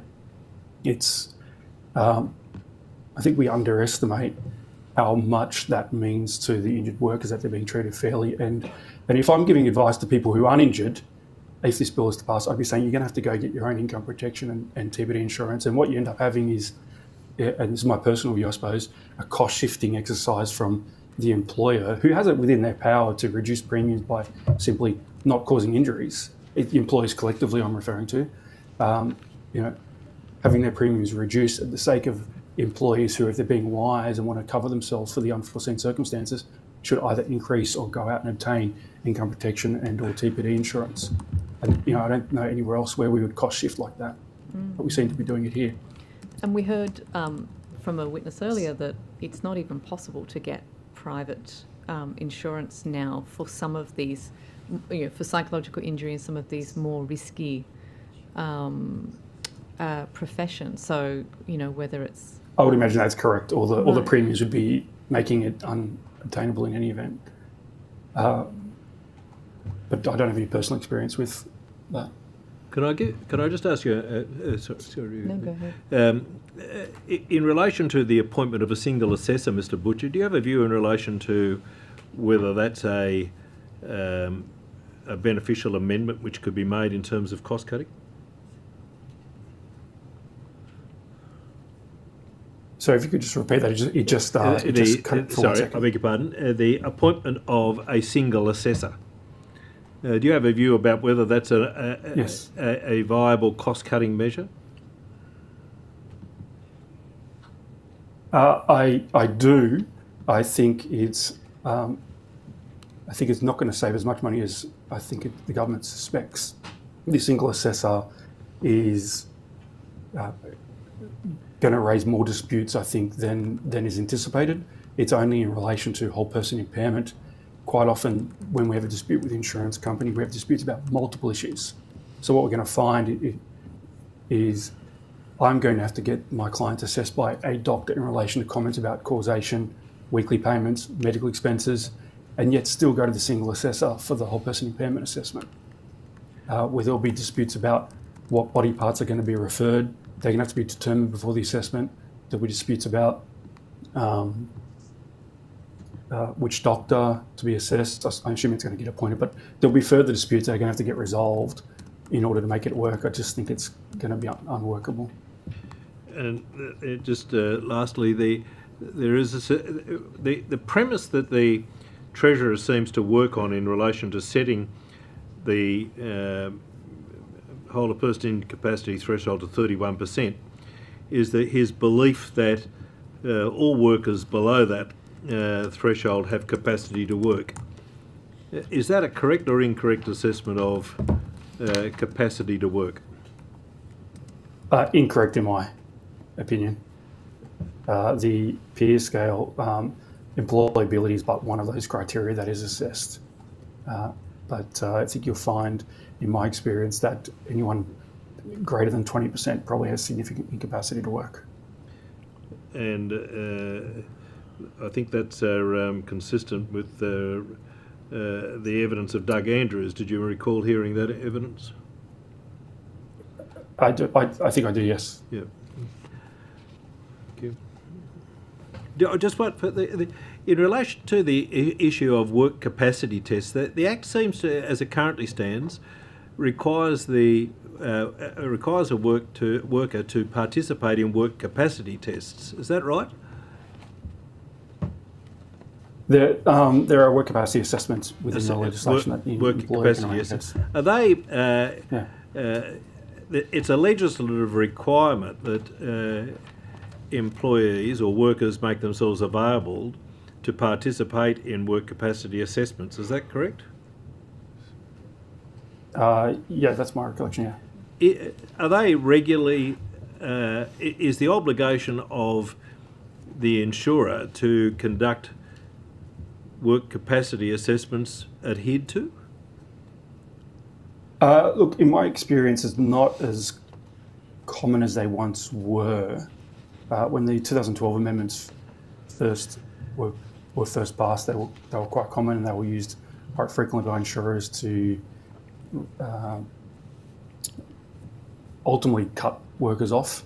As time's gone on, I see them less and less frequently as insurers.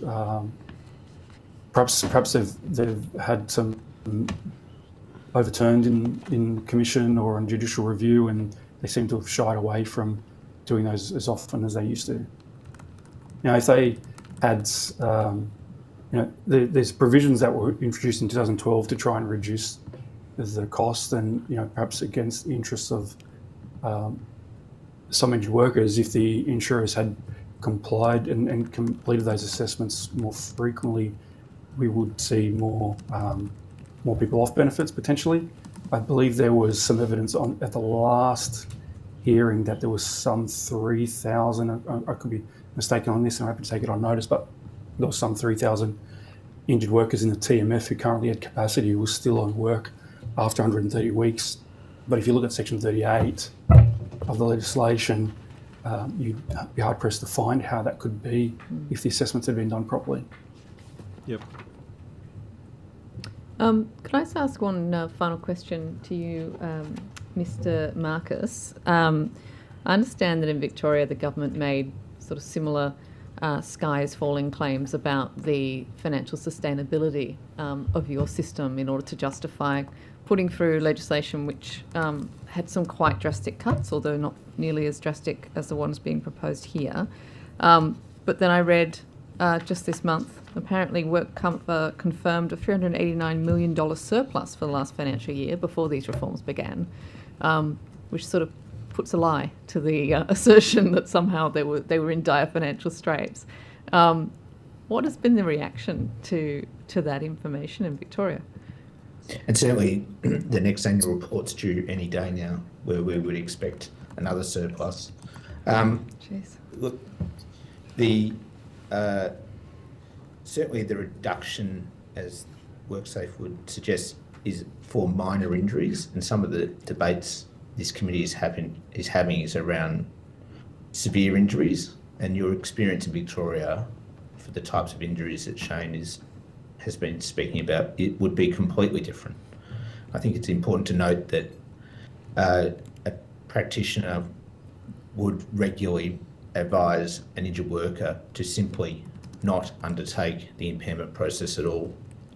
That process in and of itself is daunting for someone suffering trauma and mental health injury, and it serves little use often where there's a different gateway where an application is brought to bring a proceeding against your employer for common law damages on the basis you're suffering a serious injury.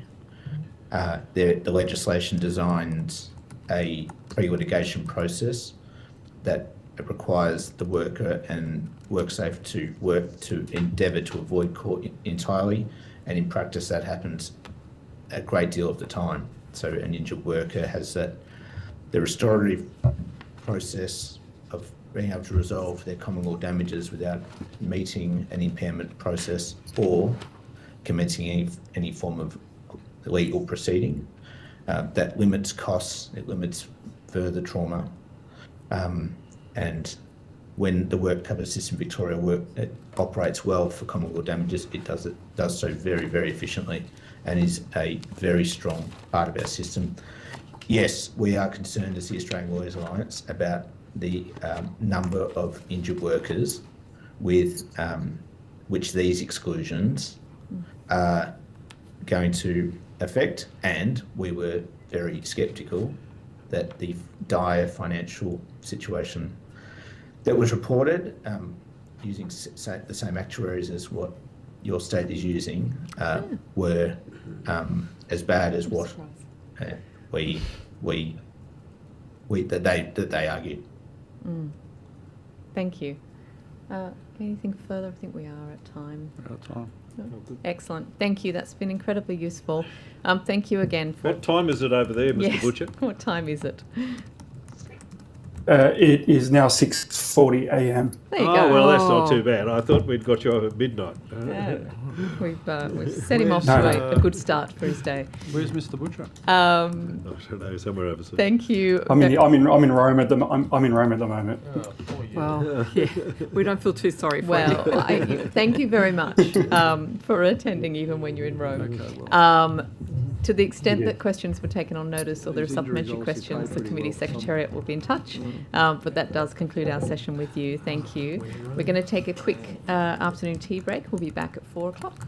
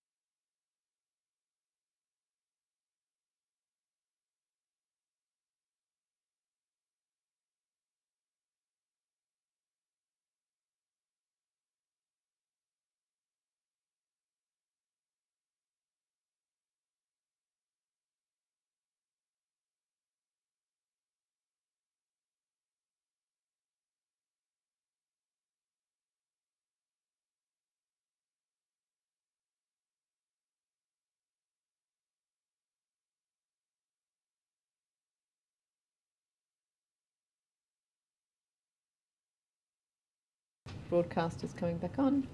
Excellent. Okay, we are back. I now welcome our next witnesses.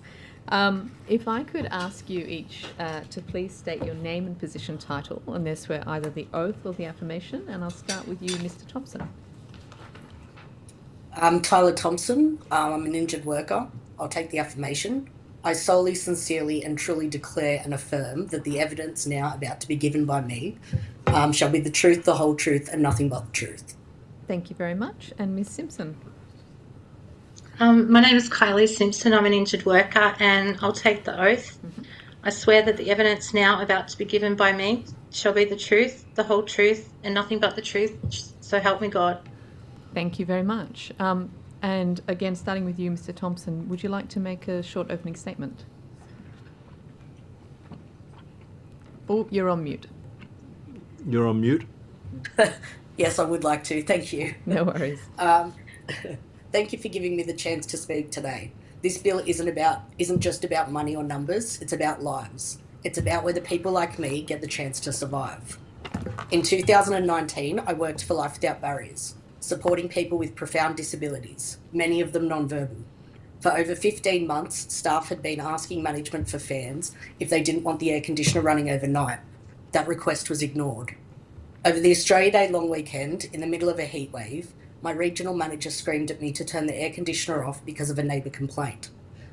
This was the same neighbour who had hosed our clients and called them effing retards. The police and council had told Life Without Barriers to stop pandering to the neighbour. Management chose to risk vulnerable clients instead. After that shift, I called the police anonymously for advice. They told me to document any managers who told us to turn the air conditioner off, and I did.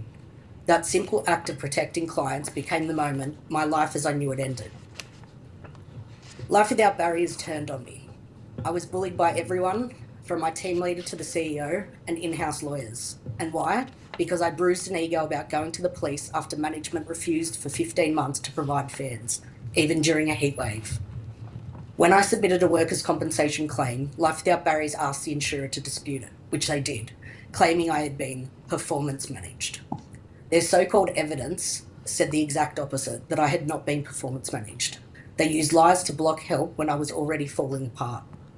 I am now in hospital again. This is my 5th psychiatric admission. I am now on NDIS and I have support workers 4 days a week. I see a trauma therapist, a mental health occupational therapist, and a speech pathologist. I was at the end of my 4-year occupational therapy degree with a scholarship. My peers are now senior OTs. I've lost my career, I've lost my future, and I've lost myself. My mum says I've lost my son, and the truth is she has. I've been pushed into some of the darkest places a person can go. I've looked into and completed an application for assisted dying overseas. I've tried to find ways to end my life because I could see no way out. I went to every agency I could, my union, Safe Work New South Wales, CIRA, iCare, EML, Fair Work Commission, the Ombudsman and the police. Only Safe Work New South Wales had the power to act, and for 4 years they didn't. Even when I begged them to intervene before this became a workplace fatality, they said their hands were tied. Only when legal action was threatened did they act. Far too late. The system failed me. My employer failed me. The insurer failed me and the regulators failed me. And now this bill will fail every worker like me all over again. This isn't reform, this is a death sentence. If these laws pass, people will die. People like me will not survive. There are ways to save money, but this bill isn't the way to do it. Thank you. Thank you so much. Ms. Simpson. Oh, you're on mute as well, I'm afraid. Yes, I'd like to make a short statement as well, please.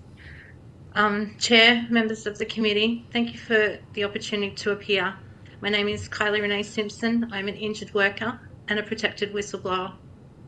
On the 24th of May 2023, while working for the Health Services Union, I sustained a psychological injury at work, PTSD. For simply raising work health and safety concerns, I became a target. Retaliation, surveillance, withdrawal of treatment, termination. What should have been an 8-week recovery has turned into years of compounded harm, which is still continuing. My original return to work date was scheduled for just 8 weeks after my injury, but instead of assisting me, the insurer declined my claim on the 23rd of June 2023, the day after my independent medical examination. That IME was the last of the assessments I was required to complete after already providing a full statement, a 2-hour factual investigation interview, and a comprehensive rehabilitation assessment, having to retell and relive my story at each stage. Yet the insurer did not wait. The IME report on the 11th of July 2023 confirmed both liability and a workplace psychological injury. But by then, on the 4th of July, my payments and treatment had already been cut. That reckless decision forced a family member of mine to call 000. That night, an ambulance arrived with 2 police officers. I was taken under police escort to the acute mental health unit.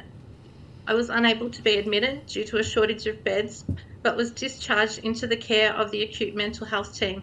My condition again confirmed as PTSD and work-related. My claim was reinstated on the 4th of August. But then, at the end of my 6-month protection period, the Health Services Union terminated my employment, relying solely on an IMC report. An IMC report which is not legally valid for capacity assessments.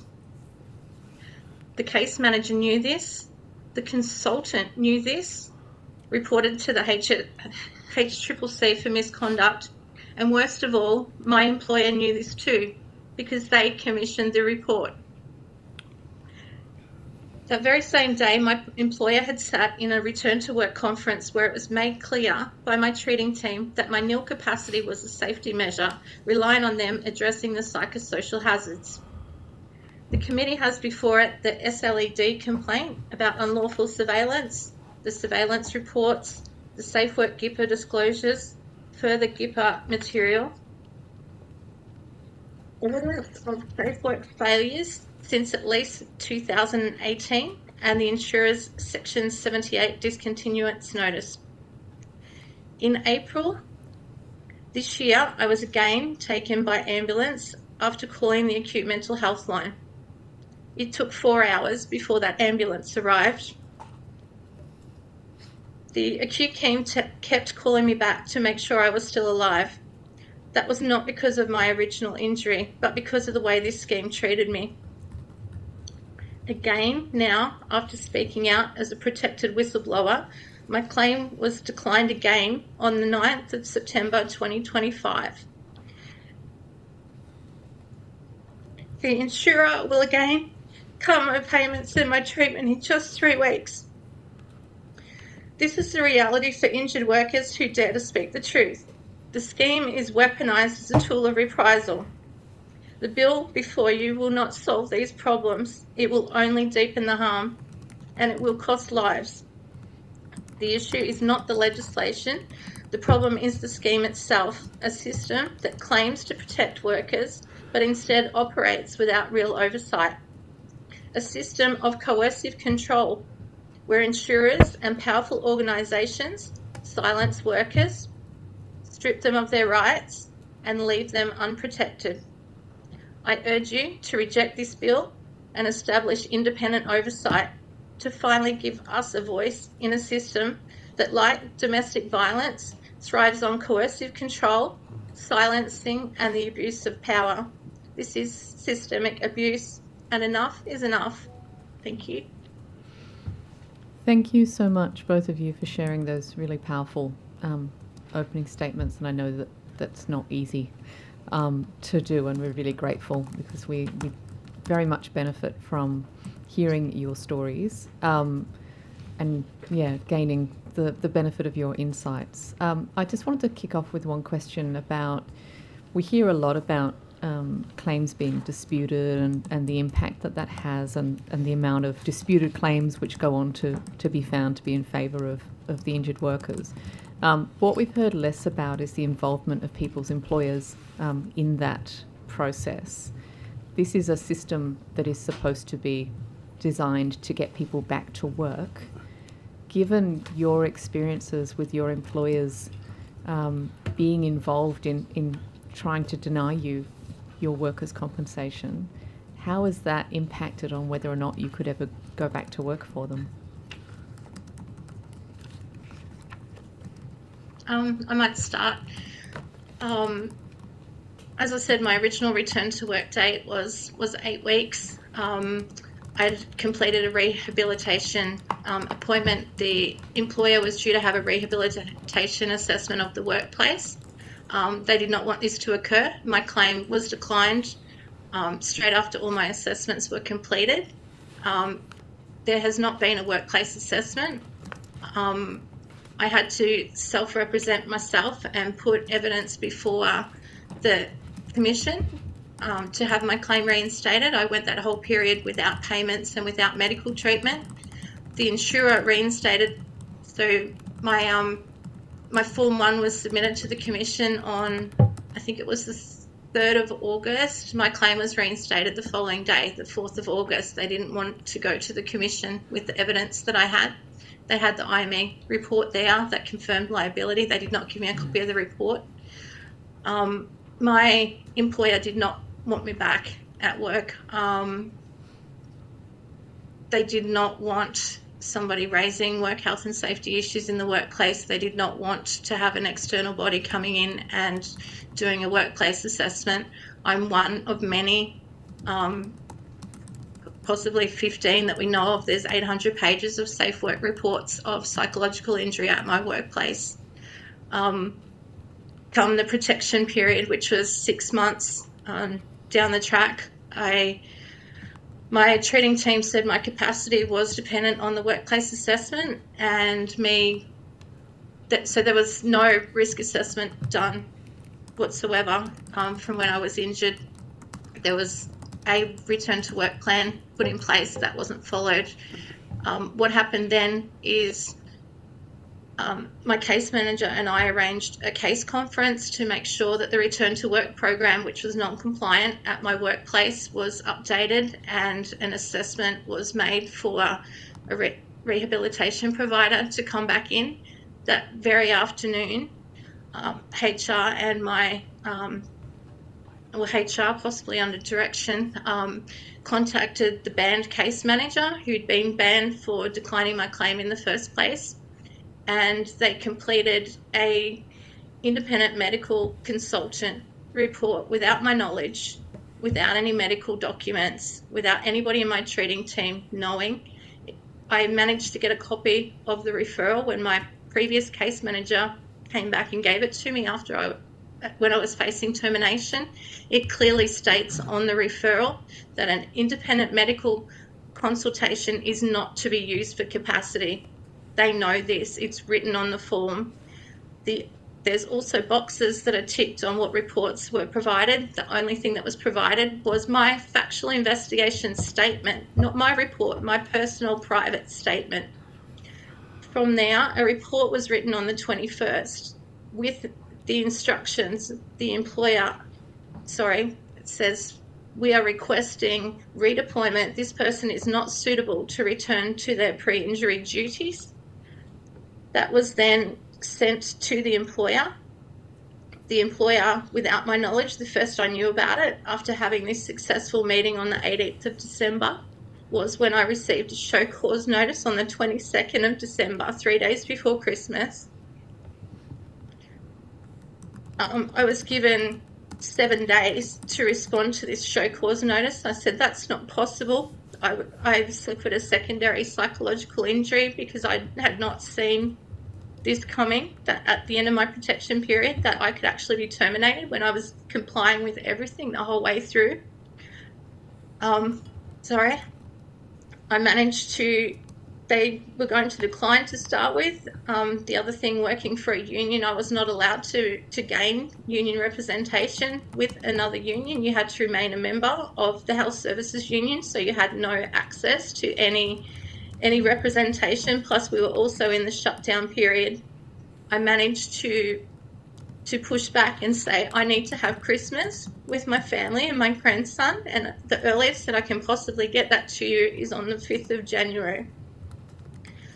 On the 5th of January at 5 p.m, I managed to complete my show cause response, and I highlighted all of the guidelines that have been breached in CIRA. I outlined that it was actually an illegal document and that it could not be used to terminate my employment.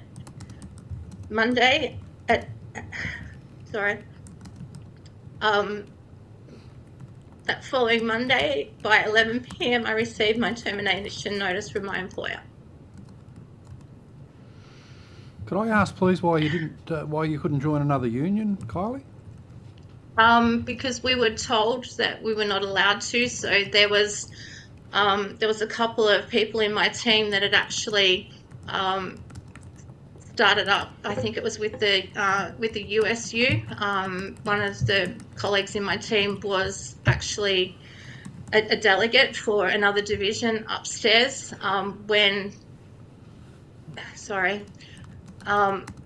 When she started looking for people in our team to join, she was advised by the HR manager and my manager in the Member Services Division that nobody in the industrial services officers were not allowed to be represented by any other union.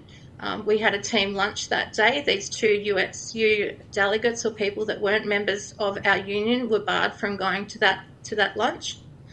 So there was a clear disciplinary action that was taken. It was quite obvious when we went for the team lunch that those people were absent.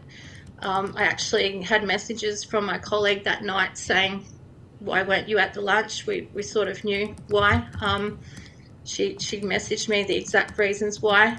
Then I think it was the following day, or it might have been a Monday, I forget what day that fell on.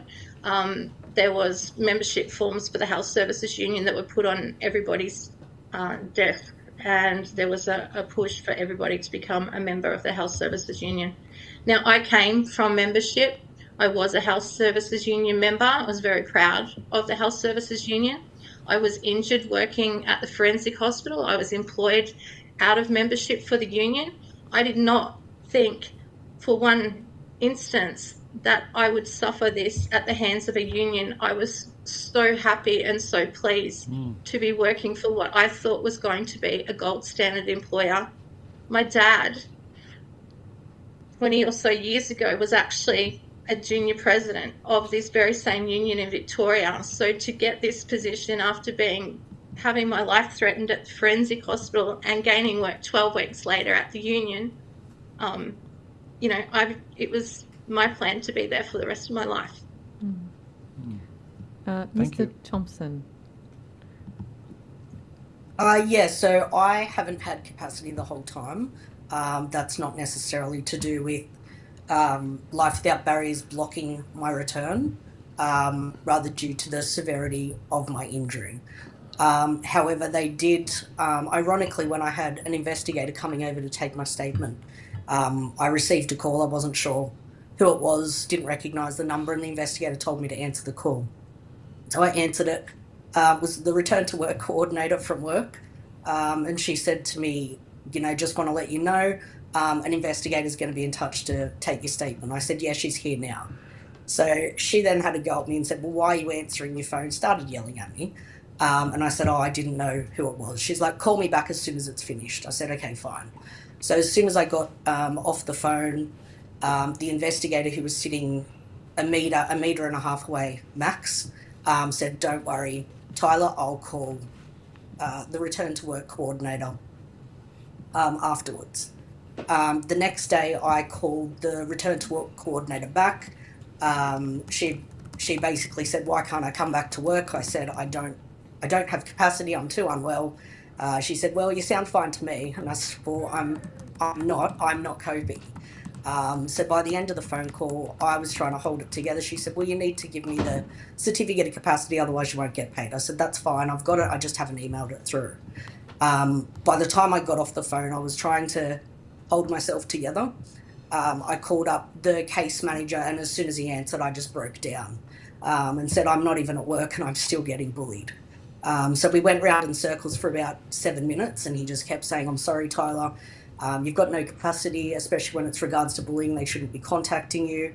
And I ended up at the end of about 7 minutes said, look, thank you, I appreciate it. I need to get off the phone, I'm not coping.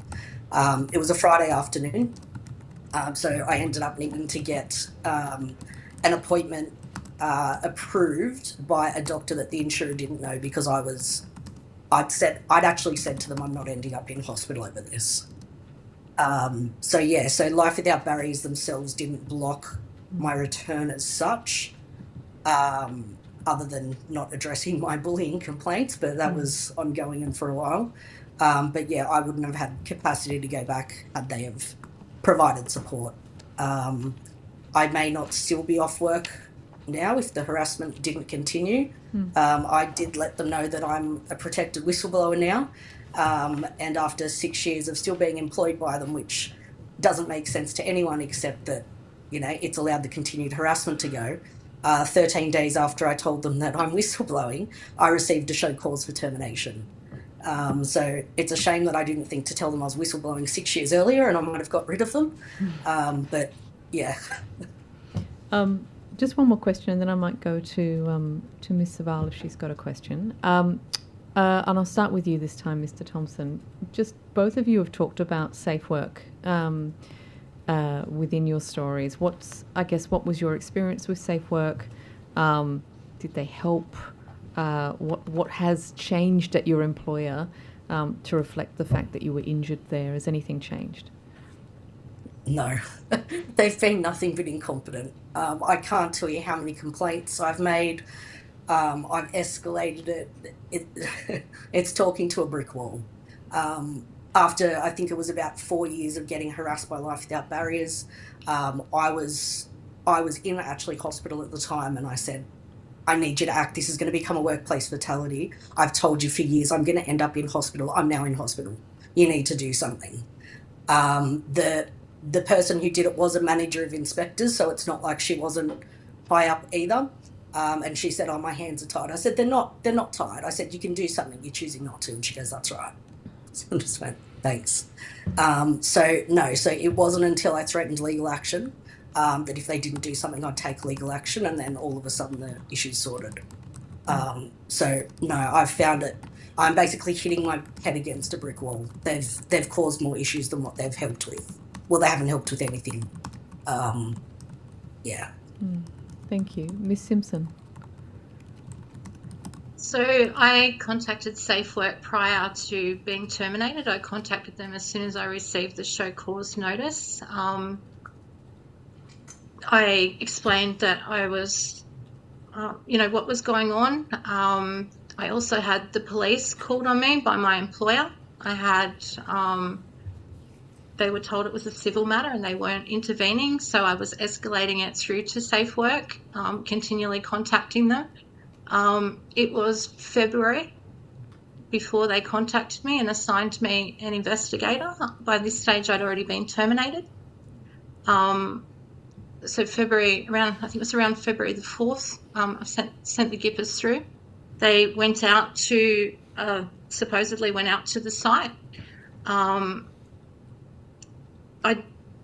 had to keep chasing up that inspector. I wanted to make sure that they'd checked the risk assessment that had been done. I wanted them to make sure that there was a safe, a workplace assessment, the injury register. I knew that there wasn't a return to work program or a compliant return to work program in place. So I sent through so much evidence and so much documentation through to this inspector, had to make numerous calls. Then it wasn't until May, the inspector rang me back. He told me that he had not investigated any of my individual matter because I was a terminated employer. He said that he had investigated the issues that I raised and that the HSU now had a compliant return to work program. Now that return to work program is dated March 24. So they actually sat on their hands to allow my employer to become compliant. They did nothing at all to assist me. They sat back while I was terminated from my employment, offering no assistance whatsoever. I obtained a copy of that GIPA December the following year, I think it was December 24, when I caught up with another psychologically injured worker from the Health Services Union. She'd actually raised complaints, sexual harassment complaints. She wasn't successful with her workers' compensation claim. She had the same band case manager as I had, and there's been others that have also had that same band case manager. We actually, by chance, caught up and compared stories, and we wanted to make sure that that workplace was safe. I also was still within, and this is really important, when you're terminated, you still have 2 years from your date of injury to be reinstated, which is why I wasn't concerned so much about going for unfair dismissal, because I was so unwell. I was hoping that they would make the workplace safe. They would potentially look at the harm that was being caused by the managers and within the union. So we obtained our GIPPers and GIPPers back to 2018. Now exactly the same things happened back in 2018. They were shut down because of a formatting error. There was lawyers brought in. There was nothing put in place. So had SafeWork done their job back in 2018, they would have saved so many psychological injuries, including myself. Now the second investigator started in January. I think it was, again, it took forever for that to be triaged. It was downplayed when it was triaged. I had to keep following up. Then I had a call from the investigator. I think it was around May. So I think, January to May, saying that she'd chased up with my employer to ensure that they did have a risk injury register, and that they had done a risk assessment. She said that they had until the 9th of May to provide a response. I actually felt pleased that I thought this inspector was actually doing something about it, and we were getting somewhere. Then I don't know what happened, to be honest. She kept asking for more information, more evidence to be sent through, which I did. Then the day after my protection period ended on the 24th of May, I received a phone call. I think it was the Monday, or the next day, it was the 26th, to say that the investigation had been closed, no further action required. And I said, what do you mean? What was the outcome? I know there was no injury register. I know there was no risk assessment done. She said to me, I cannot speak to you about that because you are breaching the employer's privacy as you are no longer an employee at that workplace.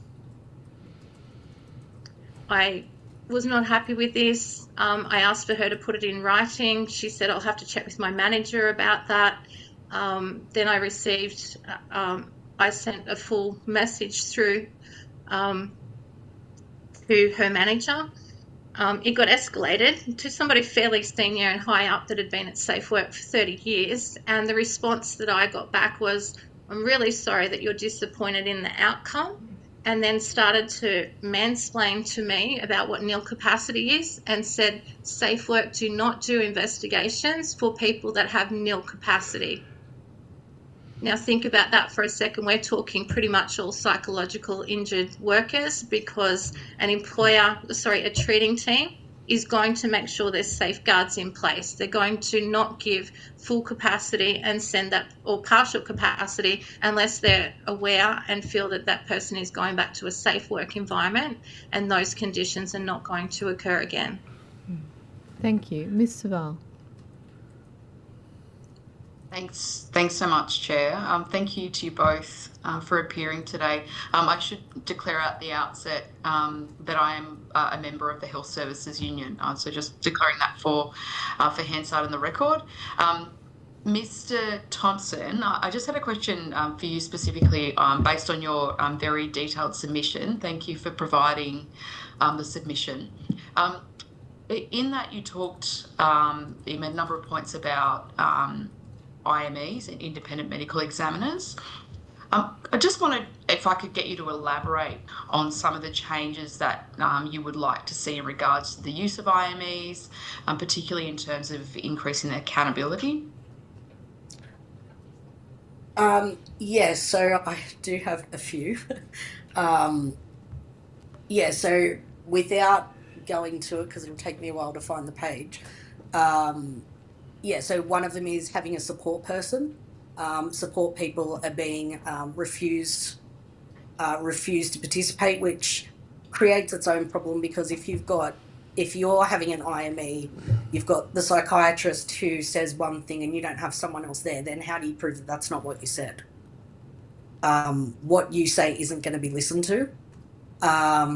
Another thing is there needs to be more transparency. I really think that before the IME finishes, they should be checking over the history, making sure that they've actually got your correct history down. Otherwise, anything that comes from that, it's coming from a flawed place to begin with.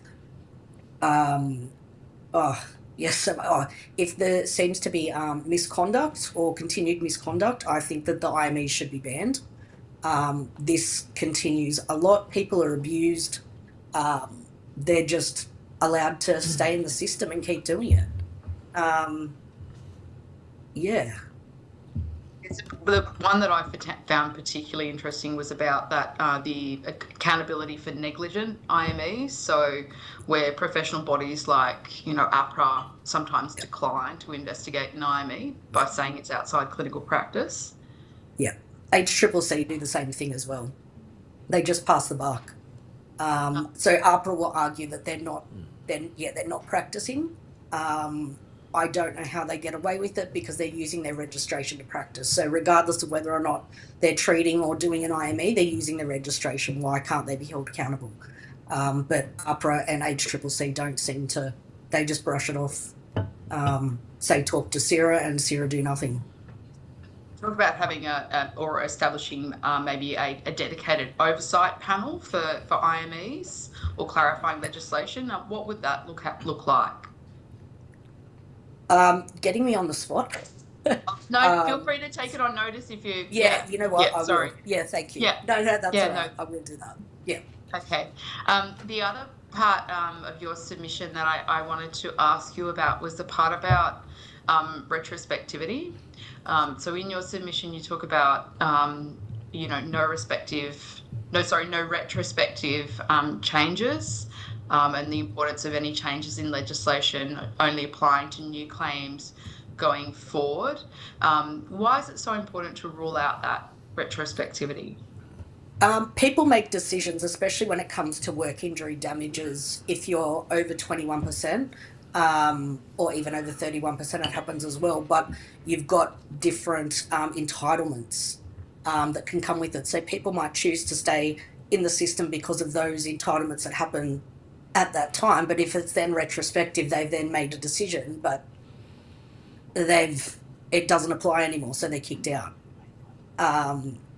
It's just about having transparency, doing the right thing, because people make decisions based on what information they've got at the time. So to be changing that after someone's made a decision isn't exactly fair. And you will be aware that there are, some proposed,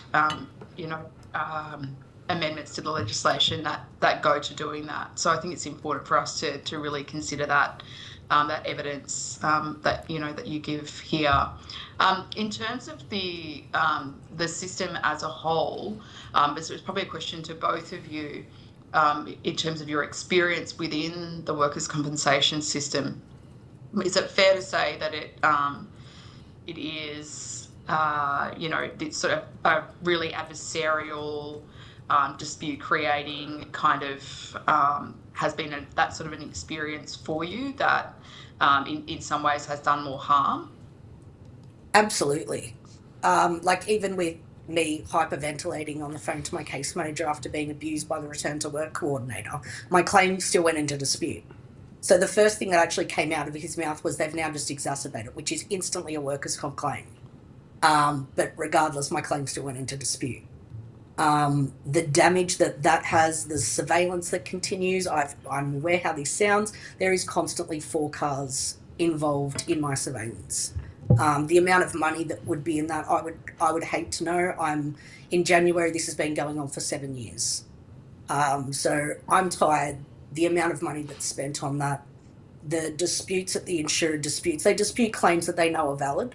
By the time you get to the commission, you're paying tens of thousands of dollars because both parties are legally represented. You've got the arbitrator or member, you've got the admin people. There's all this money that then gets wasted when the insurer knows there's been a valid claim from the beginning. It's just money that doesn't need to be spent, not to mention the time that it takes you to go through the commission, whether you settle at teleconference, arbitration or conciliation. There's all this money spent, not to mention that the injured workers are worse off. They've had no money, they've either had to pay for their medical expenses or they haven't been able to afford it. So already you've got this compounding problem that can you then get the worker back to where they were before? I'm going to say possibly not. So it breaks up families. The damage that it does is horrific. And they do it intentionally to put financial pressure on you, hoping that you either go, I can't do this and walk away, or you start working when potentially you shouldn't. Are you done, Emily? I've got a couple more, but I'm happy to, in the interest of time, I know we're probably getting close, so I'll throw to you. I'm only going to be short. Ms. Simpson, you made a reference in your submission in relation to a relationship between the McKell Institute and EML. Can you expand on that? So I was trying to understand. There's quite a few relationships that I've discovered as time's gone on and catching up with the former colleagues. So we have the fact that Daniel Walton and Jared Hayes were actually, can't think of the word, played a big part in getting Chris Minns into government and overthrowing Jodie McKay. So we've got that happening now. Then you've got Jared Hayes at the HSU. Then you've got Daniel Walton that left the ASU and is now a senior executive at EML Insurance and also heading up the McKell Institute, which is a bit of a think tank for the Labor Party, but also found out that there's another conflict of interest as well, which I've only just discovered. I was trying to work out why there's been so much retaliatory action. I actually got protected whistleblower status from a disclosure that I put in February. So I have formalised whistleblower protection that was taken as a result of my claim and the retaliation action. But we have the former HR manager who's been responsible for quite a number of the injuries at the Health Services Union that is now Chief of Staff under Sophie Kotsis. So when you say that the McKell Institute had a big influence on this legislation, are you suggesting that that was at the behest of EML? Look, to be honest, being psychologically injured, I had a whole heap of concerns come up, so I did run things through ChatGPT, and it did bring up some of the references. So my concern is that I've had so much retaliatory action from EML, and knowing the relationship with Jared Hayes, I put two and two together. The fact that they can ring up and get a banned case manager on my case that declined my claim the first time, without waiting for the IME, and the IME was the second time. And I'm also now, because of my whistleblower status, and I've provided the information through to the committee with the surveillance reports, they've been reported to the Security Licensing Enforcement Directorate. They are fraudulent, they are non-factual, they're not even under CIRA guidelines allowed to be undertaken. Just some background, I'm approaching the 130-week mark next month. Everything was going fine with my claim until my lawyer submitted his whole person impairment at 22%. All of a sudden, there's all this retaliatory action. There's surveillance reports with stuff in there that's not even true. It's about the content that I've raised about whistleblowing and about what's going on with the reforms. So my claim has been declined solely on me putting posts on LinkedIn for my safety and for my protection and seeking whistleblower protection. That's now why my claim has declined. That's the sole reason. I actually recorded my IME in March, and it is a total opposite of everything that's in the reports. There was desktop surveillance undertaken, commanded by Gare Legal, by the insurer's company. That surveillance company is being investigated. The person who authorised the report doesn't even, as far as I'm aware, hold a licence. That's being looked into. that was given to the first desktop review of the IME that I wasn't even aware that was happening. Then I had my IME in March, not for whole person impairment, but for, I don't even know what reason. My lawyer tried to push back on that, knowing that we were about to go into this whole person impairment.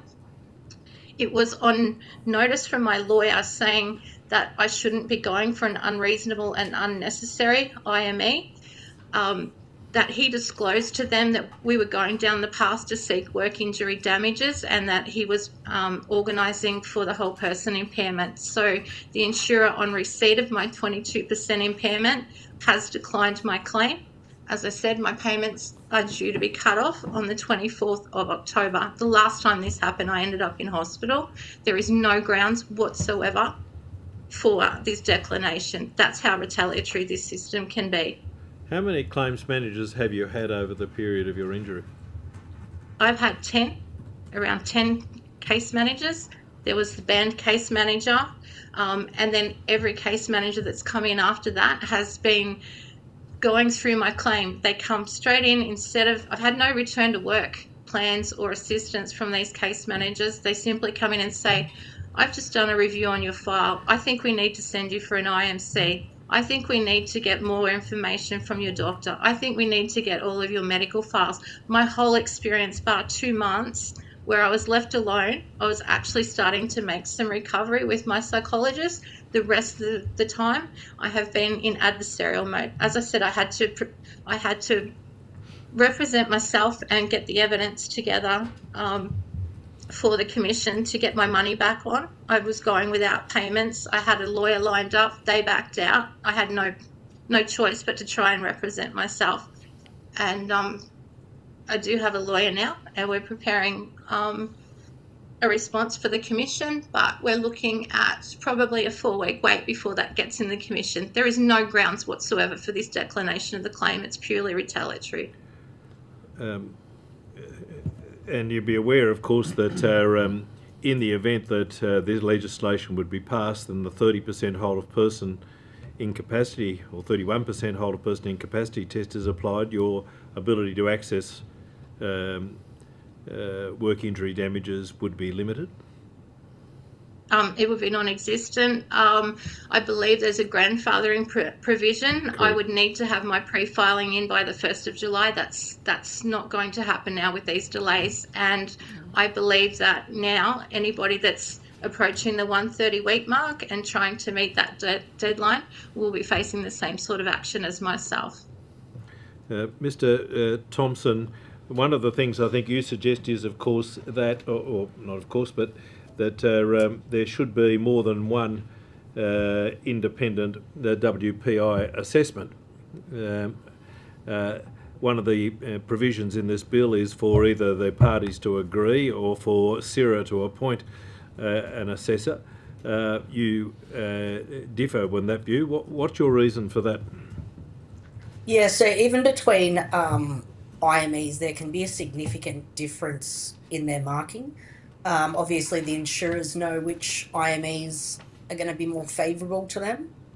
The injured worker, we've got no idea. We just become sitting ducks. You go into it thinking that the right thing's being done. I've had the investigation. I thought it was great. Thought they're finally going to know what happened. Something's going to come from it, and it just didn't happen. So given that there is the fluctuating nature of it, I think it's only right if both sides can get it, and then if there's issues, then go to the commission. There's just significant fluctuation between them. It's just to make it fair for all parties. Have you been approached at all about commuting your claim? I did when I went through the commission, when was it? Last month? August? Yep. 2 months ago. Yeah. I'm significantly injured. I would be shooting myself in the foot if I took it. Yep. Yeah. Well, I probably ought to give my colleague, she has one last question, I understand. Emily? Oh, look, my question was largely around the commutation, so I think you've probably just answered that, and whether or not that opportunity to earlier exit from the scheme would have been beneficial. But I think, Mr. Thompson, you mostly just answered that. Yeah. Okay, thank you. Well, that does bring us to time. Thank you very, very much for coming and sharing your experiences with us. It's incredibly useful for the committee's work, and we're really very grateful. To the extent that there are questions taken on notice or any supplementary questions, the committee secretariat will be in touch. But that does conclude our session with you. Thank you. Wonderful. Thanks Thank very you. much.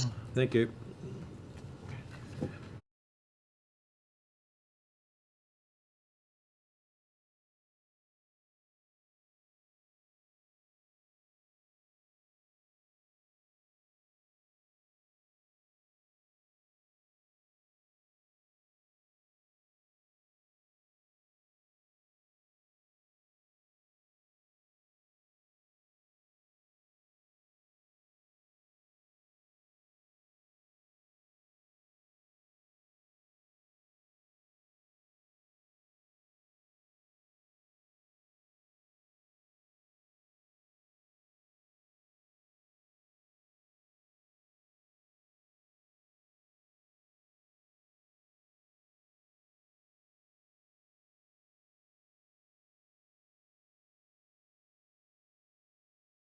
Down here anyway as well. Yeah.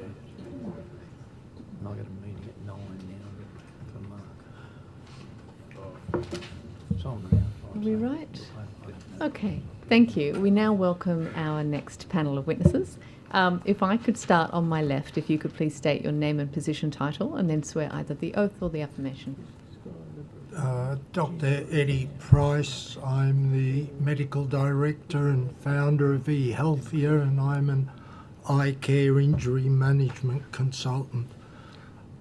I solemnly, sincerely and truly declare and affirm that the evidence now about to be given by me shall be the truth, the whole truth, and nothing but the truth. Thank you. My name's Dr. Arthur Chesterfield Evans. I solemnly, sincerely and truly declare and affirm that the evidence now about to be given by me shall be the truth, the whole truth, and nothing but the truth. Well, my occupation, I'm an ex-MLC, but I'm currently working in general practice. I've been there for 12 years, and my practice is principally in workers' comp and CTP, which is generally an unpopular area of medicine because of its adversarial nature. Thank you. I'll start with you, Mr. Price. Would you like to make a short opening statement? I would, thank you. Thank you for the honour to present to your committee. There are 6 separate points I'd like to present: reform and modernisation of workers' compensation that I believe are pertinent to this inquiry. 1. Plans were initially created when I was a work cover director. This subject matter is close to my heart. I was a director of New South Wales Work Cover Board 1995 to 2003. We presented to the board in 1997. We used an overhead projector. Here is one slide from that presentation. That is before PowerPoint. I was chair of the Prevention and deputy chair of the Rehabilitation Board Committee. 2. Prevention budget. This government is spending some $344 million on better prevention. I fear there will be minimal return on this investment.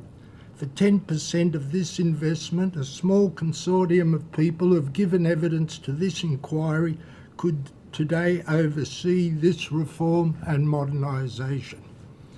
The reform I'm suggesting is a combination of what was previously called Clinimetrics, Feinstein 1982, now known as value-based healthcare, together with modern IT.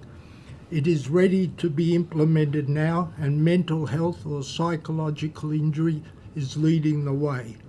3. Prevention. We have been working with a forward-thinking rehab provider, Activate, and have created a program of adding value-based health care to their pre-placement health assessments that have shown to highlight the presence or absence of resilience physically and mentally in new workers. There are papers, particularly from a Professor Judith Baumhauer of Rochester University, showing how this has been used to prevent back injuries and back injury claims in a very physical employment environment. 4. The National Clinical Framework for Providers. The National Clinical Framework for Providers in Personal Injury was endorsed by CIRA and iCare in 2012. It is based on value-based health care. This excellent document has been honoured more in its breach than in its observance. 5. CIRA's value-based healthcare implementation plan. CIRA has been implementing its own value-based healthcare plan, last updated on their website in February 25. It is only now that modern IT has made this readily implementable today. As mentioned by others presenting to this committee, training of the claims managers is needed. This is where this reform should start. 6. iCare injured workers' outcomes and budget. iCare spent $5 billion on claims in 23-24. I believe within 2 years we can improve injured worker outcomes and save 8% annually of this cost by implementing these reforms now and thereby adding real value to this inquiry's investigations. Thank you. Thank you. Mr. Chesterfield. I'll just make a couple of introductory remarks. I'll keep it brief if I can. Psychological cases are almost all genuine, in my opinion. This idea that there's fraud is a convenient nonsense. The PERS scheme, the Psychiatric Injury Rating Scale, is a practical and reliable guide to how much people are impaired by their psychiatric problems. This is being attacked by neuropsychological testing, which is a sort of modern iteration of lie detection, which assumes that these questions and so on will find liars, and they find, in my experience, people who are absolutely genuine. They will state unequivocally that they're not. The non-payment by insurers and the delays are very important from a prognostic point of view. Delay is bad in all medical treatment, but particularly in psychiatric cases, I would say. The non-payment by insurers, I believe, amounts to fraud at an industrial scale, although it seems unquantified because CIRA doesn't want to look at the number of cases or the percentage of cases where a treatment request has been declined, and I have asked them to do so and they have declined in writing. Insurers are never sanctioned for their treatment denials. The worst case scenario is that they have to pay later. So if they deny 10, only 3 are disputed, they get through 7 and they save the money. They would rather save the money than save the patient, is my experience.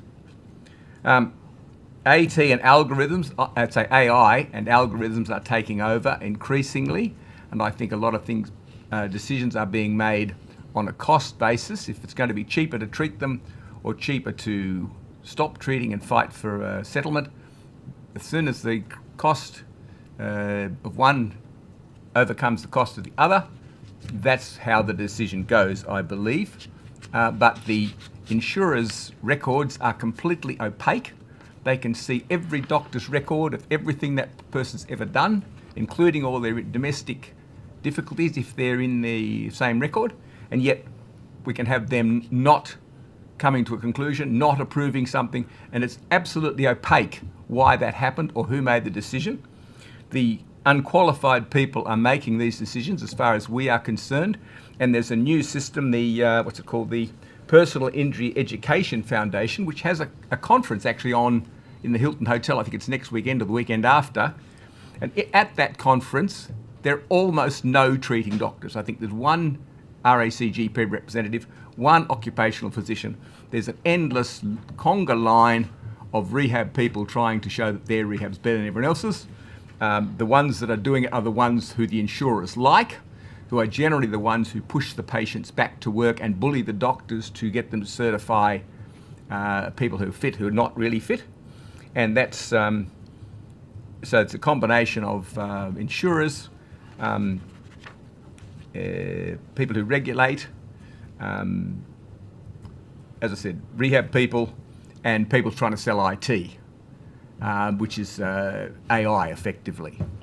So I'm very concerned that what education insurers are doing does not involve anything except their own power. The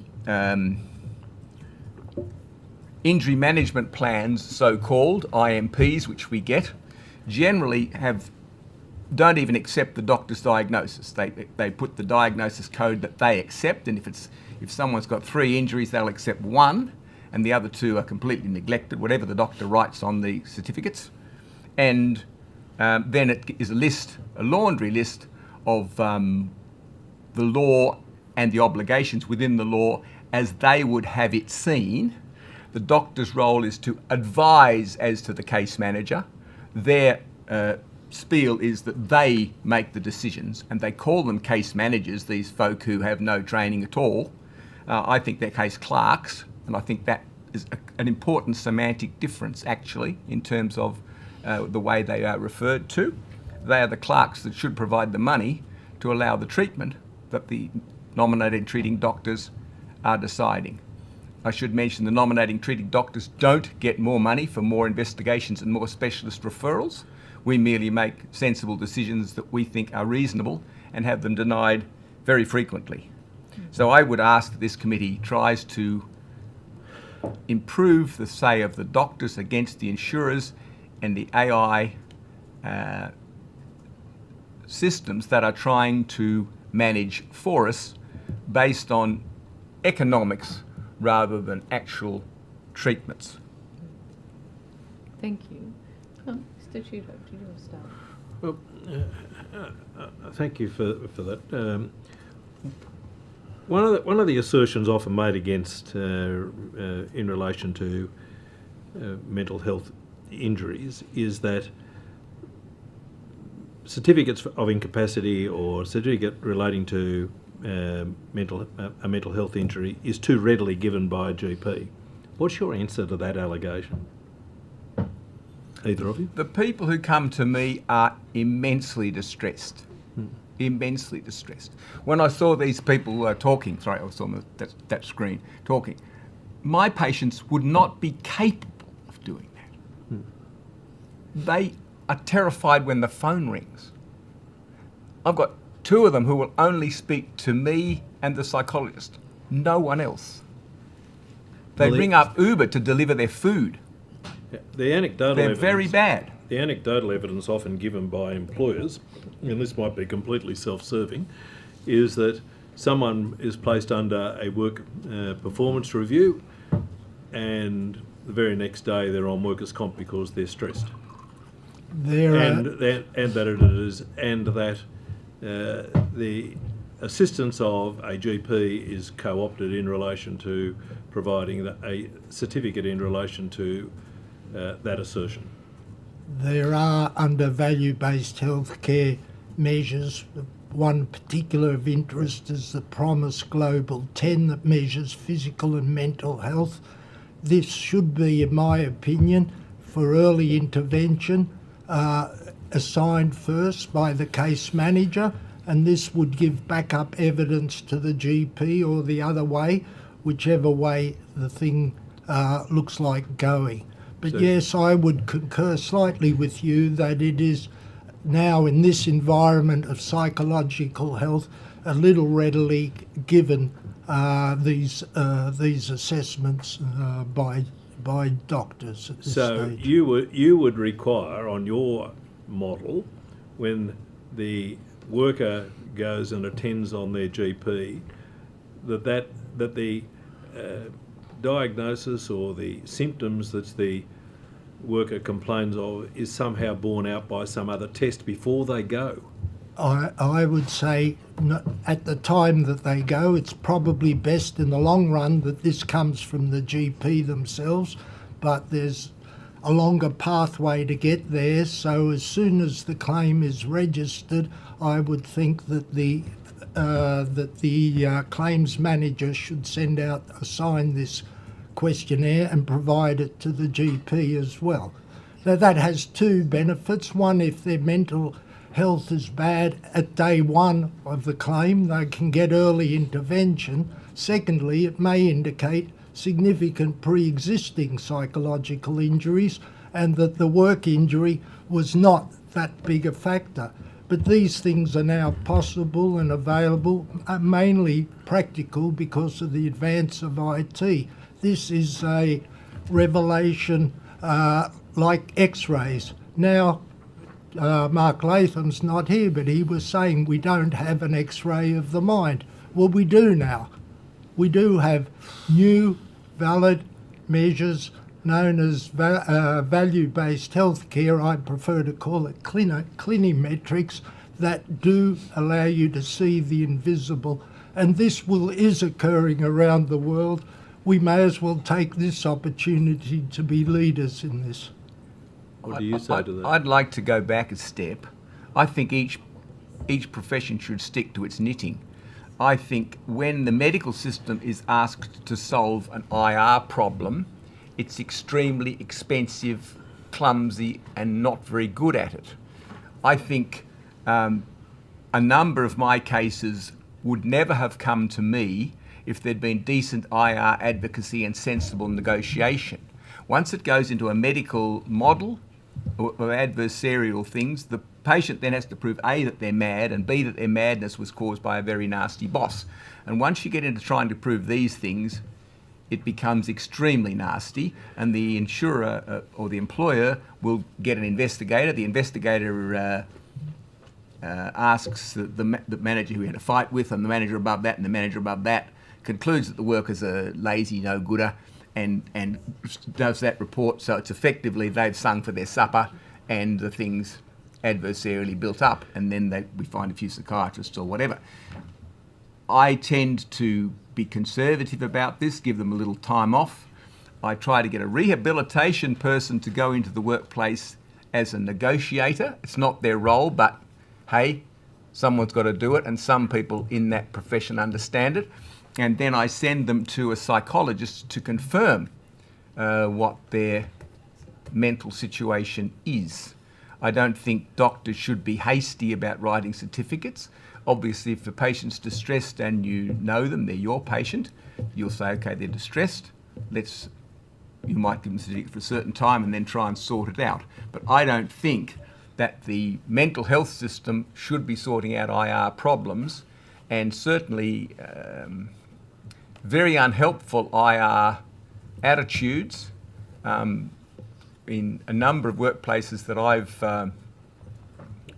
been involved with, or my patients have been involved with, have created immense stress. Now, I'm not saying that everybody who claims stress, it's all the boss's fault. That would be a ridiculous proposition. Obviously, there's two sides to every perspective. I don't think doctors should be trigger happy with their certificates, but obviously our first duty is to our patients. So, from your perspective, though, when you issue a certificate, can I just ask, how many certificates have you actually refused to give?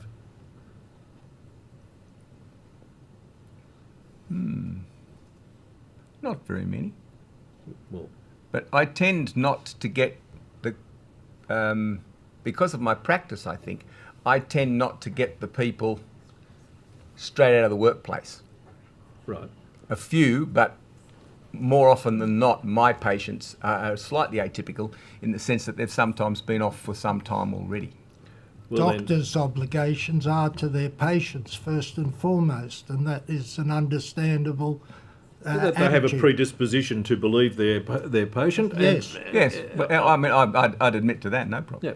Yeah. And on that basis, because if your predisposition is to believe your patient, you tend not to say, no, mate, there's nothing wrong with you, go back to work. You know, I mean, you could say that. It's not good for the practice, I might say. But yes, I mean, well, I think people occasionally come with bodgy things. Mark Latham was saying it's, there's not too many psychologists who've said, no, go away, I don't want this work, even though their books are pretty full. So, yeah, there's an obligation from treating people to their patients. is it your view, though, that then, in one sense, the doctor comes along and potentially gives a certificate and the employer says, that's a load of BS. And that automatically, at that very start point, creates this adversarial position because the doctor is handing out a certificate in circumstances where it's in complete opposition to what the employer has observed over a period of time and potentially knows to be the facts and circumstances relating to the potential employer's claim. Well, I would say that the doctor had inherited an adversarial situation. He or she didn't create it, right? The bloke says, this guy's an idiot. The guy says, I can't work with my boss. And the doctor's asked to help his patient, which he does. He didn't create that adversarial situation. And certainly my view is it's a hell of a lot better to sort it out at an IR level than to sort it out with medical certificates. I spent many years at Sydney Water, and if somebody had a problem, the union was up there banging on the desk supporting them, and if they did that, there was some sort of equality in the negotiation system. In the system with gig workers and labour hire companies, and the gap between rich and poor within the hierarchy is getting huge, there's no equality, and so people tend to put up with things until they crack, and then they come to us, sometimes in quite an advanced state. Yep. A very high manager came to me once and said, like, I can't stand the strain, I'm under stress of bullying, I'm under stress, what'll I do? And I said, well, if your subordinate had this problem, what would you do? Oh, I'd do this and this, and I'd rearrange the work. I said, well, you can do it for your subordinate, why can't you do it for you? And he said, oh, yeah, I suppose I can. And off he went, never came back. So, I mean, you can sort things out in the workplace if there's a will, and I think perhaps this committee should consider some sort of intervention advocacy for workers who haven't got a union, so that someone can say, well, look, I'm in trouble, can I negotiate with my boss? Why these people get so stressed is because they feel totally isolated, and if they then go home and sit watching TV for a long time because the insurer won't pay them, they're unfixable. They become unfixable from a medical and psychological point of view. Whereas if someone went in and said, this is right, this is wrong, and they had someone to negotiate. Now, if they said, look, my conclusion is, mate, your boss is a bastard, go and find a job somewhere else, they'd say, well, at least I'm vindicated as an individual. I may be disadvantaged job-wise, but I've kept my integrity and I've kept my self-respect, and I will go and find another job. So it is a question, I think, the IR system could fix a lot of these problems if it were set up better. And it ends up, the medical profession is dealing with issues that it really shouldn't be dealing with, if you see what I'm saying. The assigning of a questionnaire, a PROM, which is value-based healthcare, such as I mentioned, the Promise Global 10 earlier in the piece, will help in all of this uncertainty. When I was on Work Cover Board, in order to get rid of the adversity thing, we introduced what's called injury management consultation, where the person who is sent to is not an IME, it's a person who picks up the phone, speaks to the doctor, speaks to the physio, much to my chagrin now, because every time I look for a doctor or a physio, they're not available. I spend many hours following them up, and I have to eat my own doings. However, there is a solution. It's value-based healthcare. I don't like the term. I prefer the term clinimetrics because I'm a clinician first and foremost. And first and foremost, as a clinician, the patient comes first. Final question. In your experience, how many workers have you seen or had cause to be assessed, not necessarily by you, but potentially by treating psychologists or psychiatrists, where you are their primary health provider, who have a whole of person impairment of 31%? I'm not a primary provider. I work in occupational health and medico-legal, but the PERS is, in my opinion, a very bad measure. The AMA 6 has come out, which is came out in December December 2007, now 18 years ago. It has 3 questionnaires. I don't think any of them are really good because they're done mainly by clinicians, but it's certainly a step up. And now AMA 6, I think, have recently changed that slightly. We ran away from AMA 6, but in the states where the law was use the latest model, the latest AMA guidelines, they've seen a reduction of about 3 or 4% on their payouts for permanent impairment through the AMA 6. I was corrected earlier when I referred to AMA 6 and that the scale is now referred to as GPEC. GPEC is a South Australian one. The AMA 6 has got 3 things, including the PERS, but it's got a GAF and another BFAC scale, and that takes the average of the 3 scales. It's not perfect, and I think it's recently been modified by AMA 6, but it's a step in the right direction. But PERS started in motor accident injury. That's where it started. And in New South Wales, the 2 are combined. And in motor accident injury, you can imagine if the person next to you is dead or bleeding, you're like a primary responder.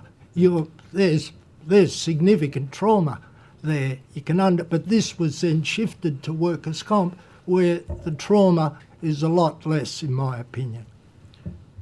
I must admit I'm much more in favour of PERS, and I'm not good at quantifying all these things. I have not got an expertise in that. I would have a few patients over 30, I think, but a lot between 20 and 30. That would be my feeling. And the ones between 20 and 30, what capacity do they have for work?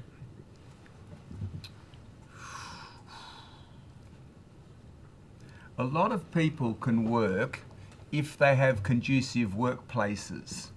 I've had people who had worked for 15 years in the education department, were sent to another school where they lasted 3 years and were off 5 years with stress, went back to another school and worked another decade, and were sent to another school and lasted 3 months and were off a decade and then retired, right? So effectively, they can work in an environment where the people are decent to them, and where they find it a very adversarial boss, they can't.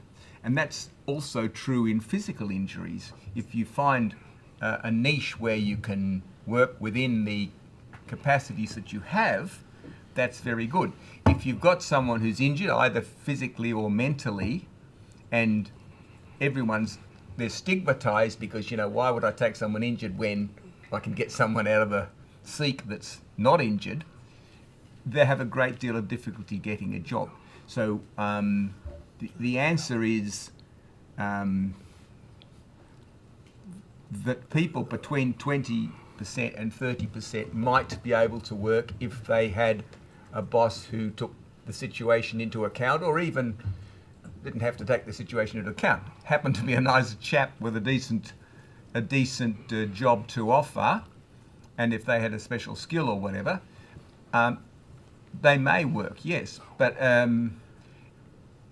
people who are scared to go out of the house, whose social interactions are very limited, obviously they're not going to get that job, and they're not going to get out of the house, and they are very impaired. Now, they might be between 20 and 30, and so doctors are then under a lot of pressure to say, well, if they had a really good job, they could do it, couldn't they? And as soon as you say yes, the insurer says, see, they've got to get that job, and if they don't get it, we'll cut their benefits immediately. And then, if you then make them unfit, we'll attack you, doctor, for saying, well, you said they were fit before. Have they got worse? No, they haven't, so you shouldn't do that, right? So it becomes all about money and a very nasty game.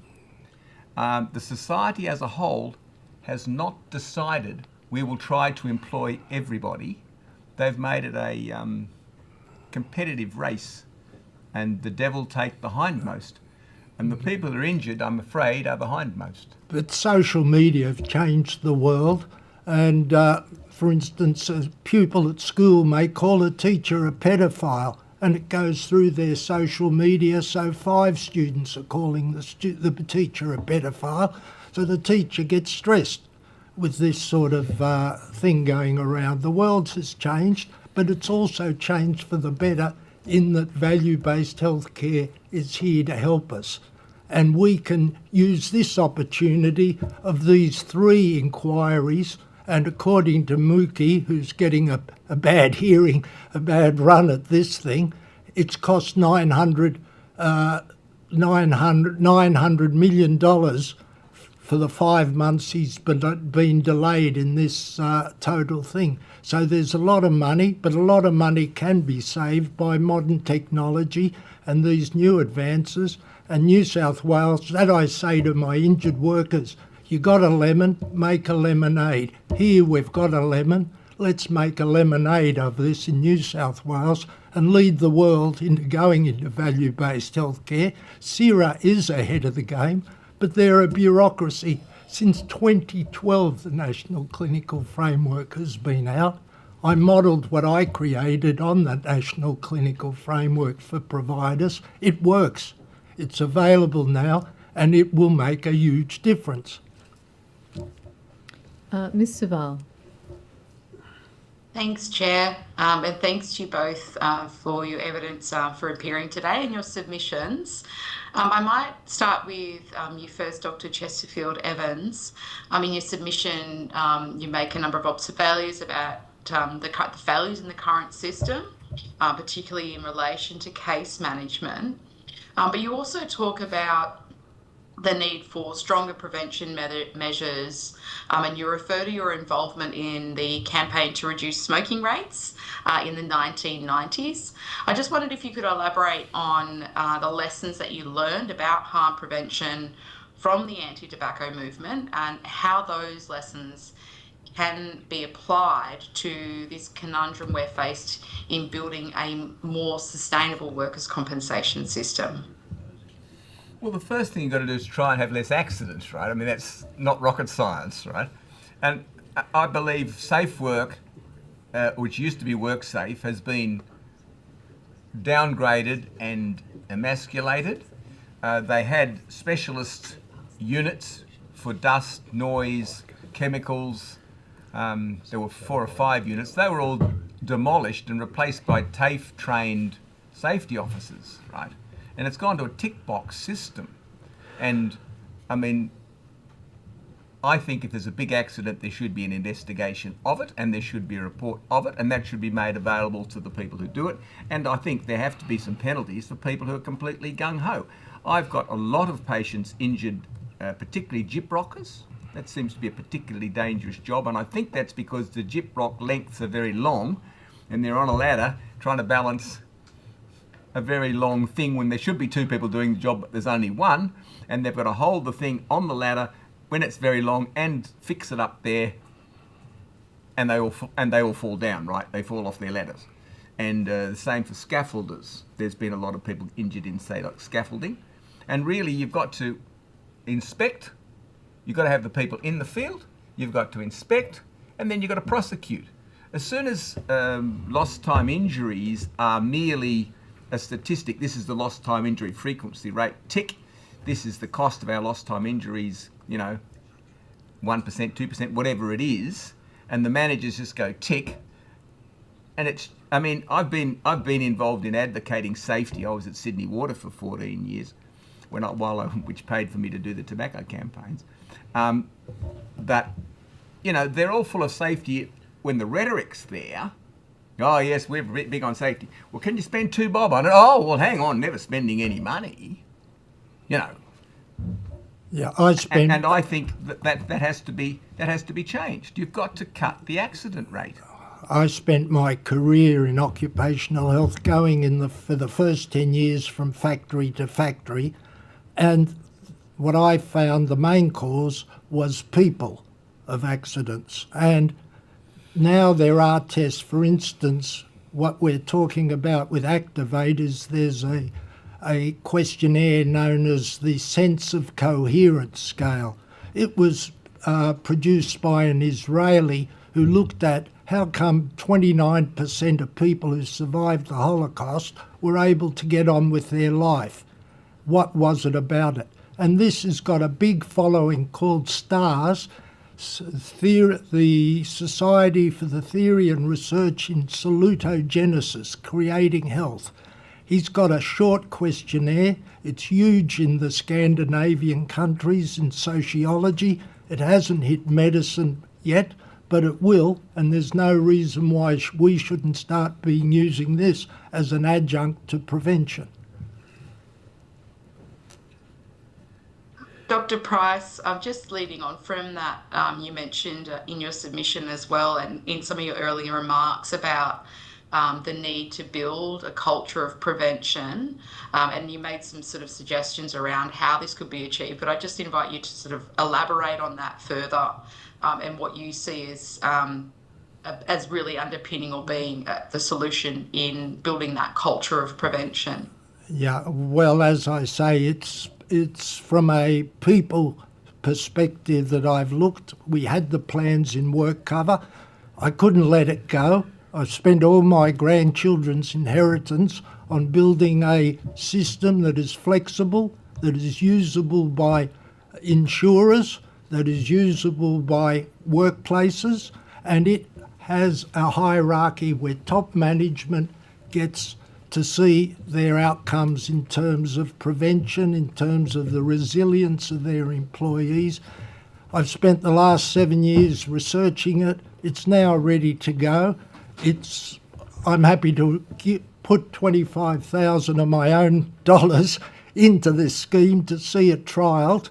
But yeah, it's of the interest of injured workers and employers. Strangely enough, both you can reduce costs and improve workers' health both at the same time with this system. I'm happy to give you more details or send you emails or whatever you prefer about it.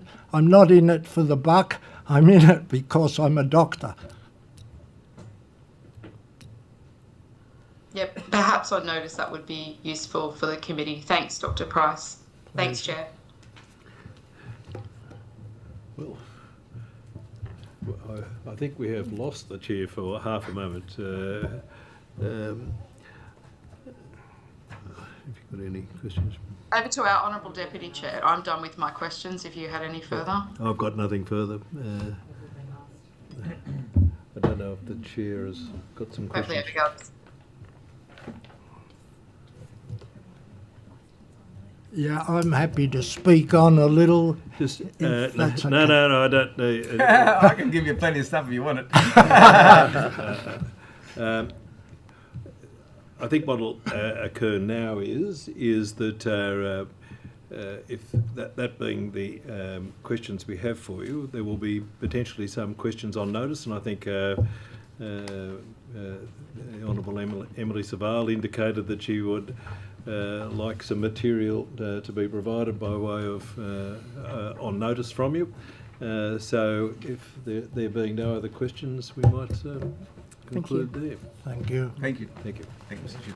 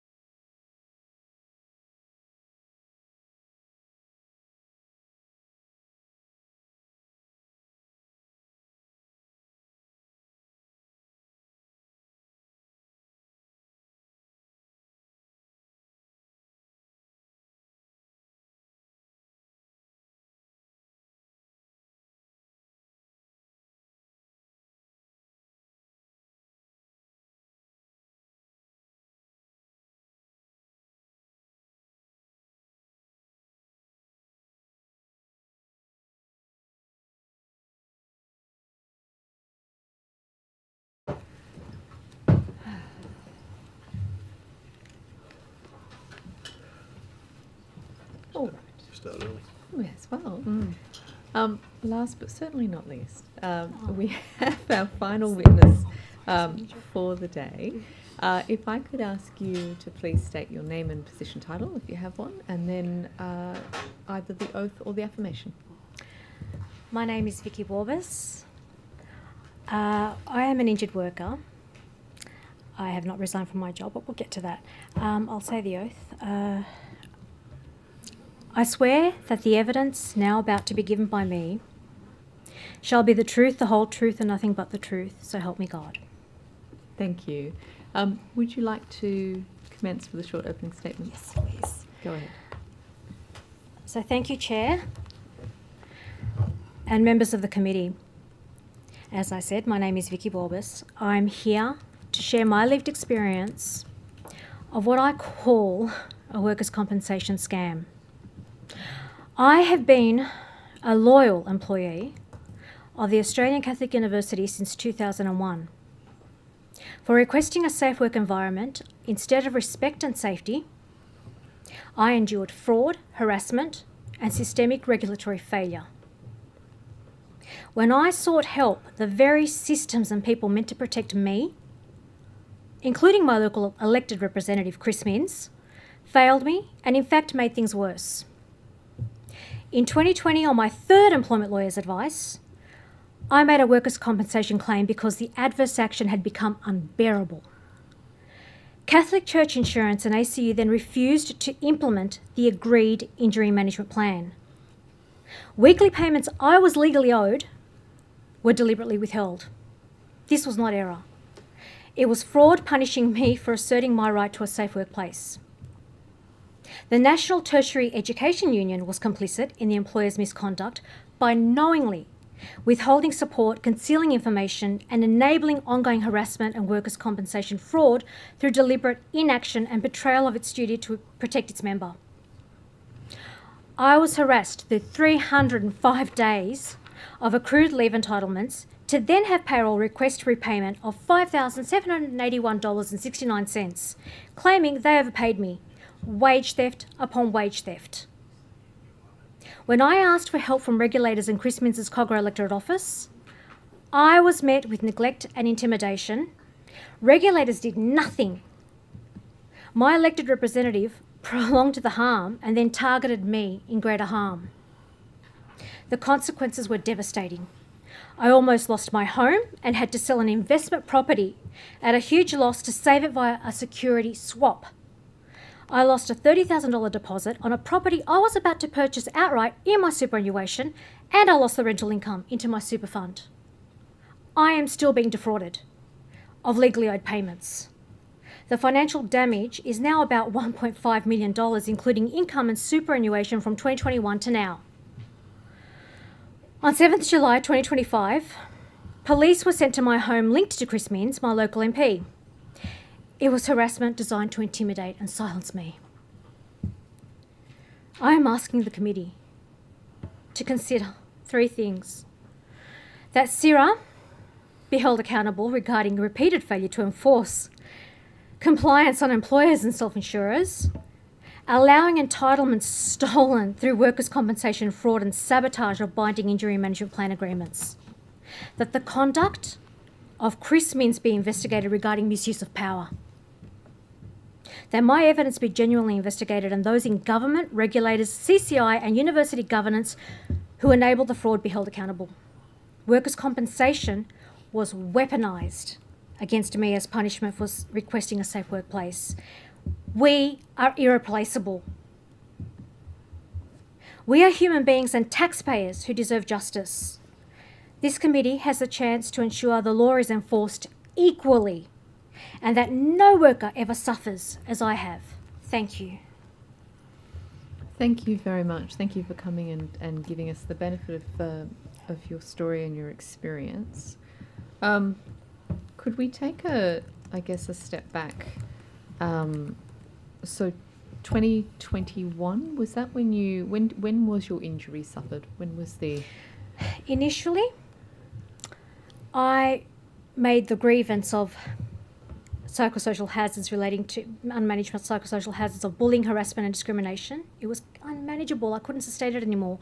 On the 2nd of July 2019, because I couldn't resolve it with my manager, I went to the one up, as I was told, which is the Associate Director of my local directorate, as you do.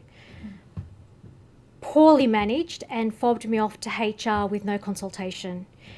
I was scared. Now, I don't know if anybody's been following the Senate inquiry into university governance. suggest, if you haven't, to have a look at that, because it's systemic across the sector, and we know we're seeing it now, and the recommendations are brilliant. So I was scared. I knew the toxic culture. It was never like that. I've been there since 2001. It was a brilliant place to work. The culture had become toxic, and as they said in the Senate, well, they call it rotten. I was scared. I thought, what am I in for now? What am I in for now? I was fobbed off to HR. What is going to happen to me? And a lot happened, but I never expected this level of offences to occur, that I had to fight back to save my life and everything I worked for in this way, and prove my resilience like this, and it's not right. Not right. Have you been assessed with a whole person impairment level at all? Apparently, I think I have, and of course it's like a sprain, a foot sprain. But for me, what was missing in this equation was my human right to a voice in my own recovery, and I know who I am and I know myself. I have been fighting to have an injury management plan implemented. I have been fighting for my weekly payments I never received. There was never a reasonable excuse for what has happened. There was no excuse. Everything's been documented. The cause of my claim, the very person who caused the claim, continued to harass me under workers' comp regulations. People omitted to tell me what my entitlements were. I knew that how it worked was, I was going to recover in my job. That's what I'm trying to do. That's what I wanted to do.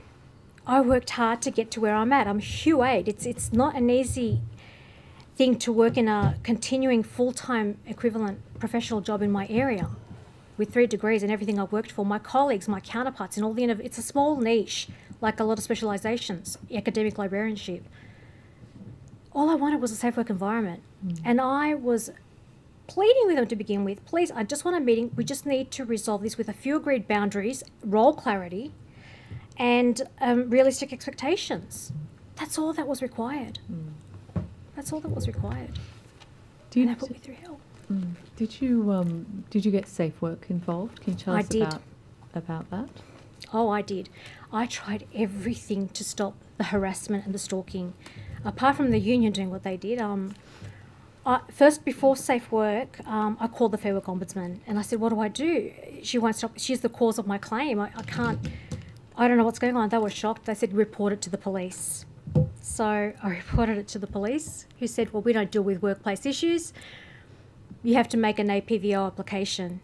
So I think a family member called Law Access to get advice as to how to do that. They were shocked. I wish others were shocked for what was happening. So they told me how to do that, what I needed to do to apply. I've got it all in my records. I sent my application to the local court. The registrar writes back and says, sounds like an issue with a work colleague. There are other avenues for dealing with this, and if you can't resolve it with other avenues, go to the Fair Work Ombudsman. I was going around like this. I was so scared. And so then I tried Safe Work, and I really trusted that a regulator that talks about bullying and has a mentally healthy workplace strategy as it did at the time was going to do its job to keep me safe and use its powers to stop the very cause of my claim, who was harassing me, because the cause of my claim was the National Manager of Employment Relations and Safety. Who were they going to believe if the Safe Work inspector said, I'm not here to play he said, she said? But they did, because of her job title. They actually caused more trauma. I tried to save myself from what they were trying to achieve. And it's too humiliating to say, because it's caused unimaginable shame to me and my family. It's a matter of dignity and respect, and what has happened here is against the mission of this very university. And I stand by the mission of a commitment to the dignity of the human person. So Safe Work, sorry, Abigail, it's been really traumatic. You're fine. So Safe Work, I tried to give them evidence. I tried to tell them what happened. They referred me to the Information Privacy Commissioner, Anti-Discrimination. I'm thinking, I just want this person to stop harassing me And I want to be able to get back to my job. I want to be able to go to, you know. It was intentional infliction of emotional distress by the very duty officer that had a legal obligation to do the right thing. It's a violation of the Work Health Safety Act at its, you know, at its worst, really.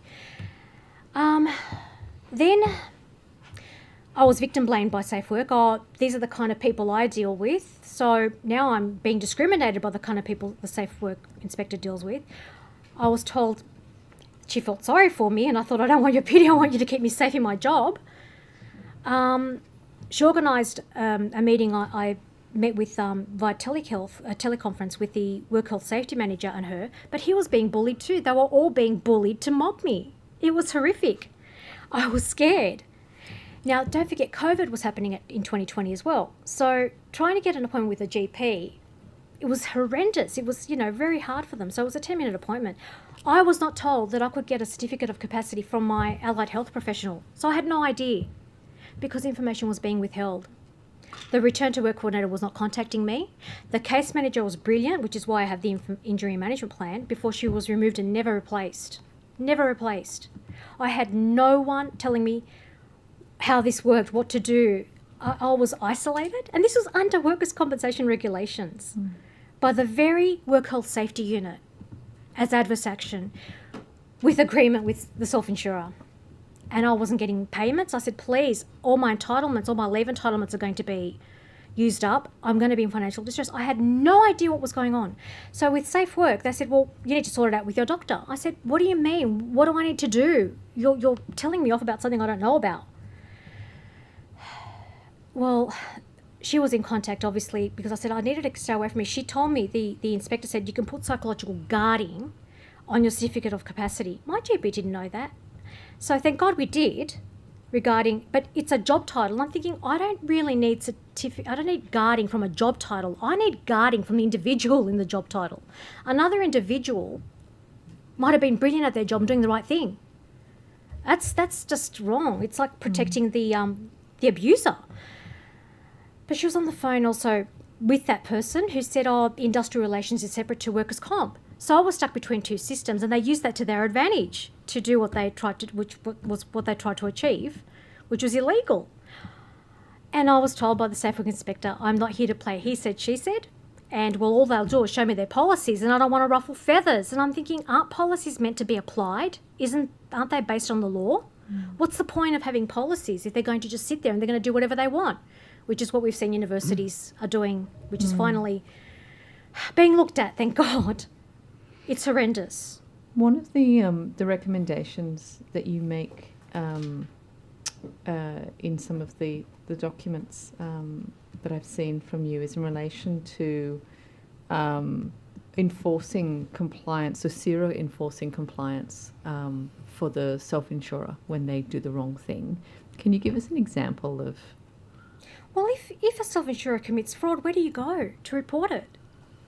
Is that not CIRA? Nobody's telling me where to go to report this crime. They have not paid me at all. The fraud is horrendous. They were meant to pay me my weekly payments while I was recovering in my job. They withheld the payments. The injury management plan says that if the worker refuses to cooperate to implement the plan, that they have a right to suspend payments. Well, they are the ones that did not cooperate to implement the plan. I made above reasonable efforts. I've been going everywhere begging people, I just want this implemented. So not only didn't they cooperate to implement the plan, they didn't pay me. So what is that?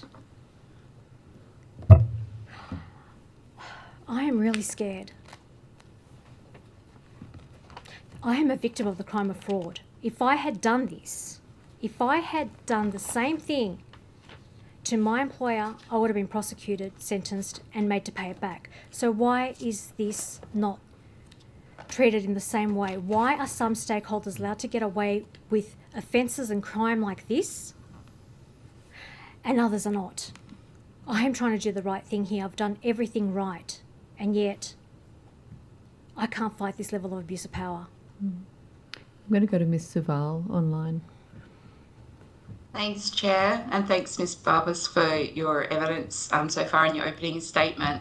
I just wanted to ask you a question quickly on your position or your support of an expedited psychological injury claim processing scheme and what that would look like. That would look like implementing the injury management plan and paying me my weekly payments and doing the right thing as per process, whatever that is, which I would like somebody to tell me. I want to recover in my job, as I have been trying to do, that I've been in since 2001. You don't earn 3 degrees with a distinction average, build client relationships with deans and heads of school, your colleagues, everybody that's benefited. I was not someone that people didn't know. And then suddenly I disappear off the face of the earth, and my colleagues are being threatened into silence and fear to not contact me. What kind of support network? How can you justify a university committed to the dignity of the human person and common good, community engagement, Catholic social justice principles with what they're doing, in collusion with the self-insurer, Catholic Church Insurance, which is where my claim comes under. Yeah. So sorry to interrupt No, you. go on. Just on that note of the sort of the current system and the way it involves your employer, the insurers, and do you think the way that things are set up at the moment, it almost perversely incentivizes like a claim remaining in the system and bouncing around in this sort of adversarial environment? It must. But how is that a human? That's a breach of a fundamental human right. It's like I've become a number, and I never wanted to be a number. They started doing the right thing, CCI, until I released the employment lawyer. I didn't think I needed to pay money to an employment lawyer because I was part of the union. My emails were intercepted to my union rep by this very person who was harassing me. This has been worse trauma than my father's suicide, and I have lost a family member like that. I have not seen my family for over a year because I'm trying to protect them while I'm fighting this, but I can't fight anymore. I'm frozen in fear. I have had so much abuse, like a gang. It's like an equivalent to domestic violence. The abuse has been horrendous, and all I asked for, were some agreed boundaries for a safe workplace, a legal obligation and duty of care. That's all it was. I made every effort to avoid a claim. I did not want to do this. I had the third employment lawyer, quite a prestigious law firm, say, make a claim, it's not worth your health. But my goodness, I was damned if I do, damned if I don't. I did not have any legal redress no matter what I did. And all I wanted, and it was non-negotiable, was to recover in my job. My life's purpose, my work, my contribution to society and to my university community.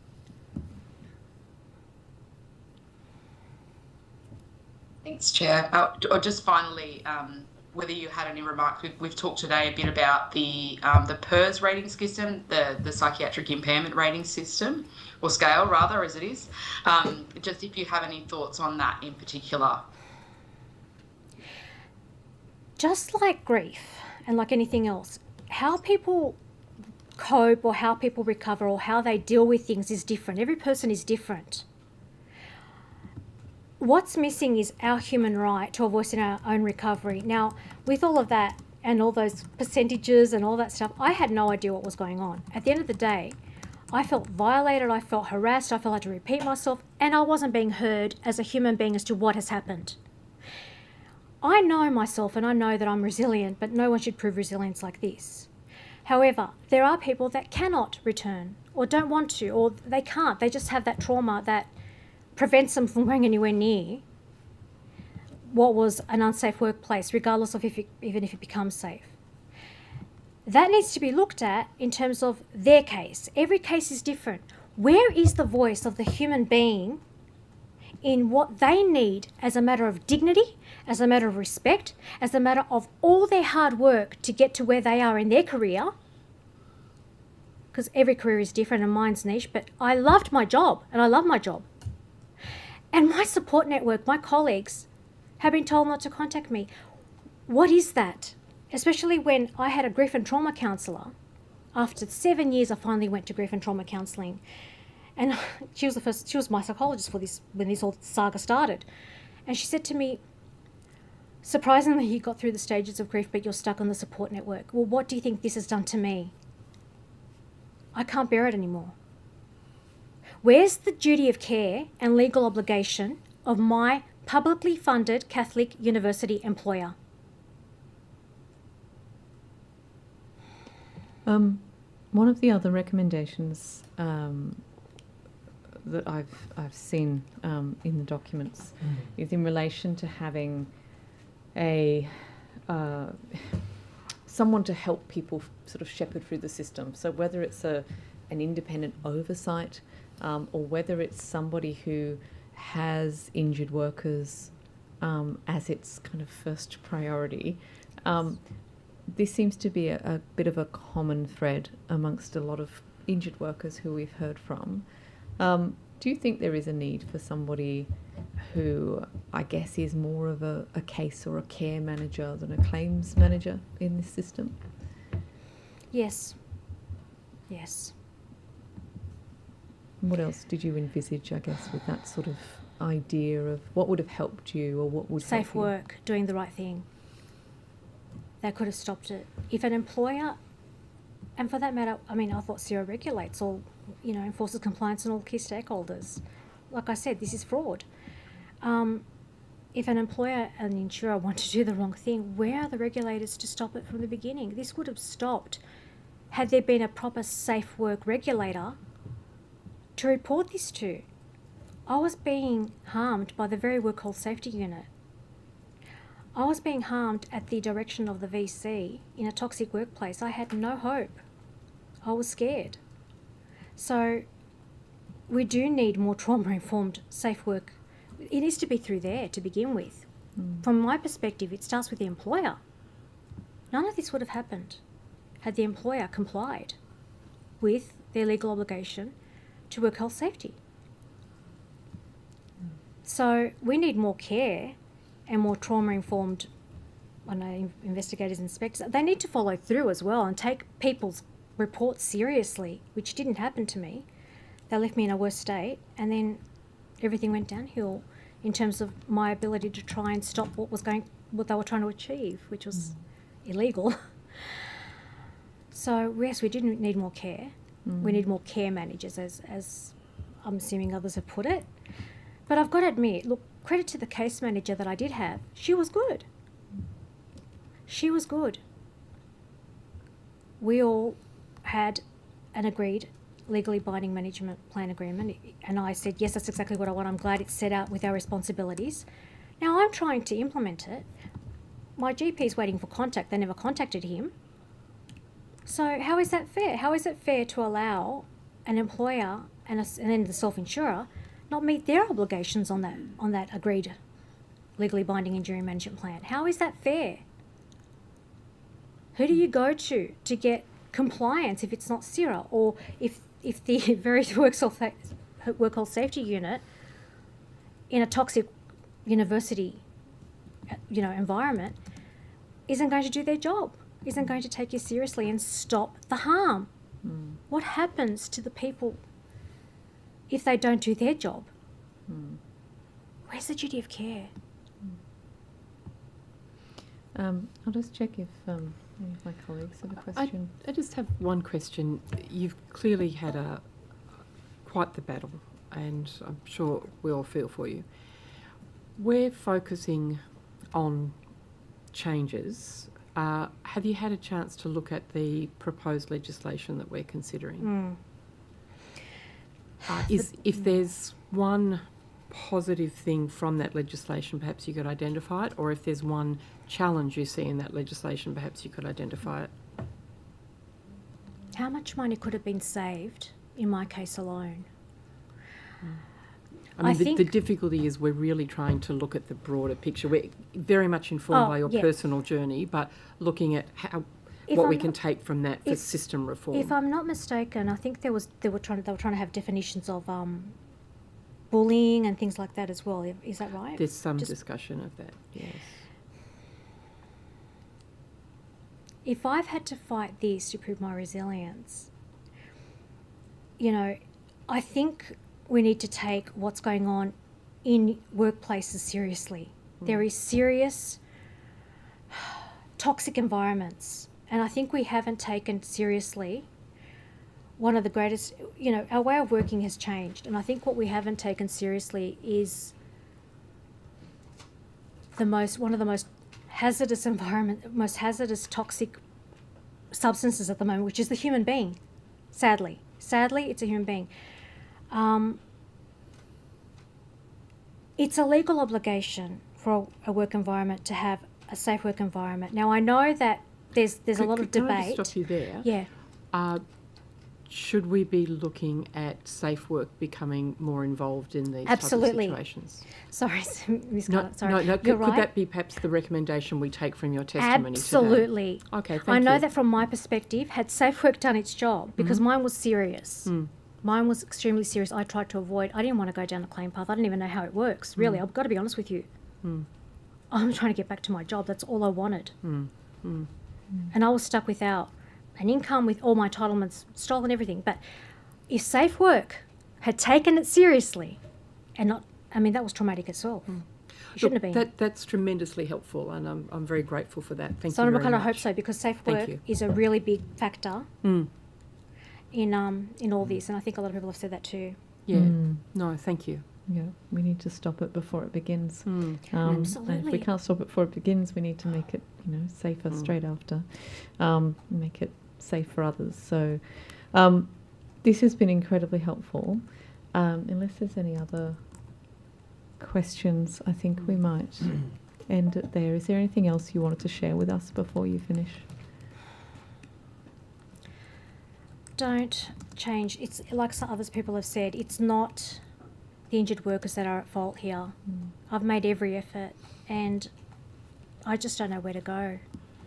So don't change. It's the system and the way it's set up, and the fact that injured workers did not have a voice from the start. I think we, like I said, if we nipped it in the bud, especially with psychological injuries, we've heard Kylie, we've heard Tyler, if we nipped it in the bud at the beginning, those claims would never have resulted in what's happened. And mine, I tried to avoid it at all costs. So I think we need to start with safe workplaces. I really do. Absolutely. Thank you so much. Thank you for coming today and for your courage and tenacity, and for giving us the benefit of your insight into the system. To the extent there were questions taken on notice, I don't think there were, but if there's any supplementary questions, the Committee Secretariat will be in touch with you. But that concludes our session with you today.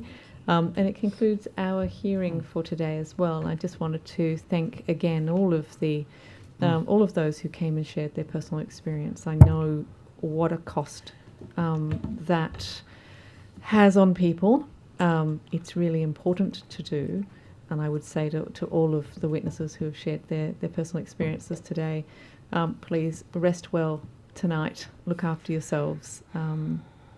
It's incredibly powerful stuff.